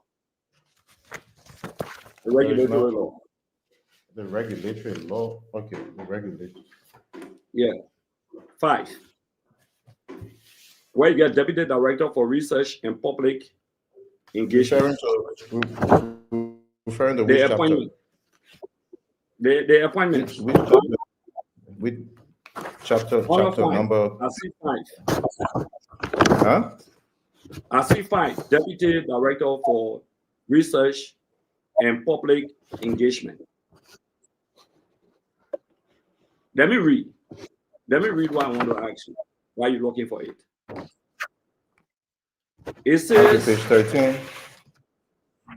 It said the agency shall have a Deputy Director for Research and Public Engagement, who shall be appointed by the President upon confirmation by the Honorable Liberian Senate. That is A. Then it comes to D. It comes to 6. Under 6, it says the Executive Director. That is the head, the Executive Director. The Deputy Directors for Administration, Technical Service, Legal and Institutional Scrutiny, Research and Public Engagement shall serve at the will and pleasure of the President of Liberia. But it didn't say whether the Senate can confirm. That's the head of the entity, the Executive Director, but you only say the deputy can be confirmed by the Liberian Senate, the Deputy for Research and Public. What the rationale for that when the head cannot be confirmed? Because this is what you say in the end. In the end, this is what you said on 6. You said President the Joint Legislative Committee on Public Agency. And can I answer that question quick? Just listen to one point here. Then you answer the question. It says, just listen to it. It says the Joint Legislative Committees on Public Agency shall serve as the supervisory arm of the agency. That means the legislature is supervising the entity, which is a usurpation of the function of the executive branch of government. There is no way the legislature can. But I asked him the question, let me explain. Then you cannot ask question and explain again. I sit down, get it wrong for that. You asked him good question, Honorable Gray, but let's give the guest a chance now to explain for us to understand his position. Stanton, I know you want to help the law tonight. I understand everything. I beg you, but let's start that time, man. You ask him good question, let the man explain. We want to understand. You cannot ask a question and answer at the same time. No. The reason why I don't want to come on the show because you will not get ample time. Trust me. Okay, but I come back tomorrow. We'll give you ample time, man. Leave me, man. Okay, so you give me time with my 2 minutes or just say expire. Your 2 minute ban expire a long time. Okay. Gentlemen, 2 minutes expire. You ask your question, let the man answer the question. No. The 2 minutes expire are back up. In my conclusion, since the 2 minutes expire, I know the essence of everything. This law, we'll discuss this law with ample time. This law, we have to discuss it. It will not only be the 2 minutes. We got enough time, but when you got to ask, let the man answer. In my conclusion, forget about it. He doesn't have to answer the questions. We have to discuss the law and we expose the question of the law, the motive, the challenges, the problems they face, and why the president should not sign the law. Open your show, we'll go there and discuss it. General for the power marshal. No, that one, and we got only 2 minutes we get now, so I conclude. Do the show 4 hours. No, I'm not a do show. I'm not doing show. And the man, great. All right, Great asked 2 important questions. Representative. I want to go by the great question. I want to learn something from great question that he asked you, Austin. 1, why? Because you're the chair of Maritime, and a lot of people in our field want to know why you can tell us who sponsored these laws. Because and I believe you know. Stanton, there is no our rules doesn't say that you should go looking for anybody who sponsors a bill from the Senate. It's not a responsibility of the committee. The committee is to address what is before it. And what is before the committee is a law that we went into, that we investigated to know whether this law is good for the country or not. Those are trivial matters that I'm not going to waste my time. It is not in your rule, but as a Liberian and the representative, can you tell us if you know? You don't know, or you just don't want to tell us who sponsored this bill? I do not know. I do not know who sponsored. And when you say and for the sake of the public, probably for the sake of the public, when Akara Gray says sponsor, because the society is gullible. When you say sponsor, it means that somebody go give money to finance the bill. It means that the person. No, it's not what I'm saying. So Yeah. So don't make it look like who sponsored the bill, who Is that what sponsored I'm the bill, so that saying? people No, can no, say, no, oh, no, it's no, I no. don't think that where Akaris are going. No, that's not what he's No, saying. not But where I I'm want to going. know. I want to know. Okay, so let's calm down a little bit, brother Austin. I want to know who introduced it. I want to know who introduced this, though. Don't you think it's a fair question from Honorable Gray to tell the nation who introduced this, who brought this great idea? Not significant. Stanton, it's a fair question. It's a fair question, but I do not know. It came out of the Okay, Senate. thank you. My responsibility is to receive it from the Senate. That is my responsibility. And when I receive it from the Senate, I do my work. Yeah. So I don't want to know who is behind it. I don't get involved with any with the person that behind it. The law does not ask me to go look for whoever sponsored a particular bill for it to get. Thank you for answering. And you are very, I beg you guys, let's go to Paul Kennedy. You are very clear to say you don't know. Can we go to Akaris? You don't know who's Can we go to Akaris' second question? But Without Akaris, give me the Graham. question again. No, Akaris Graham had a second We question. talk about that it. I want to answer. Akaris talk about the executive director and that how come point 5 is talking about the appointment of the director for research by the president, and then point 6 talk about the executive director and there is no appointment. That is why Akaris saying. No, right? no, Akaris said you guys will be like the overseer, the watchdog for the bill. And that's one. Before coming to the overseer aspect. That was the first one. Then let's get to that, please. Is that true? Is that what you guys inserted into this new bill, that you guys will be involved monitoring and serving as an overseer? So Akaris knows that we oversee, and then it is like the public accounts committee. They oversee financial matters of governments. So it basically oversee financial matters. So you can't tell me that we are usurping the authority of the executive to oversee, to ensure that what the regulatory authority should be doing. Because at this point, the president appoints, but there is no other person that checkmates this agency. There is no other person. So it is a responsibility of the legislature to ensure that they are doing the right thing. So there is nothing wrong with that. What they wrote. Go ahead, Akaris. Let me read what they wrote. They said there's a tricky thing, Stanton. Let me read what they wrote. There's a political trick in this document. It says the Joint Legislative Committee on Public Agency. The Joint Legislative Committee on Public Agency is ambiguous term in the rules of the legislature. Whether that the SOE, whether that the people on utilities, is not clear. But it said on public agency shall serve as the supervisory arm of the agency and shall cause the agency to furnish quarterly report detailing the activities of the agency. My issue here is that your oversight does not give you a supervisory arm of the entity as the executive function. They use the word supervisory while the entity is functional, while the president has appointed. They are saying, the lawmakers are saying, we'll be supervising you. We'll get is that what you guys are saying, Austin? Is there written there? No, I want him to explain now, Akaris. Can you address All that? right, so it's very important. Okay, Stanton. So that we don't use all the time in discussing and talking about all these. In the first place, when you go back to our reports, we made several recommendations when we concurred with the Senate.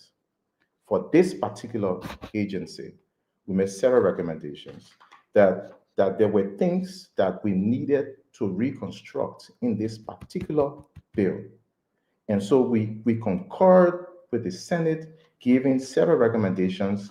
So there will be a conference committee to come back and straighten up anything, including functions that are for the Liberia Maritime Authority that are inscribed in this law, that we will go and reconstruct and make straight so that the bill is refined and okay. I mean, that was the clear recommendation of the committee. So I don't want for us to kind of waste time on all the other things there, because Yeah, the thank you. committee So already we'll addressed. get to that, but those were very important questions from Akaris Gray. We are still receiving information that Senator Snow initiated this bill. If you want to consider him sponsoring it, it was sent to plenary, and plenary go ahead and move alone. Now, who was the chief architect? Thereafter, upon Senator Snow letter, we can discuss it later. I'd like to bring in Paul Kennedy, then we'll do another round. But Yes, let's bring in Paul Kennedy. I hope we can really do another round because it's very Yeah, we will do another round. Let Paul speak. He has not spoken yet. Paul? Yeah, I've been sitting down and listening to the issues. I have one question and then I will send it. Honorable Representative, thank you for enlightening us on some of the doings of the House. How does this new regulatory agency differ from the National Port Authority, which is also a regulatory agency under the Liberian law? All right, thank you. So the first difference here is that the National Port Authority is a regulator and a player at the same time, with basically no supervisory role from any other agency. Yeah. So they are regulating, they are constructing ports, they are supposed to develop ports, and they are supposed to serve as a regulator at the same time. So all right, thank that is you. the first. So there are 4 ports in the Republic: the Free Port of Monrovia, the Port of Greenville, the Port of Buchanan, and the Port of Maryland. And the National Port Authority is the regulatory body for all 4 ports. All of those 4 ports have port manager. There's a port manager to Monrovia, there's a port manager to Buchanan, there's a port manager to Greenville, and there's a port manager in Maryland. What the legislature has not done is they have sat down and overlooked their oversight power to the extent that the Free Port of Monrovia, the managing director now that's supposed to be the National Port Authority managing director, has usurped the function of all of the other ports, including the Free Port of Monrovia, to the extent that most people in Liberia don't even know that the Free Port of Monrovia has a port manager, because the managing director has usurped that function. So what you are trying to do, in the negligence of the legislature, enhancing its oversight performance, they are trying to start up a new regulatory body when another regulatory body, the National Port Authority, already exists, which is a conflict under the laws of the Republic. Like the LEC, when the LEC was the player and the regulator at the same time, the LEC, the Liberian Energy Regulatory Commission, was established to be a regulator, so the LEC cannot be a player and at the same time a referee. But what you are telling me is that the National Port Authority, that is the regulator for all of these 4 ports, you are trying to create another additional regulator so that it coexists to do the function of the NPA. That is a conflict of interest, honorable man, and the law is not a good law. Thank you, Paul. Thank you for meeting yourself. Let's give you the chance to answer and address Paul's last concern, Austin. Yeah. So Paul, I think you are misinformed. Unfortunately, you are misinformed. The NPA is there. You got 4 ports. The NPA is the regulator. How am I misinformed? Please inform me, honorable. So we'll go back to the Public Authorities Law that created the NPA. I'm going to read this for you. On the purpose and objective of the National Port Authority, the Public Authority Law that created the NPA. The National Port Authority is hereby established and created to plan, design, construct, and shall engage in the development, maintenance, and operation of all ports within Liberia, subject to the articles and principles enumerated herein and such other and such other, and further powers as may be vested in it. To carry out its function, the NPA is given the greatest degree of financial and administrative authority.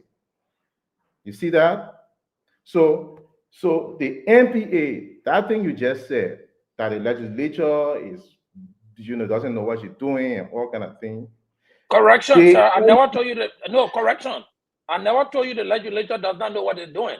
I said they sat and did not use their oversight function, and the port managing director usurped the function of the smaller port. Don't misrepresent me, sir. It's not. Okay. I didn't say that they didn't know what they were doing. Don't say that. So you just listen to the public authority law that says that the NPA will manage the ports. They will collect the money. They will design it. They will develop it. They are supposed to do everything. That's what the law is saying. So that is the reason why I say that. All right, thank you very much. We're going to do another quick round. Again, this is only important for us to just stick to the question. We can explain when the representative leaves, it will enable us to ask our question faster. Before I bring in Dr. Bobler and before I bring in Mame, allow me to squeeze in my question. But I can also do this because we got one of your colleagues who was a port director at the Greenville Port, who is how you call him, Alex Noah. He loves to contribute tonight. This is, let me ask my question. From your end, oh, okay, I have Alex on, let me bring him. Representative Noah, welcome to the show. Hi, Senator, how are you? Good. You care to contribute, ask question, because I believe you serve as port manager for Greenville, am I correct? Yes, sure. I said a port director because the MD in Monrovia manages director. So during our tenure, the head of the MPA was amended to port director because the head of the port at the time was MD. Thank you. So you serve as port director. What was your take about this new decentralization bill?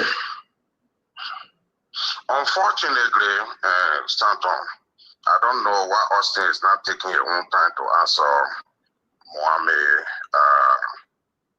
General Gray, and all the panel they have concern. As we speak, as sitting representative, I don't have in my possession the ad that he's reading. The ad was kept in committee room. They just brought it on the floor, and they were planning to pass it on that day. We requested that each of us have a time to look at the ad because these are sensitive bills that have a direct impact, whether positively or negatively, on our people. And I let the question that somebody asked about public hearing. Yeah, also you can have public hearing. Those people from the public who are there, which is in the public hearing, they get right to ask questions and pass it to the presiding, so that those people who are called in a public hearing can explain to the public. That's what public hearing are meant. It says build a good bill for the country. What's your take on the bill? I mean, did you see the bill? It's a very bad bill. It may be good 10, 15 years from now, and I can give you sequentially, I can give you reasons why now that bill is now a good bill for now. But again, the country will say, even our own children one day and will not know, because by the time you get external forces who are interested in a particular thing, police are being denied to get an import, police are being denied to even see what is being passed. It's a problem for our country. Listen to me, before I come to that, just 1 minute. You know that we're having issue now with breaking back the local government act that gives right to all of the superintendent to organize what we call the county council, and then no lawmaker has no impact on anything. Now they want to bring it back to Chinche because we did not go through that. It passed the same way we're discussing the bill. Now, Austin were giving you pictures and all of that. I understand, I agree probably, given that MP, from time to time, they were charged with the responsibility to be able to manage all of the posts in terms of developing them, also paying employee and all of that. Also, we, as lawmaker, I will not preclude myself time in, time in, time out. There are lawmakers and there is a person lawmaker. And I agree with my big brother from Papodu. We neglect our oversight responsibility. All of the full posts, doing budget hearing or doing budget or appropriation to MPA, all of the full posts has their own budget. So you will go from day one of this year, you will see Sando budget, you see Buchanan budget. So let's get to the issue. You said you are saying that, listen, we're gonna have you on the show. We don't have enough time, please, Representative. I beg you. We can have you on the show and you explain. But I understand, but the guest here. Yeah, but the guest here tonight is Austin. Were you given the chance to sign and on this bill or to sign yes or no? I did not vote for it because I needed a chance. First, we pleaded that the bill should be circulated 24 hours to the day of proffered in plenary. They refused. When they were reading it, there were people planted to just answer or to receive the motion, and then people to say second and blah blah blah onward, the bill is passed. When you saw that video or those videos that day, I insisted that Mr. Presiding, you cannot be passing the type of bill without our input, because we need to know more, especially people from Post County who were denied. And Austin is sitting there. In fact, Austin was laughing. By the time the bill passed, you go out, you were laughing at us because we needed our input. And so let's not hold you there, Austin. So let's hold you there, Representative Taylor. Were they given enough time to review? No. I beg you. I'm seeing it. How do I get enough time to review now? Representative Noah, I'm asking Representative Taylor. Just 1 minute, sir. Oh, sorry. Were they given enough time to review the proposed bill, Representative Taylor? Okay, so Stanton, it is the prerogative of the chief clerk to distribute the bills at the various points. And from what I know, I also received an additional copy from the chief clerk because they were distributing those bills. If Alec feels that he hasn't, maybe he doesn't go to the office. He's one of the persons who doesn't. You gotta respect me. Say if I feel. You cannot say that. You gotta say if I feel. You can't say Alec feel. I hate to say you're not talking to your colleagues. Okay. You gotta be respectful. So it's debated on the floor. Go ahead, Representative Taylor. Okay, so this is Honorable Noah, who is speaking here, is a direct beneficiary of some of the support system that we have at NPA, and it's a fact about it. I mean, he was a port director. He was a port director at the Greenville port, and these were the people who did not manage the port properly, and he knows very well. He knows very well, but because we benefited from the system, and the system is rotten and spoiled, so all you do is to come to put up a defense. What did you do? What did you achieve at that port when you were a port manager? What is the current law achieving currently for the people of Liberia when the NPA managing director is saying that he cannot contribute to the national budget? When you are sitting there and your port was generating revenue, and you should be telling us how much your port was generating. Why is it that your peer, Stanton, you need to show that those tugboats that you see over there is $10 million gone down the drain. Those were the people who were managing it. $10 million gone down the drain from the Kuwaiti fund. Under this particular law that you're talking about, you call the law bad law. You're not able to show anything in the law that is bad.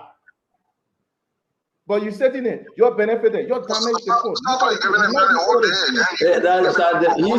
He's the guest. Representative Noah.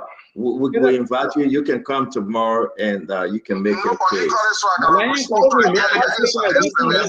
So Representative Noah, Representative Taylor, 1 minute. Representative Taylor, 1 minute. Representative Noah, we give you 2 hours tomorrow to come and make your case. Representative Noah. I agree. Listen, there are need not to come tomorrow. I think you called me to be able to give my expert opinion. I'm now a panel. You wake me up to get my input. You get somebody saying something. Why the PS structures are all damaged? Why the PS at Greenville Post, where he was managing, Let the don't have representative people? respond to his Why is points it that you now. have one old Well, man? the representative interrupting with Go the ahead, Representative Noah. representative with a bid. Representative, if you don't want to come, don't come. I don't care whether you come or not. All right, I'm trying But to you listen. know the man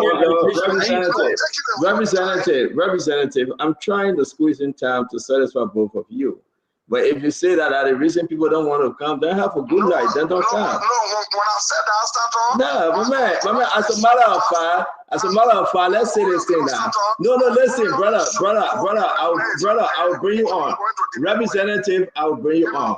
Representative, wait. I will bring you on, you will explain. Wait 1 minute. To be able to address. My man. Wait 1 minute. I will bring you. I will bring you, my man. You stay close enough. I will bring you on. Be patient. Be patient. Okay, representative. If you don't want to listen, my man, if you don't want to listen to me, yeah, this is not majority and minority black that will pass that level.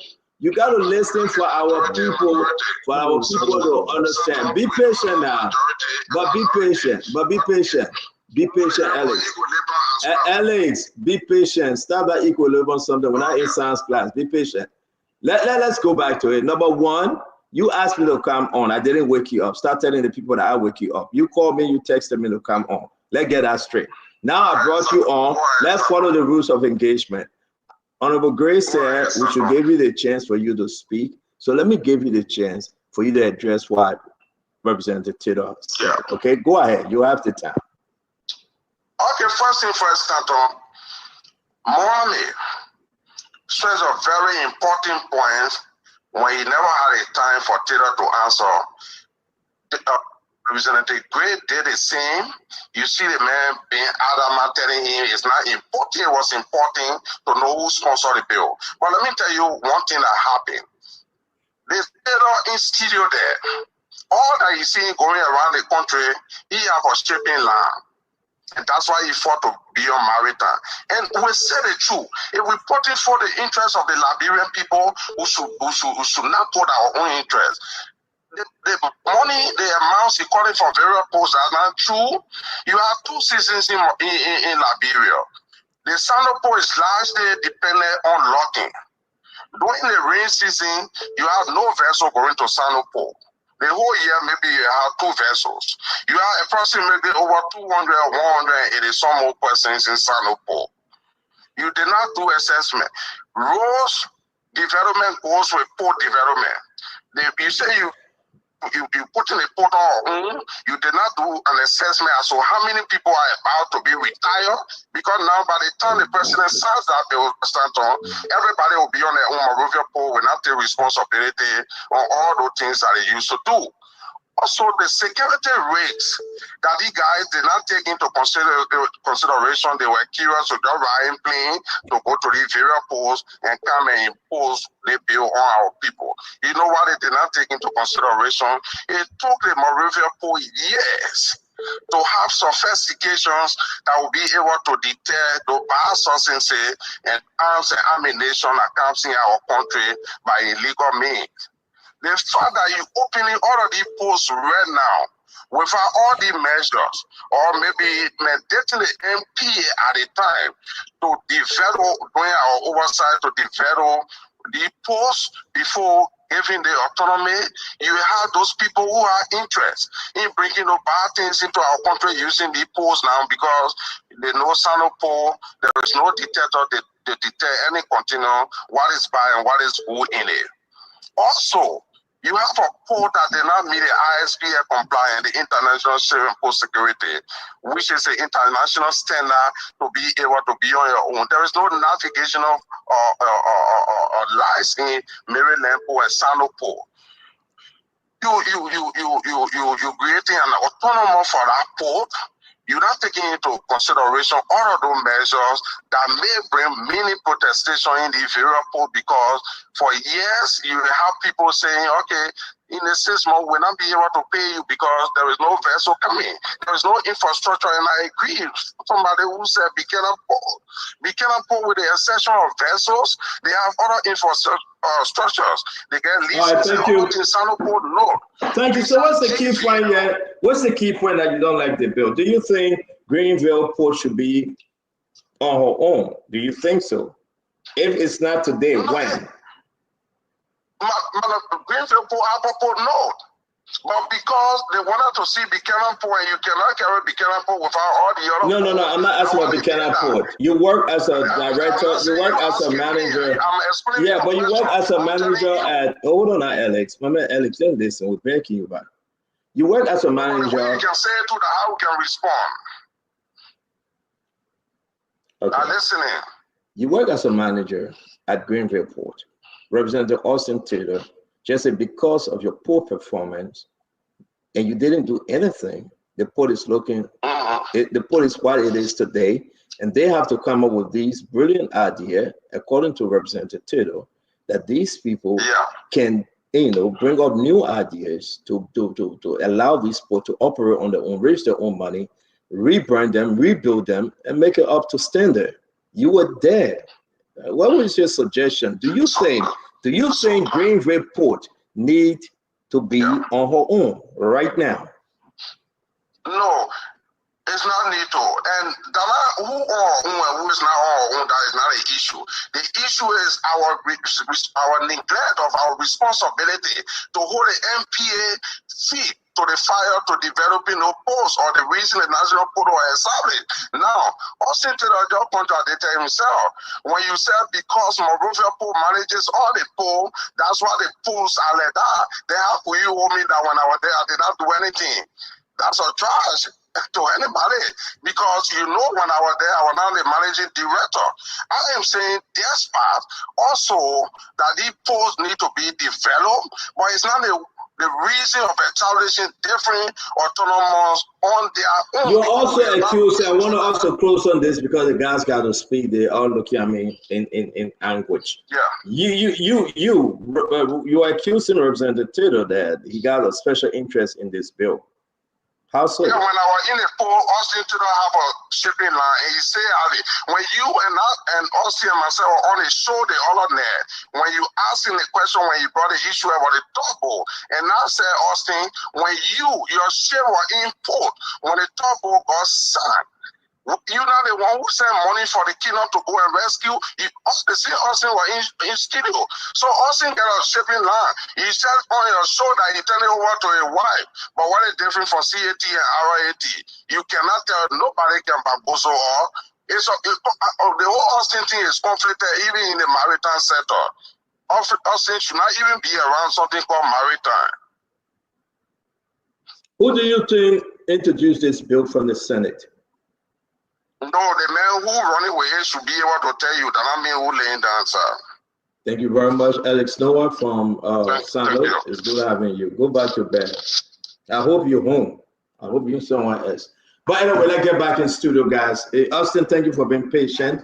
There's a difference between CAT and RAT, though, that's a problem, right? CAT that cat, RAT that right. So what's the representative? Only the C and the R are different. That's a different. They're different. Are two animals. Different. Different makeup, different genetics, different everything. And a video of spoon talk. I agree with my friend. Not different at all. Let's do another second round with Representative Austin. Guys, again, we'll open the phone line. Those of you that will hang on with us after this round, we want you to address this. This is concerning you. This is about Liberia. And people can say what they want to say. I will ask my open question. Who think this bill is better? Or can it be refined? Because again, something must take place. Something must happen. The president will either sign this thing or he will say, you'll go and work on it. Either or. But something has to give, right? And then we'll ask the open-ended question to these things. Dr. Bople, you bring us in with the second round of questions, sir. Thank you, Stanton. Doctor, you put in time there because when my making 5 minutes, so you put in how many minutes? Everybody get 2 minutes. So Glenn, you watch your time, Glenn. My time just started now. God, Glenny interrupted me. It took some time. So, Representative Taylor, um, I am a big proponent of decentralization. And honestly, I'm not sure why anybody in Liberia would be so adamant about keeping things the way they are when we can't show much for having maintained the centralized version for this long. That said, though, we have a lot of regulatory bodies. We have the Liberia Electricity Regulatory Commission. We don't have light around the country. These are well set up, well paid commissions.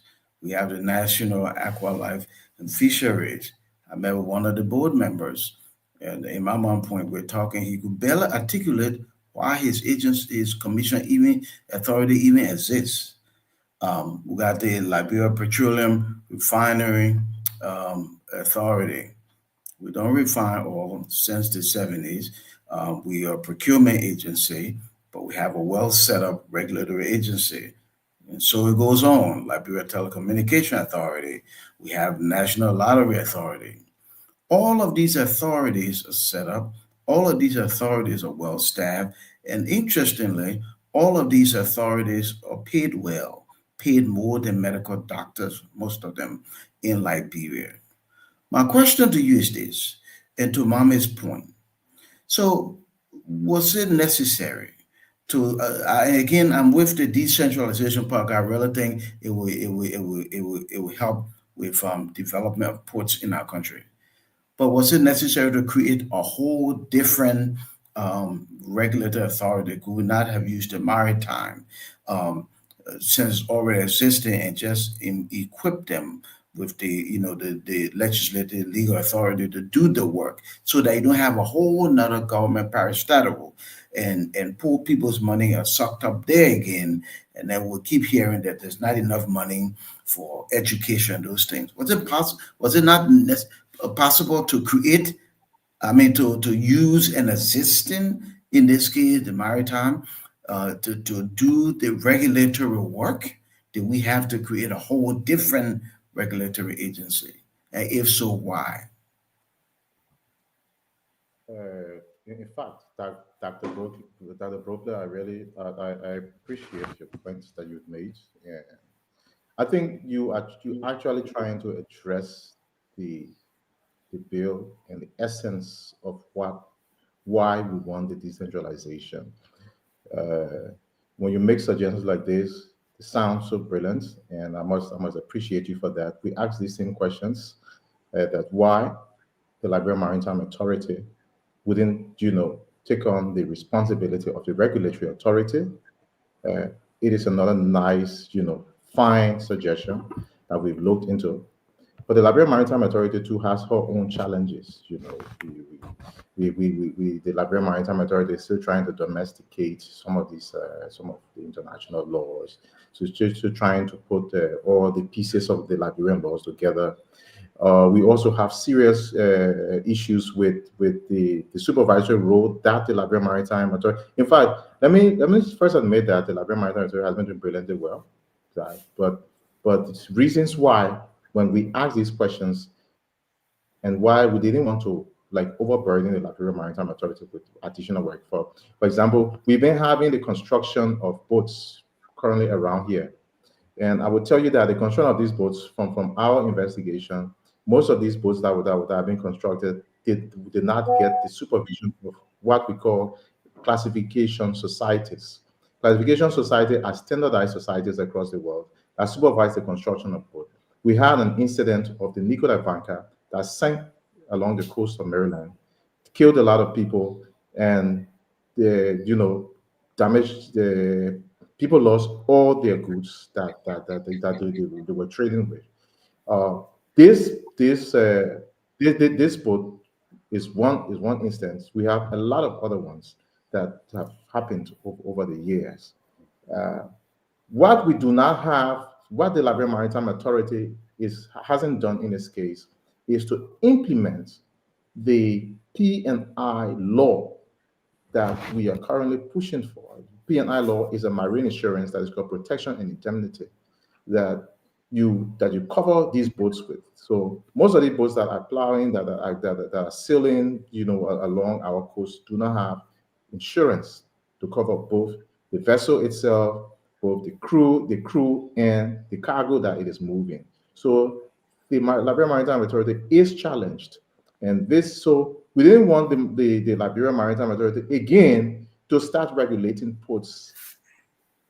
So in this case, you could be relaxing, you could be compromising some of the efforts that the Liberia Maritime would be applying. So it's better that you establish a new regulatory body that will oversee just the ports, and ensure that they follow the safety standards, construction standards, because the regulatory authority is not going to just oversee, the operation of you're not just going to regulate and give licenses, but it will also look at the infrastructure of the port. So they'll be checking to see whether these ports are, that when they are being constructed, or whether when they are being upgraded, that they have the proper infrastructure in place.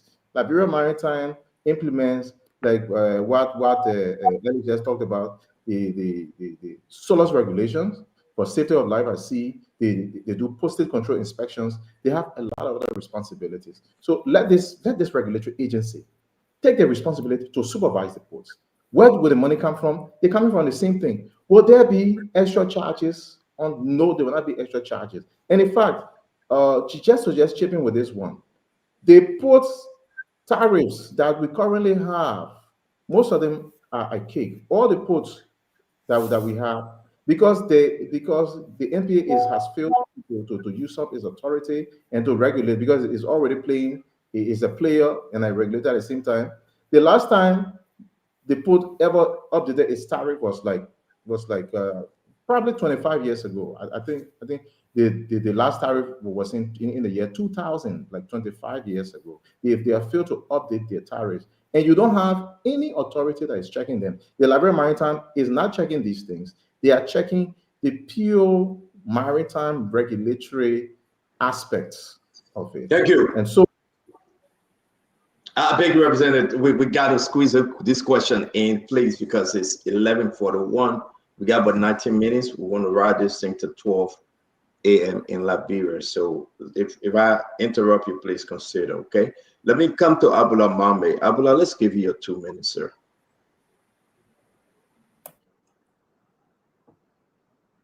You're muted, Abula. I got a lot of information, and I will beg if anybody can give me additional 1 minute of their time. Because, because. So Abula, let's get something straight.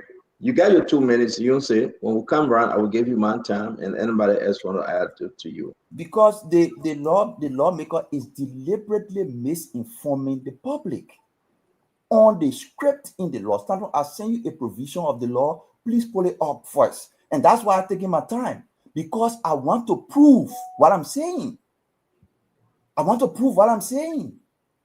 So put it up. The act that they passed, the act that the Senate passed, that they said they concur, that act gave this new regulatory agency the authority to manage, operate, and acquire ports. That is the referee and the player rule. It's there in the section. Start when I send it to you. That's why I'm taking my time. But he's arguing here in one voice that the MPA has that authority. No. The MPA has authority to regulate port activities. The Maritime Authority, and I just sent you the Maritime Act. The provision in the Maritime Authority gives the Maritime the authority to regulate port activities, external activities. Regulation of port, this for the Maritime. Because they knew that they have to take the Maritime Authority from them, so they say part 8 of the Liberia Maritime Authority Act of 2010, amending section 37.3-12 of the executive law, conferring the Liberia Maritime Authority the powers to regulate the use of port and harbor, and other acts affecting shipping are hereby amended and referred to the Seaport Authority Agency. Please take it down, Stanton. So they took the authority to regulate from maritime and created a new agency. So the information he provided is misleading. The second misleading information is he said there will be no producer fees. Section 306 of the Act. That's why I'm taking time, because I have facts. No, I didn't say that. I didn't say there would be no producer fees. He said there will be no additional producer fees. Yeah. Good. So, that's what the law says.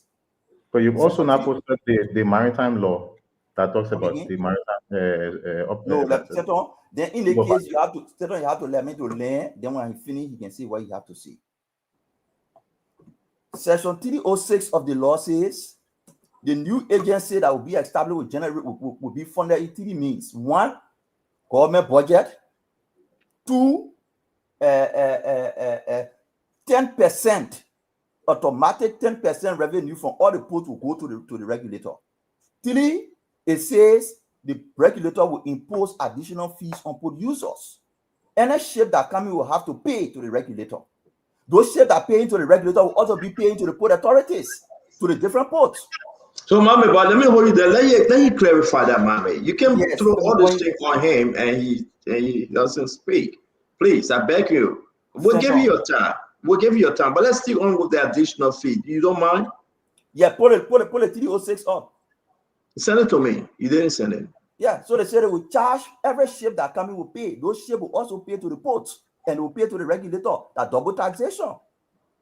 Is that so, Representative Austin? Is that so? Mommy, send me what you're reading. Is that so, Representative? I send in the law to you. It can't be him. I say, well, you put it up and the public read it. It's written in the law, it's in the law. Yeah, I'm waiting for it to put it up. Mommy, send it to me. The representative read it. The representative, you know your own law. You're looking all around for it. You were talking when I started talking. You say I'm talking to you. So a lot of men talk to me. You're talking. You're talking.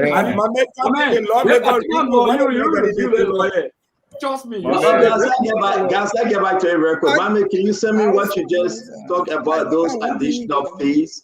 Those additional fees is important for us to talk about. Mommy, can you send it to me? I says, okay, let me see what I can get out to send it to you.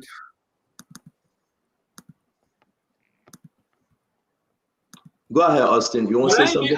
Let Austin be answering. Yeah, let it be addressing the other one, Stanton. The first issue I raised is the law says the new agency will acquire, manage, and operate port. That is playing referee and play a role. No, there is nothing in the law that says that. Who's that? There's nothing in the law. Okay, let me send it to you, Stanton. The man didn't read the law. I sent it but to when you. will this law be available to the public? Representative Austin, when will this law be available to the law? Is always available to the public. Where can we find it?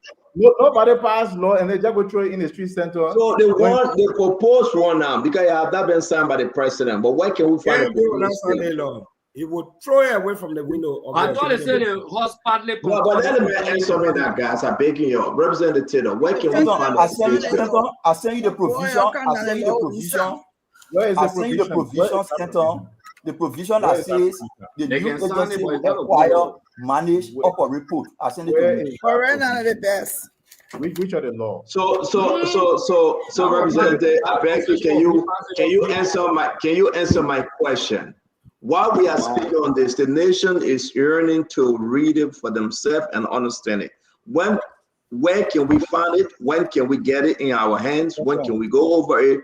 Why it is not out there, Representative? There is no law that is out there. There is no law.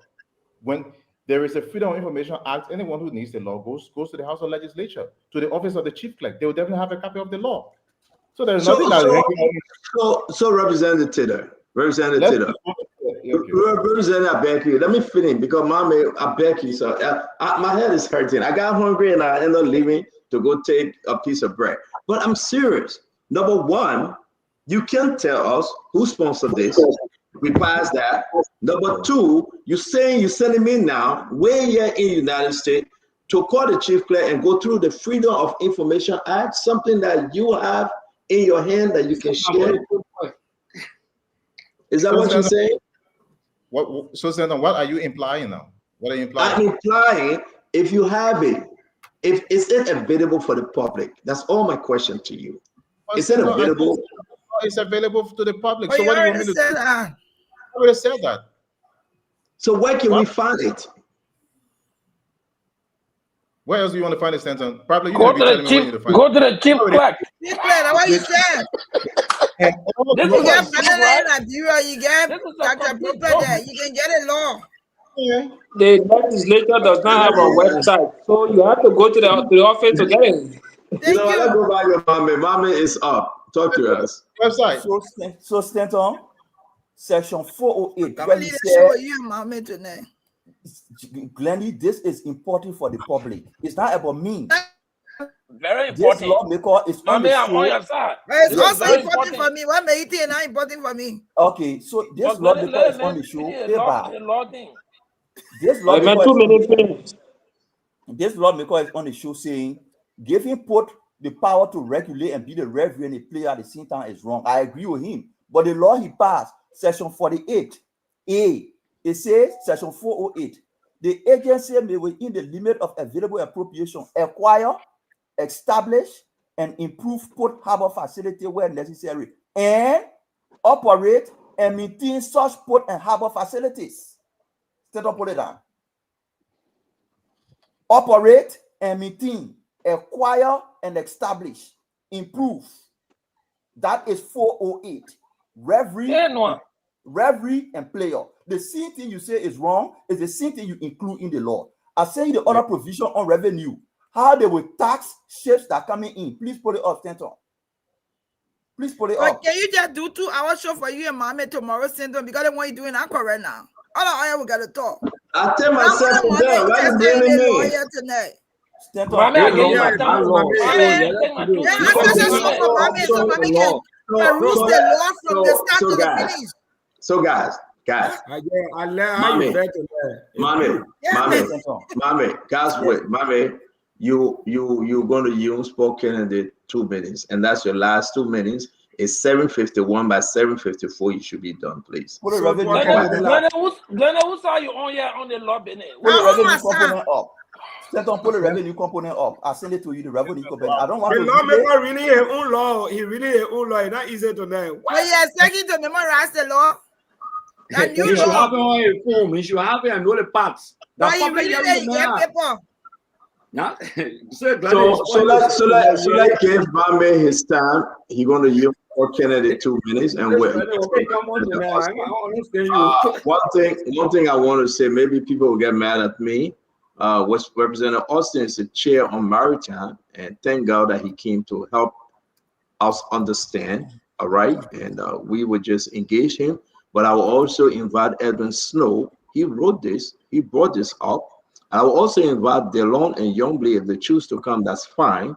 They all sponsor this thing. It came from the Senate, and they have to now tell the nation the importance of this bill. There will be no way we beat on Austin Taylor tonight. I think that Emmanuel and Snow have to be involved. So, Mame, let me go. Austin Taylor. No, Stanton, none of one. The last one I just sent you. We're gonna go 2 sheets, so that one at the next sheet. The one at down, look at down. No, that the last one I sent. Then don't make comedy or anything. It's serious. This law because say the new law. The law because says the new law will not put additional fees. Let's listen to Mame. Let him finish. I guess something to say too. Let Glenny. The lawmaker says the law will not put additional fees. Stanton put up section 306 of the law. Yeah, 306. Section 306 of the law. It says. I put the up, Mame. Just give me maybe 5 seconds. I'm putting it up, please.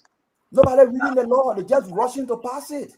Nobody reading the law. They keep from the whole bush straight. As I get a master, not even allowed nobody to see it. More than 5 law because I call me say they even send it to their offices. Soon they went to session. I see why he was dodging. He was dodging to answer my question. I beg you. I beg Gissy Pepsi. Let's take control. Go ahead, Mame. Here you are. Revenue.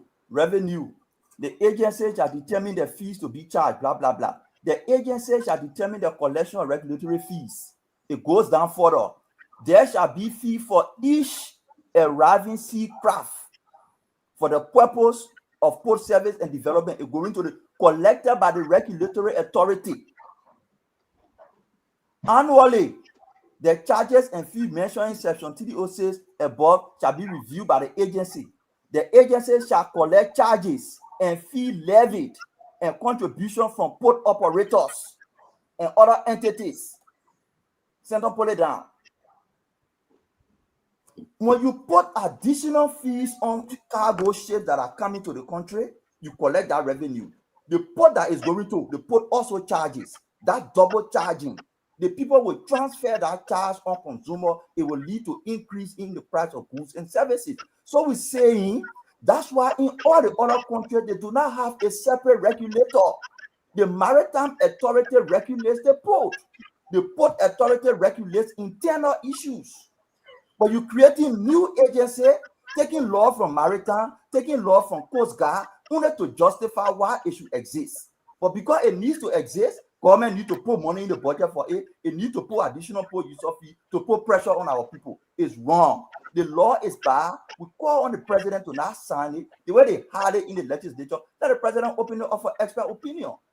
LEC being established ever since. They have not been able to distribute current to the entire country. So therefore, we must separate LEC. Everywhere there is LEC installation, no country should manage it. Water and sewer has not been able to provide water across every county. So therefore, we should separate water and sewer.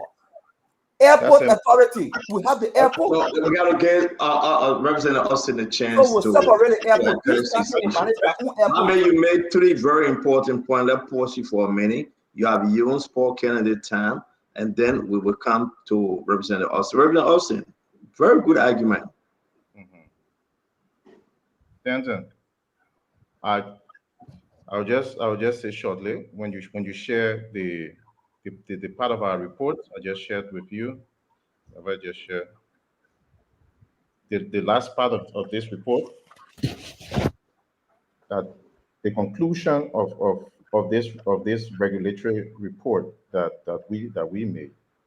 I sent that to you. Have you received it? Hold on 1 minute, sir.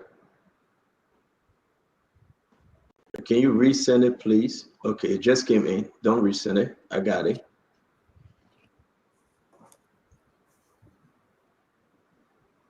Okay, let me put it. I just put it up. Let me put it up again. You're talking about this, right? Yeah. So what this report, what the conclusion of this report is saying that there are several things that are in the law, that the intent of the law is good. There are several things that are in the law that covers maritime and other aspects that will still be reviewed by the conference committee between the Senate and the House of Representatives. So other things I'm talking, the intent of the law is to have a regulator that will not operate ports. So all these things have been identified, and we said that, okay, we will concur, but with the following recommendation. So this particular regulatory law is not even final yet. So don't try to make it look like the law is. No. It has been part. No. Do not final, but you pass it. Guys, don't do this. Guys, you don't do this. We got to protect the guests. Paul Kennedy, please. Paul Kennedy, don't do this. We got to protect the guests. You are interrupting. Yeah, go ahead, Austin. Yeah. We passed a law, we concurred with the two bills. One, the bill that calls for the independence of each port. Secondly, the regulatory act that was passed with certain reservations to be corrected in the law. And it is clear. So don't come there and say every item in the particular law here has been finalized. This second act has not been finalized completely. And this is what our report is saying. This report was submitted when we concurred and gave recommendation. I didn't create this today. So we went through the law. You were not in the law. You said it was not in the law. Wait, are we moving on now? I'm ready to it was not in the law. No argument. No, but he said it was not in the law. Let you admit that it's in the law. No, it's not. It is the guy said it passed the law reservation. It's clear. Let's move on. Not two laws. Which one? So we're going to bring in Glendy because she got to go. She got to walk. The sun is about to. Let Glendy come. They're not talking yet. No, they're not talking yet. Yeah. not talking. Granny, go ahead. For your time finish. You saw your time for Diamond. I'm gonna use I've been writing my points down. I'm gonna use my time to Akaris Gray and Mohammed as time to me. We spent Granny, 5 go ahead. minutes. We spent 5 minutes with Colonel Akaris Gray deciding who sponsor, who is sponsor, whether I'm my auntie sponsor or my uncle sponsor. In the end, we found out. Now In why the you get end, we that found big out us? Now why that you get the that big bill us was behind that? oh Lord Jesus. In the end, we found out that the bill was sponsored by Senator Snow and Senator Nukwe. The bill, all the things the representative explained here, I gave you submission. The bill was not produced by the House. It came from the Senate. The Senate, the House, they concur on the bill. Now this bill now became a law waiting the president's signature. Let me say my name, my own name, the daughter of J.D. Bayega Jr. It's not a law. It's not been signed. This is a law waiting for the president's signature. I, Glenda Jane Jr. But it's not a law. It's not been signed. Man. What are that bill? What are that law? It is waiting for Boyka's signature. Thank you. Let me say my partner. This law, this The bill, got nothing to do with the show. That you on the show. will be signed by President Boyka. I am adding my voice to this bill. We will be 10 times better to have a port control in Great Bassa County. That is my interest. And so help me God, this bill will pass. And we want it in Great Bassa. We want the post to benefit. We don't want everything to be concentrated in Monrovia. That Glenda says so. And now you see anybody need. Paul, you can shake your head, you can shake your nose, you can shake your finger. Thank you very much, Granny. I sponsor that bill. Granny, thank you very much. Representative, thank you very much. I see you. The Granny, bill will pass. It's not going to work. It will never Like I was standing here, who are you talking about? All of these hearings were public. These hearings were public. You don't watch the Senate hearing. Granny, thank you very much. Granny, thank you very much. Enjoy your 1 hour walk. Granny, I beg you, please walk for 1 hour. I want 30 minutes. All right. I'm not even walking. I come and go to the bank and I'm walking there. The bill will pass. I will sign the bill. Good night. Thank you, sis Granny. Thank you very much. All right, so guys, wait.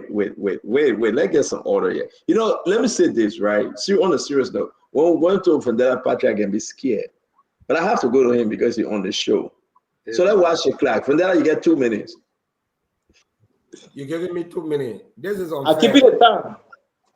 I've not started. I just want to argue.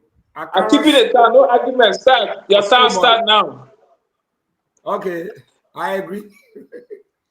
But on a very serious note, and this is my closing comment, because I have to go. The honorable lawmaker did not do us justice. I'm asking a specific question here. We say our budget, national budget, is loaded. The creation of autonomous agencies at the various ports, they will be dependent on the government for budgetary support. And I ask, are you saying to us here that these ports will not be dependent on the government and that the revenue they are going to collect, it can sustain them? He said yes. He gave an example for instance, the port of Buchanan, that he generated $5 million. The second round, he said, Mame posted something, that the port will be funded through different means. And one of them is budgetary allotment. This lawmaker lie on an oath. It's unfair. The second issue here has to do with public contentious. The second issue has to do with the public hearings. This honorable lawmaker made a blanket statement to say the people elected them. Therefore, they make decisions for them. You don't have to consult them. This was an insult to the people who elected them. It was an affront. It is a fundamental problem means legislative proceedings. Akami. No, No, Akami. You say here in your response, there's nowhere for you to go around and take microphone and put it on people's mouth. Representative Taylor, you will come and let him finish, please. Then I have to rewind the clock. We'll start. We'll go back to status quo ante. This lawmaker lied on an oath. It's unfortunate when we try to draw his attention that public hearings were necessary. For example, Ebola's on national security. And Honorable Noah just spoke some of the issues I was talking about. Drugs, when you have autonomous agency, I mean, these people, you make them autonomous. You don't have the sophistication. People will no longer come to the free port of Monrovia. They will decide to go somewhere. They could bring drugs. They could bring arms and ammunition. They could use our seaport for subversive activities. Nobody knows because there is no central coordination.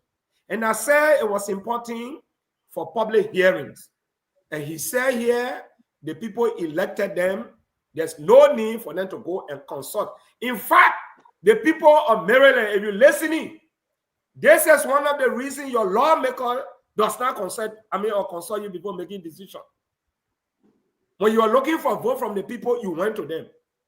When you came to the legislature to make decisions for them, you have to consult them. Let the people inform you. Yes, you bring in the port here, but this is what's happening. Finally, see you go. Finally, I know my time. Finally, as I close tonight, I just want to say this to all of us, that when we come on this platform, the information we put out here, it boils on our integrity and characters. CEO, we should learn to correct whoever that comes here. I have realized that on many occasions, our guests, they will leave from the real topic or lie to us without correcting them in the name of protecting the guests. What is right, we have to say it. We are not telling them how to talk. Again, it was a good show, and I'm very happy my internet is fine tonight. Honorable Speaker, Stanton Waterspoon, I use my knife. Bye-bye, see you.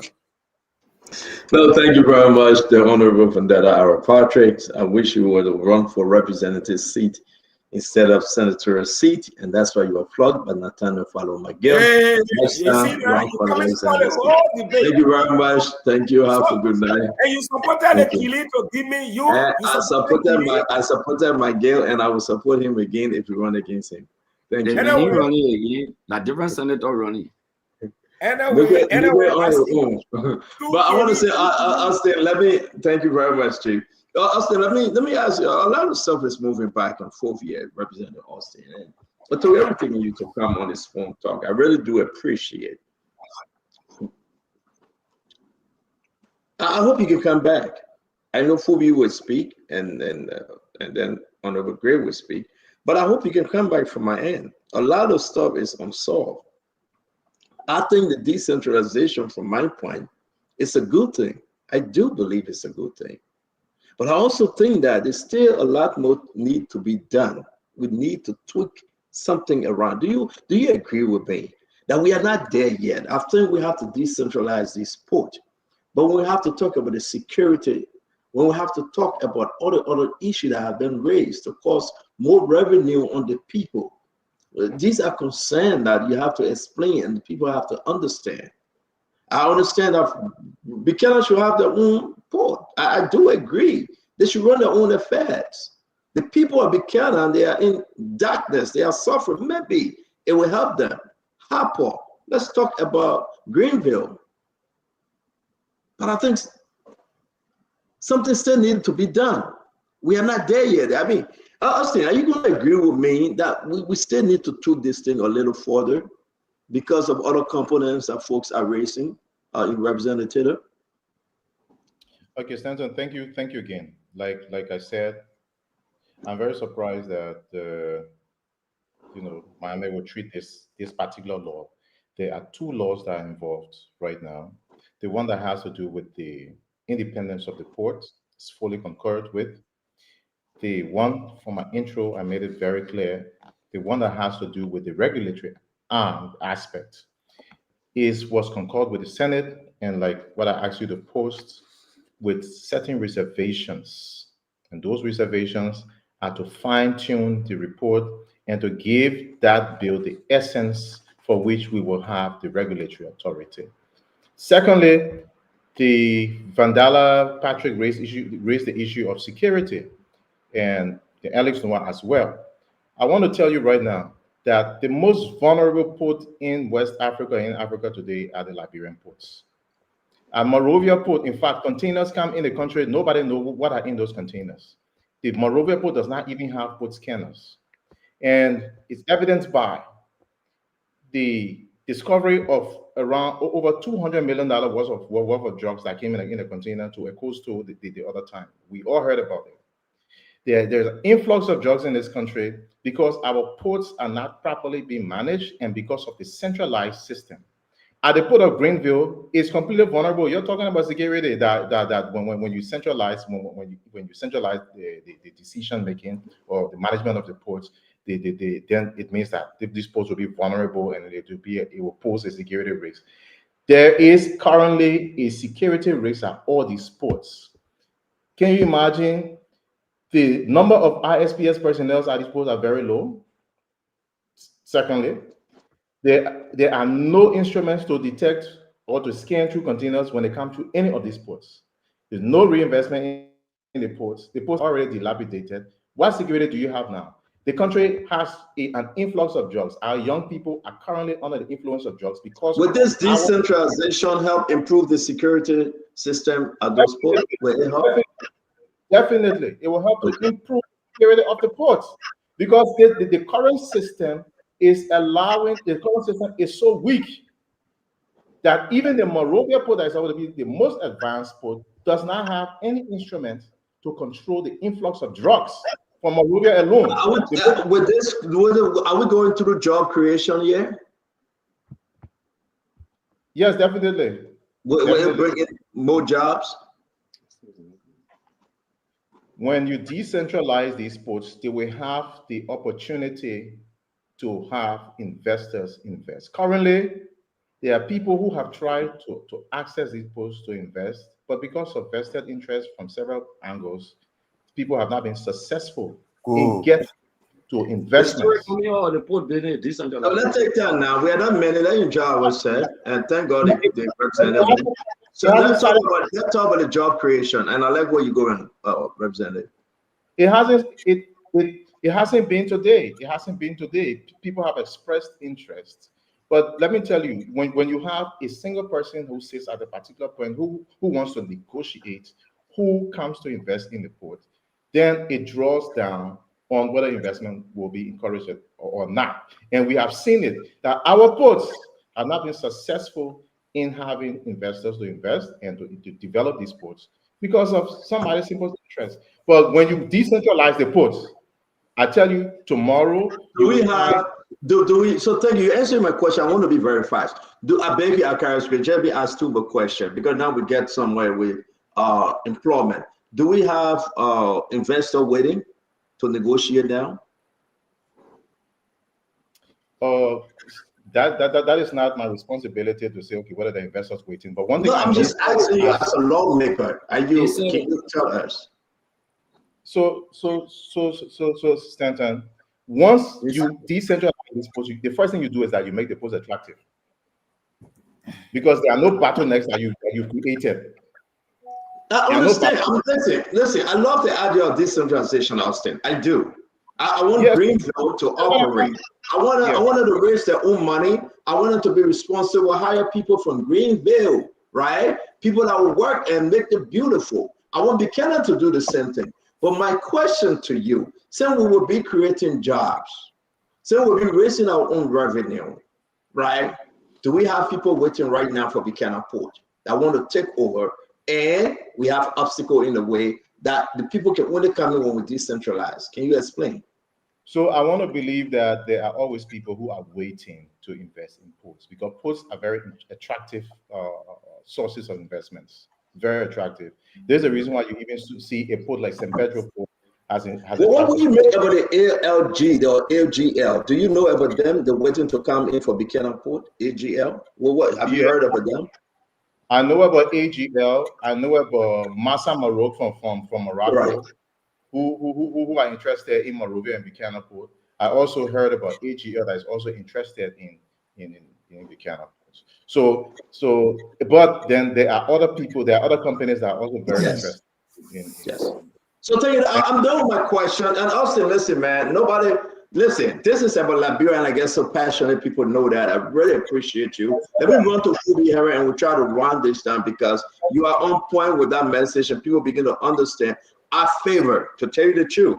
When this is all said and done, and before President Bouaga put his John handcuff on it, I do believe decentralization is the way to go. It will empower our people in those counties. It will help them, but we should do it right, and we should do it when the people understand us better. Not do it for any one selfish gain. That's my argument, and I think I'm enjoying what you are saying. Let's go to Fubi. Go ahead, conclude, sir. Go ahead. And you see, currently we are facing so much resistance simply because of a particular interest. Because of a particular interest. Somebody feels that his empire is going to be taken away from him. So definitely they will spread money around and have people, to oppose the bill. But decentralization is the way. We have seen it work. We know that it's going to work. We see that there are parties who are interested. Even right now in Monrovia, there's a party from Morocco where the managing director himself told me that is interested in the Monrovia port. I understand they're also interested in Buchanan Port. There are other parties who are interested in various ports, even in Maryland Port. There are parties who are interested in Maryland Port. But when you don't give the time, the decentralization is stalling the process or is a snail pace. For 69 years, our ports have been operating on this system. It hasn't helped us. Today, when you try to shift and bring up a better system, a model that you see working, you find people standing against this system because they feel that the empire is going to be, breaking apart and probably they're going to lose money. So that is where we are. But we know that we stand for a rightful cause, and this decentralization is definitely going to happen, and Liberians will benefit at the end of the day. So this bill wasn't sponsored by any foreign entity, am I correct? No, I don't know about any foreign entity. You don't know. Were you given a special purse to fight against this bill that you're championing now? Were you asked to accept a bribe? Stanton, I don't want to go deep into this thing, but what I can tell you is that we had resistance, we had inducements that we rejected to ensure that this happens. Will you offer $50,000 to drop this thing? I'm not going to comment on that. Thank you very much, Austin. Thank you. Akaris Gray, Mame, first of all, let's bring in Fubi. Fubi, you want to clear your chest? Then Honorable Gray, we're coming. Asido, welcome to the show, my brother. Fubi? Yeah, I'm starting to go to bed. So, like I said earlier, my only disappointment was that there was not enough public discussion on the bill before the House concurred with the Senate. So that's something that needs to be done when you are passing a major law that want to affect the country and the people. It's better that at least people have some broad idea about what's happening, what changes are going to be made, so that at least they prepare for it and they get their own views, so that everybody can at least move on one note. But I think it's good. The bill is good, and with the reservation, those are things that I can go and correct and forward to the president, because NPA running the show all through these years have not improved anything. And so we can be here arguing that it's wrong. And you gotta try a new option and see whether it will work. And if it works, we move on with it. If it doesn't work, another set of lawmakers will come at some point and say, look, this thing didn't work, let's repeal it and let's adjust it and let's go this direction. But I think it's something that we should try, and let's move on. Let's see a new trend, because we can't keep running the same model year after year, nothing improving, and we still arguing that, oh no, it shouldn't change because of this, because of that. Those foreign lines, nothing wrong with that. Those are just few words. Look at them, amend them or correct them, and send it to the president. Let's try it. I think it's something that we should try. And Paul will put one C in Gbapolu, so you can also have your put there too. You can tell. Thank you. Well, I gotta go to bed. Yeah. I'm not looking for seaport in Gbapolu. I want the writing done. If the writing is done, Thank you very much, Phoebe. Let me great. And then Mame, I said we'll give you 30 minutes or 1 minute or so, 30 seconds, 1 minute. Then from there, Austin will have to bid us good night. He's going to get ready for the session or more. Again, let's bring in the honorable man, Akaris Musigray. Yeah, Stana, it's unfortunate that we have Austin here. He's a very nice guy, but unfortunately, he brought himself in the lion den. And we got to x-ray him tonight. I thought the sponsor of the bills were Ben here. Sponsorship me who introduced the bill. Austin knows that very well. Every lawmaker will take pride in making it public for introducing a bill, because one of your cardinal responsibilities is to make law. For the fact that the lawmakers themselves, who are being said to be the sponsor of the bill, don't take pride in making it public that they are the sponsors of the bill, or those who are the one who introduced the bill, it raises not stop motive.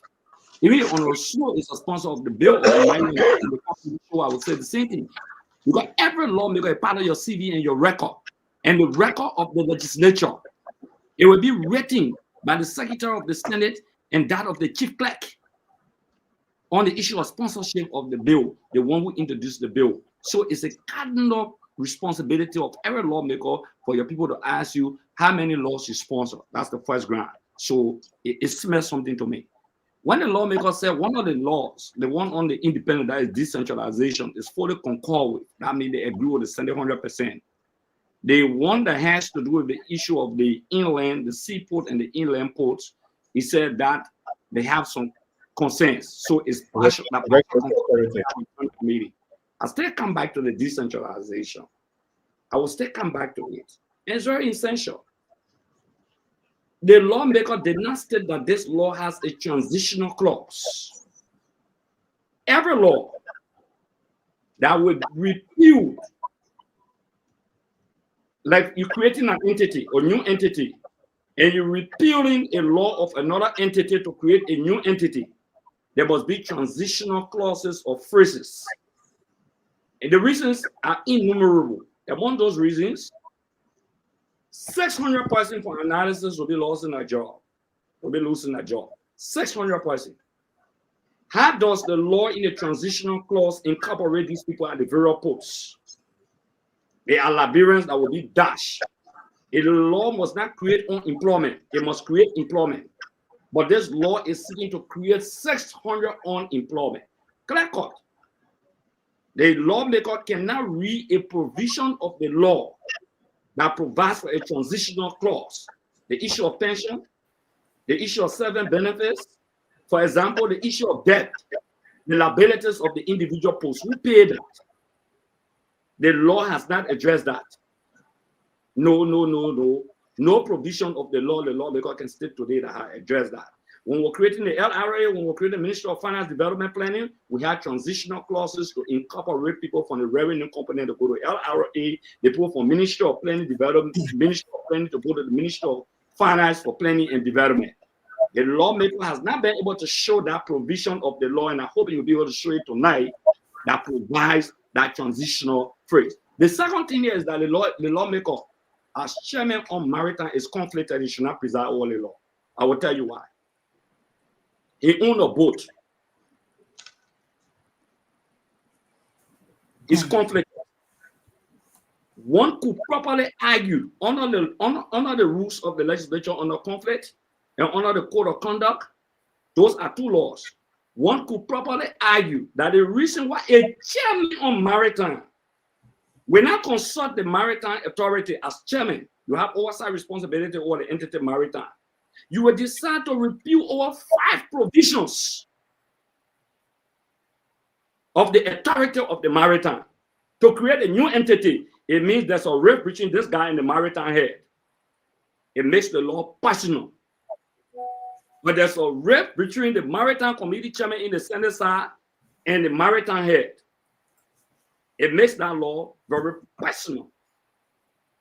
We got to go beyond the ordinary imagination of law. So if I were in the legislature, the first thing I would raise that he cannot even preside over any public hearing. If there was a public hearing, he has not stated when they had a public hearing.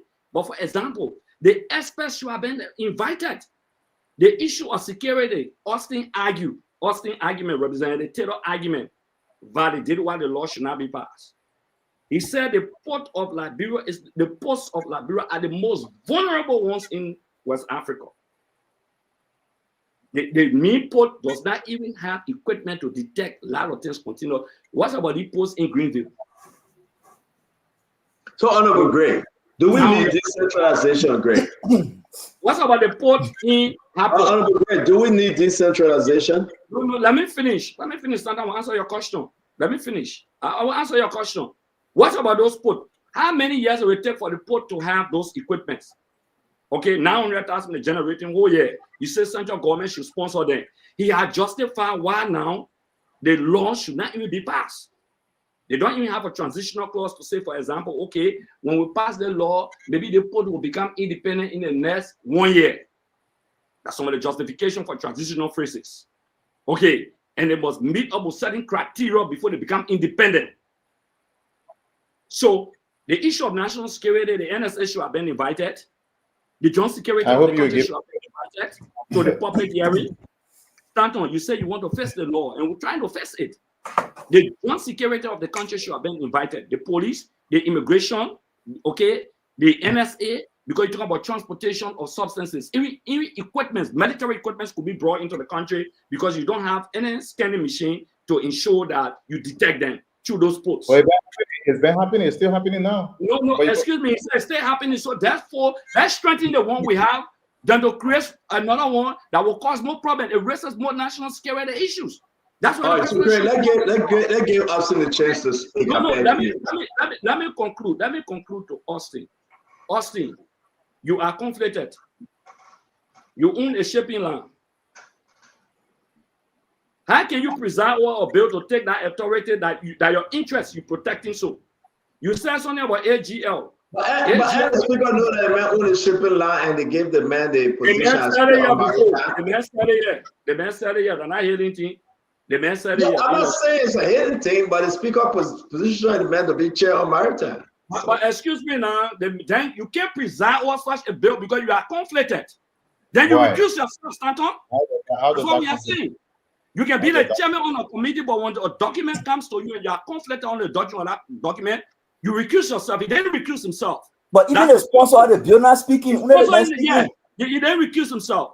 The man claimed, and he says something very sensitive, we got to start dismissing our colleagues in the legislature. Even if you send a document, maybe 2 minutes to session, to the people place, they're already in session. They say that debate the document. You say no, you already got a fixed vote. You do here and there or whatsoever you left the place. Everybody gone. That means it was calculated, no good intent. How do we send a document to you as chairman on maritime for concurring? You don't have public hearing, you just concur. You just agree with everything against maritime. Look, let me tell you, Stanton, in conclusion. I was chairman on maritime before. From President Salif time to George Weah time, we passed a lot of laws to get maritime where maritime is today. When you see about maritime, for us to come up from there to reach this level today, to repeal those provisions of the law is undermine our international credibility as a maritime entity. We gotta be careful. If you do that, Stanton, that's why you said you need, can we tweak the law? Can we speak more about the law? Okay, it's very important, Stanton. You run the show. I hope you can run it tomorrow again. Because all of the laws we passed to put maritime where maritime is today, where the past government were boasting us, we have come back to our status, where the current government is boasting of. To repeal those provisions of the law is to undermine our international credibility. So let's give Representative Taylor the chance to speak. You said a lot. We really got to hear from him. Then my man Isaiah would take us home. So let me talk about the transitional clause and provision. So Stanton, thank you very much. And I am very frustrated in Akaros tonight. Akaros is I mean, he's a good gentleman, but I'm frustrated that Akaras is supporting a system that is causing the influx of drugs in this country. That You say everybody vulnerable then. that is having our youth to be drugged, and then you are there instead of you supporting a bill that will stop this, that will improve the ports. You are supporting a system that has failed for 69 good years. That infrastructure you have, Lamco built the one in Buchanan, the Americans built the one at Monrovia Port, and so on. Since those ports were built, the NPA has failed to either develop or construct new ports. These ports have not even been added. There are no infrastructures, no handling equipment. The ports are vulnerable. People are using Fanti-Kino to bring in drugs. You do not have a system to control it. When we sit down to create a system to stop these things, all you do, because of your own vested interest, you sit down to critique it and say, no, this is not ready for. When is Liberia going to get ready for the good things? But you are the one who claim that you want the best for Liberia. But when it comes to accepting a bill that is going to do away with a system that is failing, that has failed the Liberian people for almost 70 years, you are here defending it to the core. Also, what a transitional clause. I'm So frustrated. I'll ask you a question. You talk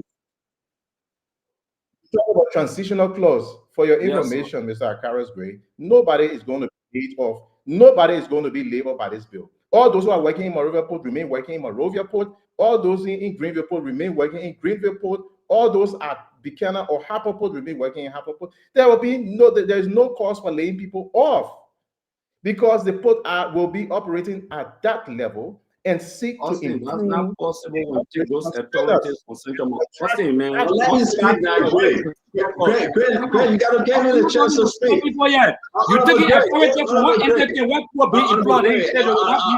Honorable Greg, we gotta give the representative a chance to speak. No, you can't say that. No, let him speak. No, you have your time to talk. Let him talk. I beg you, man. There's an educated program here. Greg, you are not the only person got to educate us. Let's listen to the guests. You make so many points. The question, what a transition. Yeah, but you heard the question. You make so many points. Let's listen to him. Go ahead, Representative. You are not taking employees out of Monrovia Port. Monrovia Port remains Monrovia Port. Monrovia Port has 600 employees. In fact, I even believe that once we decentralize, there will be more business for Monrovia Port. But the fact that the current management is not able to manage, and you are failing to accept that. So why do you need a transitional clause? You will even need to employ more people, because you are going to be increasing productivity at the ports. You are going to be increasing at the ports. Then here you are talking about transitional clause. Why do you want to lay off people when you are seeking to improve the ports? Why do you want to lay off? The operation, the vessels that come in the Monrovia Port will not be reduced. The manpower that you need will not be it will not be reduced. At Greenville Port, the equipment that should be going to Greenville Port, in fact, is coming through Monrovia Port, and Greenville Port is not having enough cargo. At Harper, goods going through St. Pedro Port. But when you improve the ports at Harper, you will have Harper receiving more cargo, and that is increasing employment. So there is no need to scanner there automatically to detect drugs. Then you employ a port scanner. The ports of Monrovia, the ports of Greenville don't even have a port scanner. Thank you very much. Abula Mame come in. We gotta move on. It's way past 8. Let me Abula Austin. So Abula, let's hear you. Don't go to acid to close up this show. What Austin just said exposes the reason why the president should not sign the bill until it is opened up. How do you pass a law and say you cannot include a transitional clause? Austin, transitional clause is not only for employees. The National Port Authority as a unit acquire loans, acquire debt over the period of time. When you separate them, you must put in transitional clauses on how that debt will be distributed. There are staff that were redundant There were pensioners, pension staff of the National Port Authority. When you separate them, you must provide provisional clauses on who will be responsible for those on pension. There are assets of the National Port Authority that were acquired as a National Port Authority. When you separate them, you must include a provision that will determine how the assets will be distributed. When you are giving power to a new institution, like you say here, that they don't have scanner, they don't even have this, they don't have that, what people can do is they include transitional clauses and they authorize the MPA within maybe 6 months to ensure that these things are there before the agency can be independent. Those are what people include transitional clauses: pension, asset sharing, liability sharing, and capacity development.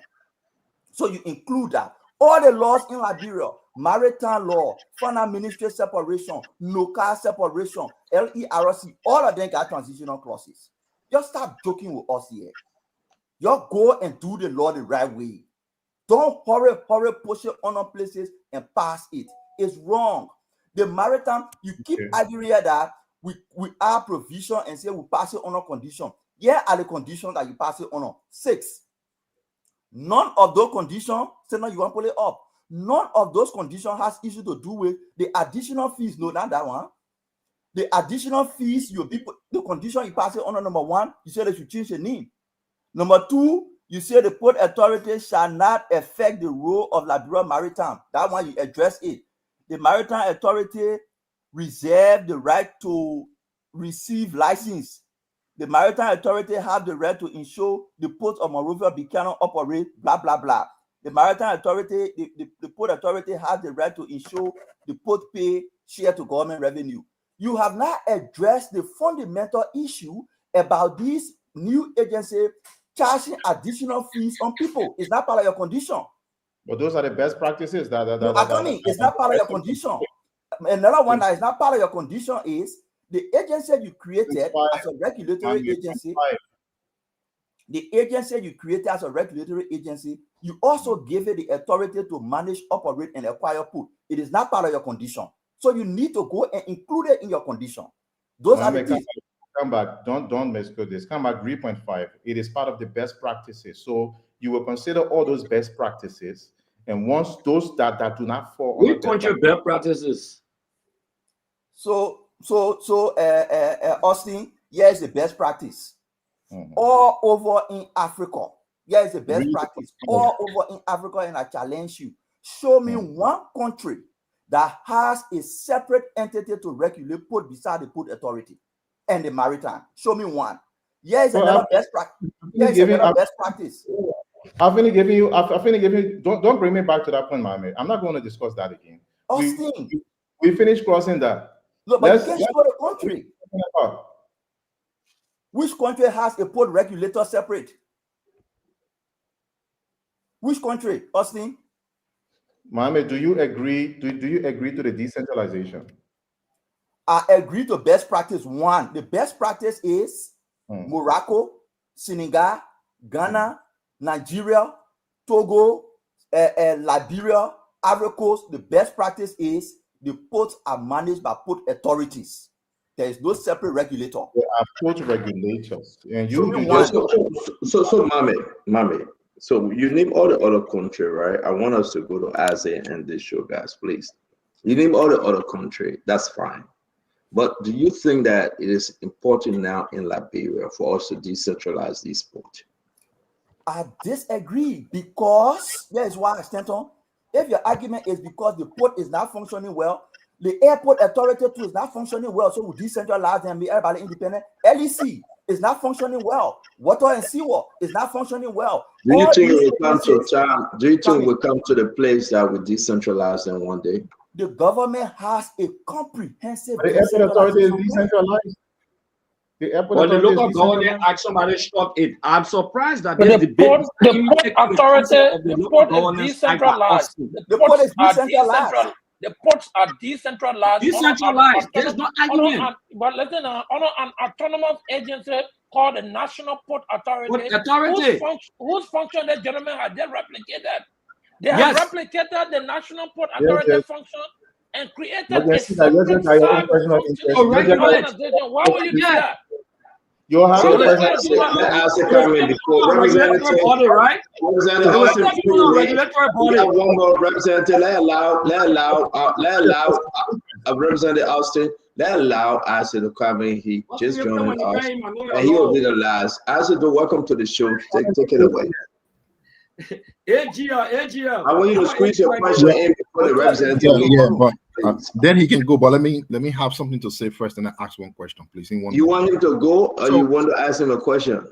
No, I said let me have something to say first. Okay. In here, right? So, Representative, thanks for coming on. Unless you have another dictionary that defines decentralization different, I don't know how is the port not decentralized. Decentralization only means the presence of the thing should be felt to the local places. Does it really mean you must give the other locations autonomous status before you define that as decentralization? Just to be clear, I have not seen any sense in this whole bill that says Harper Port should be on its own. The other port, as it is now, it is on its own. It is only under the gobble of the NPA. And Rep, when you were talking, you said no job would be lost. That alone made me to think that there was not a thought of process. Or Rep, the NPA's budget, based on which it operates, includes money from all of the ports. It is that budget they use to pay people. Once you cut off those budget supply, certain people will not have money to be paid. Definitely people will lose their job. On the flip side of the Rep, let me just end, please. On the flip side The of the Buchanan Port, the Greenville Port will not pay because what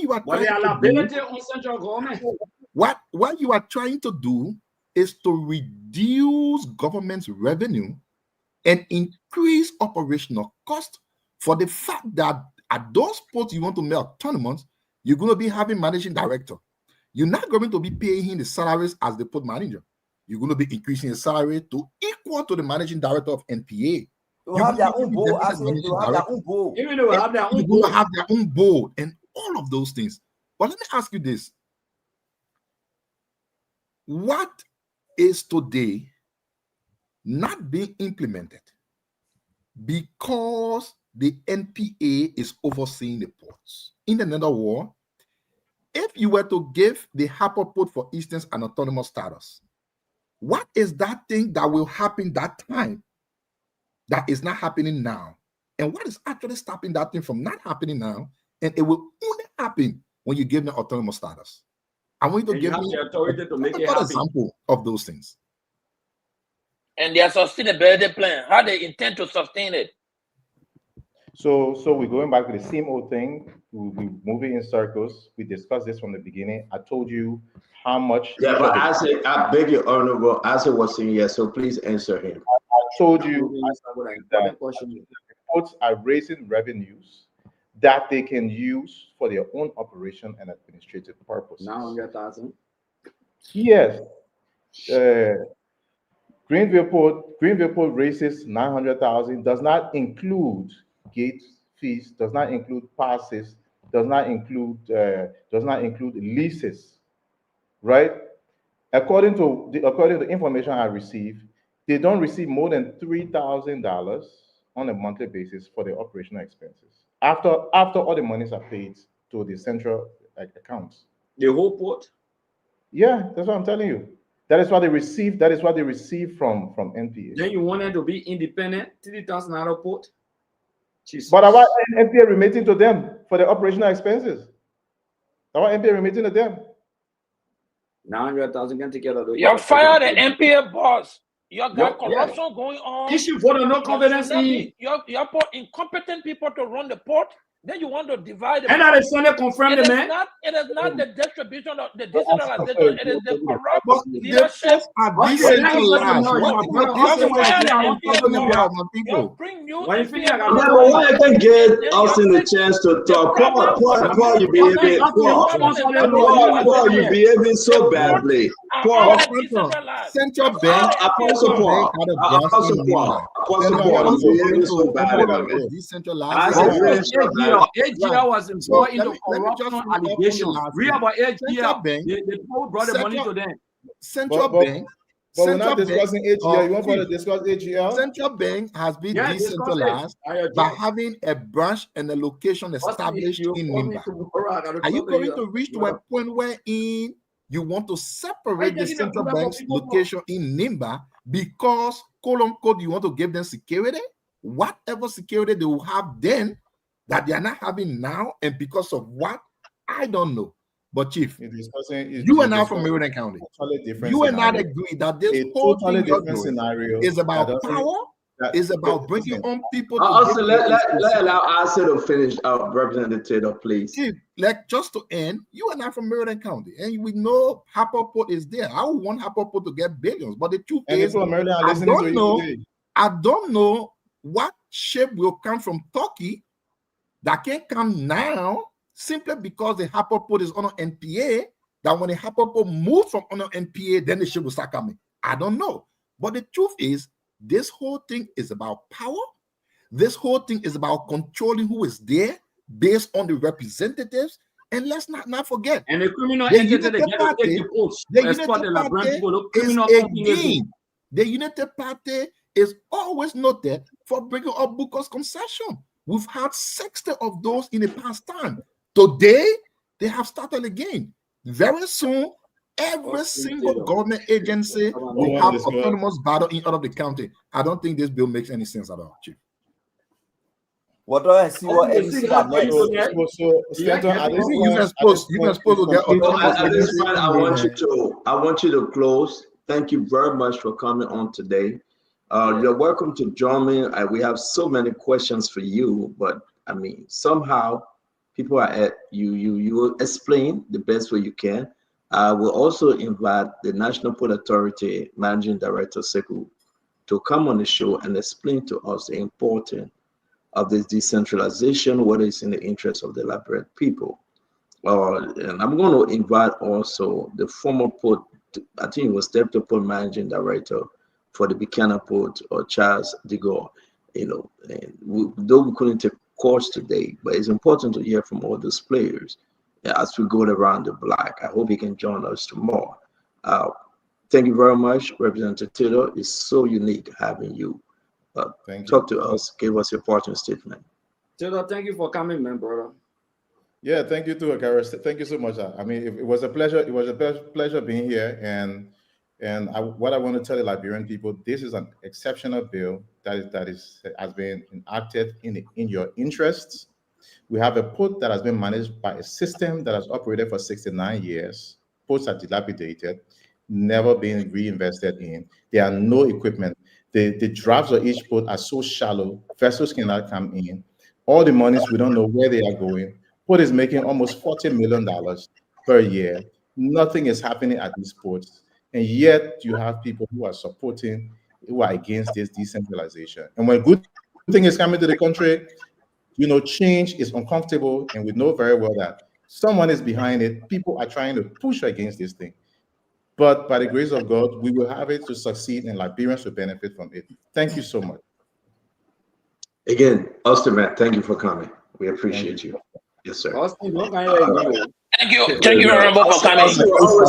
Austin, always pick up my call, and you always come on the show. Thank you, Honorable. Thank you for coming. I see how they show up who will stop to the issue.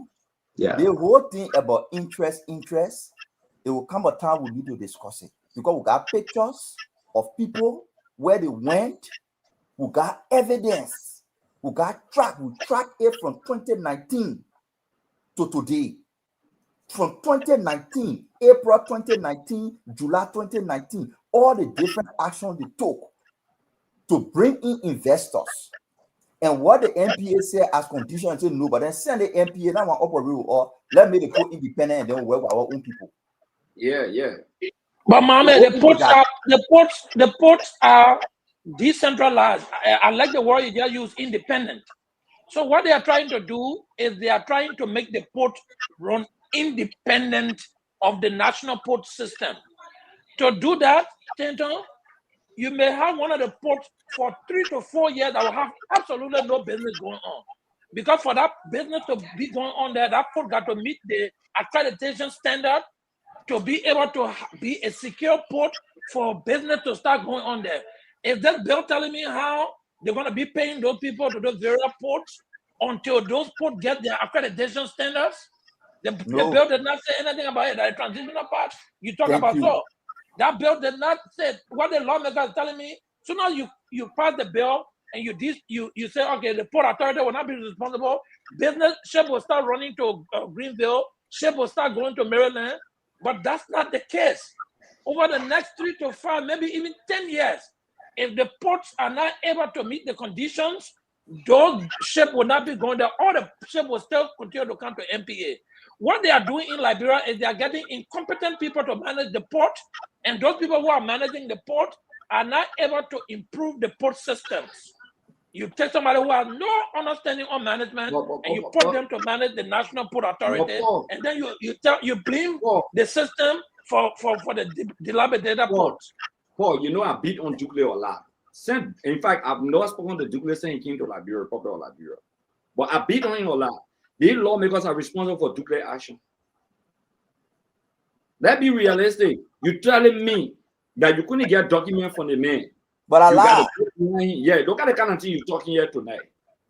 That you even know who sponsored the law, who introduced the law. You say it's not the business of the public. He knows, but because it's devious, he didn't want to talk about it. How can he be purporting a law that he doesn't know who started?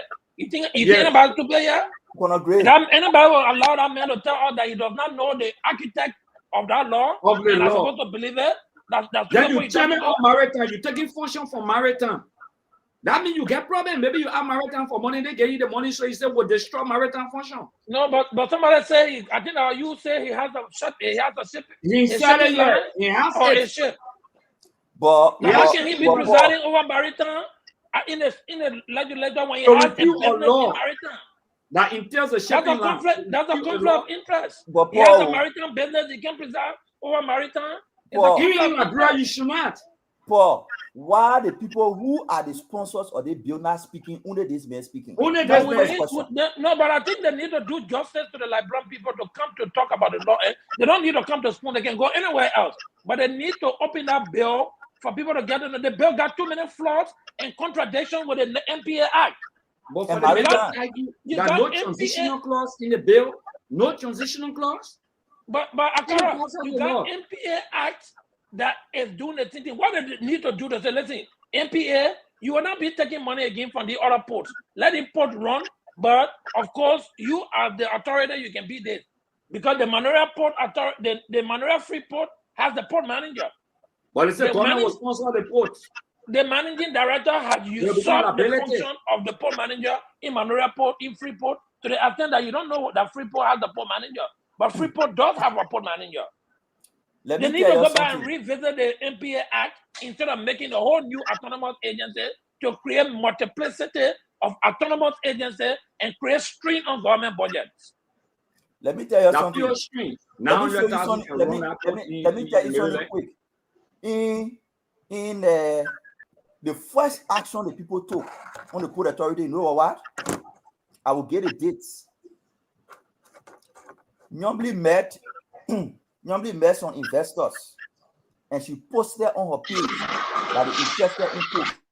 3 months later, she organized a committee to pass a resolution to the president to issue executive order to stop the MPA from regulating Buchanan and other ports. Even the guys from Bulgaria. Because she wanted an executive order, so the executive order would have allowed her to immediately enter into negotiation with the people. But the president did not issue the executive order. 3 months later, she introduced the law. And on her page, she celebrated that the Senate had made a decision for the president to issue executive order to stop the MPA from regulating the other ports. That was their first move. They were not thinking about no transition. Oh, man, and easy to never stand on. Don't listen, Mame. Decentralizing the system in Liberia is a very good thing. I'm a proponent of decentralization, including allowing local government to have the power, the superintendent to have the power to go and make contracts, sign businesses on behalf of the county. I want that to happen. It has to be done the right way. But this law, the AGL are behind them. That be real. Listen, Akara, if this law is not looked at and the president signed it, it will create a lot of problems for the people, for the entire voting system. You can't be talking about making the port independent because they're not autonomous anymore. It's independent because they are on an autonomous body. And the man said they will supervise it. The lawmakers said they will supervise it. Because the lawmakers will be trying to use to strong arm the port manager in his constituent to get money from them. They said they will supervise it. Yeah, Mike, the man put a clause that they are fraud. They said they will supervise. I will invite somebody on the show who have been port manager for Green Bay for 10 years. Let's get her view. 10 years they may manage the port and carry to, I think, level 1. But because the port management has gone back down again, I think now it's level 4, level 5. Nobody even know where it is. We need a good management system, not another autonomous agency. What we need is to put port managers who understand how to manage the various ports and go outside and strengthen the port. So you know what the men are doing now with so, the local government. You know, good. Let me ask something. Something probably that didn't come up. For these things or decentralization. So if all of these ports are independently run, what happens to NPA? Because NPA is the regulator managing these ports around. If the NPA are not regulator. No. What I mean, they are the head umbrella that everyone is under. So the thing I'm asking, if you were to take Greenville Port from NPA, you took or Buchanan Port from NPA, you went again and took Harper Port from NPA, Monrovia Port from NPA. What would they be doing? What would be it will be PAN. Huh? It will become PA. It will become PAN. I don't understand. Listen, somebody say, "Oh my man, you know that Duke." You know what I think. You know what I think about though. I said, this is what I think about. Right. I have never seen on the show for Mame and Sedition to agree on something. But that's the right thing. No. I just want to bring no, but you're winning now. There you go. No. Well, I come on the show later. I didn't hear what Mame say. I say mine. I've never seen on this show, right? For Mame and a Sedition, zealous. Even if they are right, you disagree with them. You disagree. Because this is bipartisan agreement. It tells you that we are saying the right thing. Because there's people that cannot agree. Even if the citizens are right, Mame will find a way around to Paul, for me, another issue. You know the right issue? Stanton, I man been calling him, the been taxing him. You see Stanton? He read the whole show, nobody for him. So him black. Yeah. He just watching. He said, "One pop." Listen, didn't smile at her. When you smile, he said, "When I put my hand down, I will be roasted." So let me watch. Even the bill is sponsored by one of my big brothers. But I told him that I would disagree with it because you've been told people keep talking about decentralization. What does it mean? The posts are decentralized. But on a serious note, on a serious note, and a shout out to Austin. I think Austin did extremely well. Yes. To come on the show to try to explain something they should have done from the beginning. And I think even if this, like Mame said, if this was Youngblade interest, Youngblade should have actually explained this to the country or send her surrogates, right? Even Snow, DeLong, Emmanuel Nukwe, they should be able to come out and make the people understand the importance of this decentralization. That's the problem here. A lot of things happening. But then the devil is in the detail. Like our brother Fadiga would say, the devil is in the detail. If they can remove the devil and let the detail be the detail, then maybe we'll not have the collaboration between CDC and MAME. Yeah, CDC and MAME. CDC is working along with MAME on this front. There's a CDC and MAME collabo tonight. Yeah, CDC is working. I have never seen it before. CDC is agreeing with everything MAME is saying on this bill. Guys, Nelson, come on the show. Let's get to 10 calls. And this is shocking to the nation. People say, can you imagine MAME is agreeing with sedition, Gray and Acido? Yes, they have formed a common path. They have a common path right now. Nelson, please come on. It's called collabo. The word is collabo. I agree with you. When I be that jail, then we just criticize and come out to apologize on private jail. We won't be those kind of people then. Yeah. Stand up, but on a serious note, I told Mame yesterday I will agree with him because I know the danger of the law. We got to be real. I don't think there's a danger, right? I think, but I'm concerned. I'm concerned, right? It will affect the country in the future, not just today. They are decentralization, but Mame, I'm concerned, right? As a strike on a very important point. So, the Harper Port, the Buchanan Port, and the Greenville Port, they're all going to be decentralized. So it means that Freeport now in Maria will also be decentralized. They will have to remove it from NPA. They will have, Mame, is that so? Yeah. And then NPA. No, so I want to sink it because I didn't know, but I just brought it up. So is that cool? Mame, let me ask a question. Then I'm getting concerned.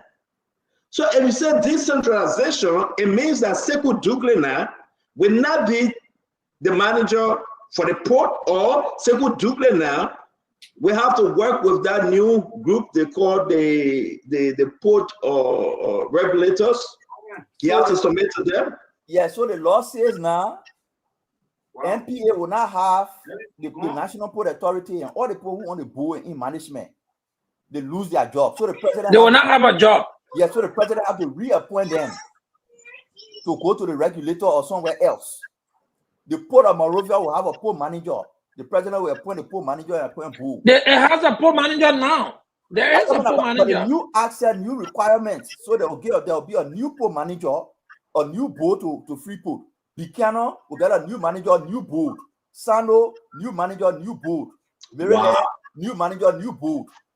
The question there is, one fundamental question they're not answering, how would that transition take place is not in the law. They get left it open. Where the port will get the money from to do the, even if I agree you bringing investment, they agree you bringing investment. When that investment get ready to start, it will go through different process, go to the legislature for ratification. Maybe it will take maybe 7, 8 now, maybe 1 year before you can even go through all the assessment and ratification. How would those port be surviving? So no, Mame, help me. And let's do round 2 tomorrow on this issue. But on a serious note, every income generated revenue that is coming out through all these ports, where would that money be going? 10% to the regulator. 10% will go to the new regulator, direct 10% to the new regulator. Then the balance will remain with Buchanan, the balance remain with Monrovia, the balance remain with each of the other ports. But so it means that the regulator now will know exactly what coming in and how much is spent on each of the ports, correct? Yes. So that regulator now will make the determination to say if the free port of Buchanan, the port of Buchanan saying, listen, we make $5 million. They should cross all the T's and dot the I's. So it's like they're serving as auditors over those ports, right? No, but the port are independent. They're not managing their finances. They're not into their management. Because the regulator not into the management? No. LTA, right? What is Siakon doing? What is Leptiaco doing? LTA not into that management. LTA just okay. Thank you for that. Thank you for answering that. But it means that President Burger have to reappoint those port managers again, right? All of them with the board. You need to reappoint all of them over. Wow. And then Stanton, there's another thing. You know, MPA has a lot of people who are retired. right? Those people are getting paid. They're on pension. They are getting paid. So when the new regulator comes, they either have to find a way either to take on all these people from MPA or they have to pay them off. Their law is not saying that to anybody. Correct. Well, my thing is that I think it still need to be worked on, but something people are holding back the nuclear weapon. What I'm hearing today, people say, but still don't you quiet. I'm not quiet though. Paul, people are holding back. People get recording, people get documents, people get things to export, but they are holding back. I don't know for when. So I think people get document to say that this thing was engineered by a certain group of people for a certain selfish reason. I don't know. I think decentralization is good. And I just my issue in one talk, but I just think that if you want to back the professional thing, then you're on your own. I think we should just say everything, right? Because this is going fast to judge. I'm hearing that JMB going to go to Grand Gide, do the reburial of some kind of dough, bury his wife, and come back home. And this thing is the first thing on his agenda to sign. That's what I'm hearing. Mami, Well, what are you hearing? if he does not read it until he signs it, it's going to be bad for him in the country. It's not a good law. The president knows, even if the president is interested in decentralizing of breaking the polls apart, because the polls are already decentralized, even if he's interested in it, I think the president is wise enough to know that such a major law cannot be passed under secrecy like this, and he just go to his there and he sign. You have to open it up for review. And we'll get to that point. The point about the special. But let me ask you a question. You think this entire bill is to target Sekou Doucouré? You think it's just targeting him?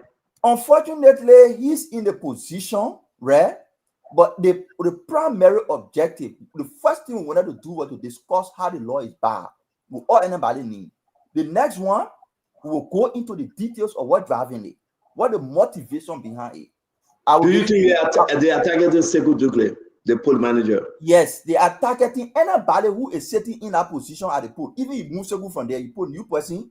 Once that person have the authority that prevent them from doing what they're doing, they will also break down the pool. Yeah, is hold on now. Is there anything between Sekou and those investors that they bring in, for example, the port of Buchanan? Is he stopping them? Is he stopping the operation? Yes, it do. The MPA as a management of the port have already entered into initial agreement with Tanja Mayor. That man was sitting here, he told you Tanja Mayor is the best port in Africa. Correct. And the best port in the world. This is the port that want to come to your country and develop your ports. In the meantime, Nyombli and other people are interested in a company called AGL. All the ports AGL manage are ranked around 300 to 200 in the world. That are ranking. Check it online, AGL. All the ports they manage are ranked 300. Is that one of the group that Mandela Cooper and Nyombli brought up yesterday in Sierra Leone? Correct. So Tanja Mayor is the best port in Africa and the 10th That's best. how Leon can bring all the criminal cartel them from. You know, Yes. remember? Let me 30 seconds you can't in. Tanja Mayor is the best port in Africa, the 10th best port in the world. AGL, which also want to come in, all the port they're managing are ranked around 300. MPA is saying, if Tanja Mayor has the capacity to do Buchanan and Monrovia, why should we deny the best port in Africa for a port as AGL? Somebody say, no, just give up AGL, give up Buchanan. So no, we can't give you Buchanan. So, okay. If you can't give up Buchanan, then we'll split everything. That is story there. What kind of selfish people are here? So yeah, you know, Stanton, you were asking about the issue of Sekou. You know, I will be one of those people that will not defend Sekou. And besides, when I came on the show, I didn't listen to anyone. I just came and said my own thing. It's not about Sekou. It's not about me agreeing with Mami or Mami agreeing with me or you or Paul. But the truth is, we are saying what is right. And everything we say will come to pass. There will be chaos around the place. Now, there are people that if NPA had agreement with that design, Mami and Akawas were talking about transitional clause. What happens to those people? What happens to the agreements that is signed? Now, don't forget now, our NPA is not the one managing the Morovia port. The Morovia port has a manager, just as the same way as the Buchanan port has a manager, the same way the Harper port. What they are saying is to detach all of these ports from NPA. That effectively means there will be no NPA. Effectively means everyone working in NPA can only be there until whatever money they get in there can finish. Because once the money is done, no money coming from Buchanan port, no money coming from no other port, they will just be hanging in the sky, mean they out of job. They ain't got no job. Unless the president Who's the manager for the national port? Who's the manager for NPA? For the Morovia port. Yeah. I don't know his name, but I know because that position is always predominated by the managing director. By the managing director, who is stationed there, so he kind of overshadows the port operation. Yeah, I said talking to somebody. He talking to somebody, and that's why he coming with all these great. What's the financial viability of this? Well, let me understand the manager. Let me understand who's the manager. So Seku is over somebody that running the affairs. Yeah, of the port. Yeah. Stanton, the National Port Authority is a unit. It's an institution that is managing all the ports. Right. So if you take out the National Port Authority, everybody who working with the National Port Authority will potentially lose their job. So Freeport Morovia will stand, Buchanan will stand, Maryland will stand, Sano will stand, but the National Port Authority staff who are not working with That's why I love to ask this very simple question. The argument is just decentralization, and I felt there was some other dictionary somewhere I've not seen. It is not decentralization. It means it is independentization. You know, independentization. People want us to. I beg you 1 minute. I say, Mama, people want us to have this conversation more. I know we get a lot of stuff, but a lot of things coming up too. And I think Seku got to talk. I think the general manager of the National Port Authority have to speak, because so many allegations coming up on him, but vice versa, so many allegations coming on Yombly, and those people that I want to bring the Tangi group in the country and the AGL group, the Lapan people are so confused. So this is about personal interest, or this is about the country. My fellow Liberian, you have to come out more. This is getting deeper. Is this about the country called Liberia? Everybody just want to eat and check off. What is happening? So you mean there will be no Freeport NPA, Buchanan Port, Harper Port, Greenville Port? Everybody will have to operate on their own. But this was discussed with the president before, though, and the president spoke about decentralization, Mame, Isaac, Paul. The president spoke about this. So the president is in the know, right? Stanton, the president. Let me learn. Mame, go ahead. A president usually doesn't go into all those details. It depends on his advisors to go through those details with him. He get a broad concept. Yes, I like decentralization, right? But if I were the advisor of the president, Mr. President, you have put into operation Liberia decentralization law. What our law says, every revenue you generate in each county, certain portions should remain with the county. The county will have a county committee, that's some way they call it. That committee will I beg you, let me say this real quick. We have the Tanja Met.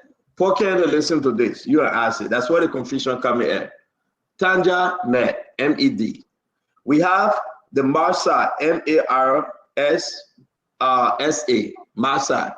We have the AGL. Now we got to work on this thing, right? We have this different company that coming on individual interests. So the whole thing about the port now is about who company going to come through. Who invests? You get it right. Yeah, so we got it right. We got the AGL. I'm not calling who bringing that one in. We got the Tanja Met and we got the Massa. All of them want to bring people in to control the port. This can only happen when somebody run the port. And whosoever that will be running all 4 ports, we hit the jackpot. I'm getting That's right. That's right. That's why the fight is. Somebody thinks Sekou want to get. Somebody thinks Sekou want to dominate. I'm not saying. I don't know. It is not about it's about the national port authority. You know, they create a national port authority, they create LEC, they create water and sewer, they create airport authority. They gave them the authority to find investors and bring them to invest into different infrastructure. So the Molly passed away is the port manager. Molly passed away. It's the port Monrovia port manager. Molly passed away. Good. Mame, you know how that thing sounded to me? It's like the lawmaker trying to say, okay, let's decentralize the police. The police detachment in Bapolu will have its own branch. The police detachment in Lofa police director. will have their own police director. And Stanton, the argument that other people express interest in managing a port, that's the reason why the port should be autonomous. It doesn't make no sense again. So Stanton, what stops those people from coming now? It is only because NPA is the one overseeing the port. Like Paul is saying, what will stop Ministry of Youth and Sports from bringing in investors to fix the fee in Meriden County? Unless Meriden County got own Ministry of Youth and Sports before they can bring investors to face the football fee there. Like, I've been looking at it and I'm not understanding exactly what they want to do. Unless they want to target someone. And for me, everybody knows that I wouldn't be here to defend Sekou. I don't talk to him. I don't know him. He's from Unity Party. Will not be there. My eyes closed on Sekou. I'm not looking at him. But the truth is, they are making effectively powerless. And they want to take Sekou power away from him because you're there. Who they want to take Sekou power? Listen, my people will be talk every night. He's one of the sponsors for the bill, and I'm disagreeing with it. Who nigga talk every night? You want me to I think we should bring Senator Snow. Senator Snow can talk to Tomorrow, Senator Snow or ex-wife birthday. Oh, man, you will not be here. Yeah. That Senator Snow will tell you the secret. He will tell you who behind that bill and why. That man trouble, man. I know that. I think it's been a wonderful. My man. Yeah. You're picking student, you can't complain because you know why he's sitting on. You're picking nursing, mommy. Who nursing? Oh, nursing is sitting on something? Nothing on rock. The beginning, mommy, so you can't complain. You just ride with the flow. You're not even sleeping, yo. I see why nursing jump up. Nothing on rock. I'm gonna be sharing your guru. I'm picking nothing. I said it. That only chair I'm sitting on right now. No, tomorrow I know we have more conversation on this poll thing. Yes, we will. Let's go to another part. Start on today. There is this guy. No, you want to go to another part. Let me interrupt you. Something happened today. I beg you, Nelson, you didn't put a picture up. Something happening with President Barker, though. I want us to close on the answer you're coming with what you're saying. I beg you. Mm-hmm. Something happening with President Barker. The puppet suspended 3 powerful people in less than 3 weeks.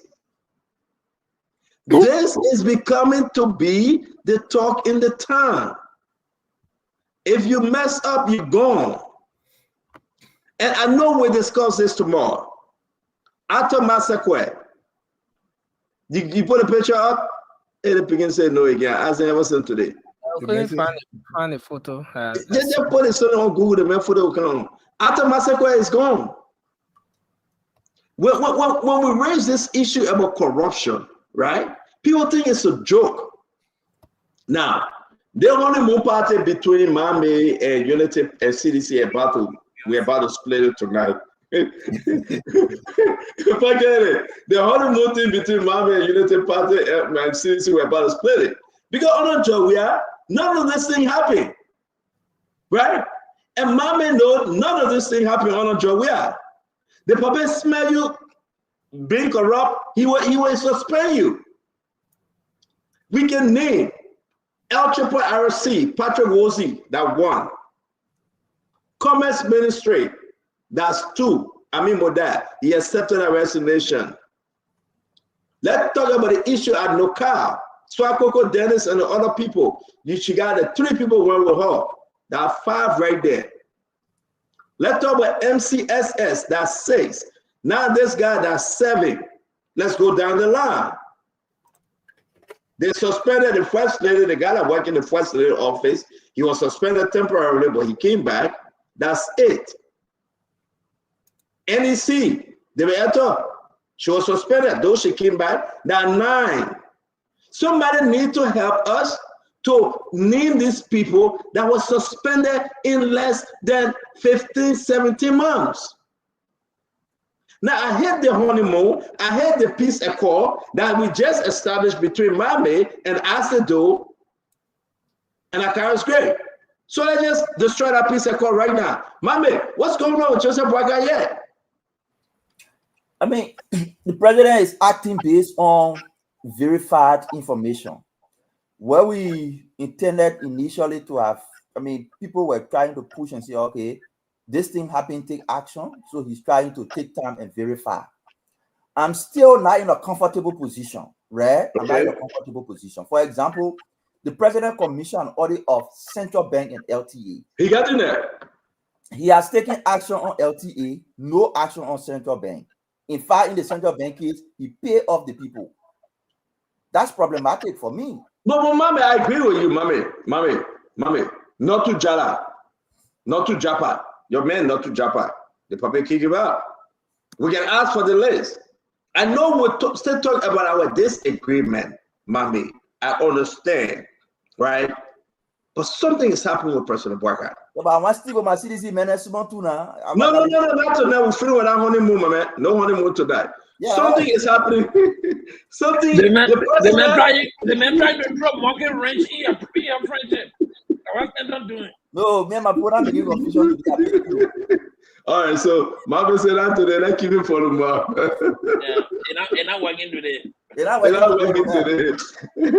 I said, end the show. I said, take us to let's move on. I just wanted you to tell us the financial viability of this contract before you go. You're the financial person here. Which contract? Tomorrow.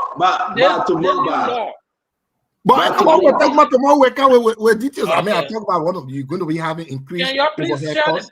Can you share it? I don't have it. I share now, but that's sure. Yeah, we can do financial thing here. But actually, what I wanted to say is from the entertainment side. You know, I'm not too much into the entertainment side, but there are times we have to promote our own like people. There is one musician who is coming on Stanton. One, I think SRO something. Stanton the boy is good. You know, today I was in my office and I decided to play a song. For some reason I was doing Facebook or whatever that thing. One of my colleagues who actually like the American stuff heard it and said, but these type of people, when they come to America, they will be our men down. I said, oh, what do you mean? He said, but let's go to the back, let me listen to it. So when I went to the back and started playing music, I said, but who is this guy? Why is he? What kind of music you were playing? What's the name?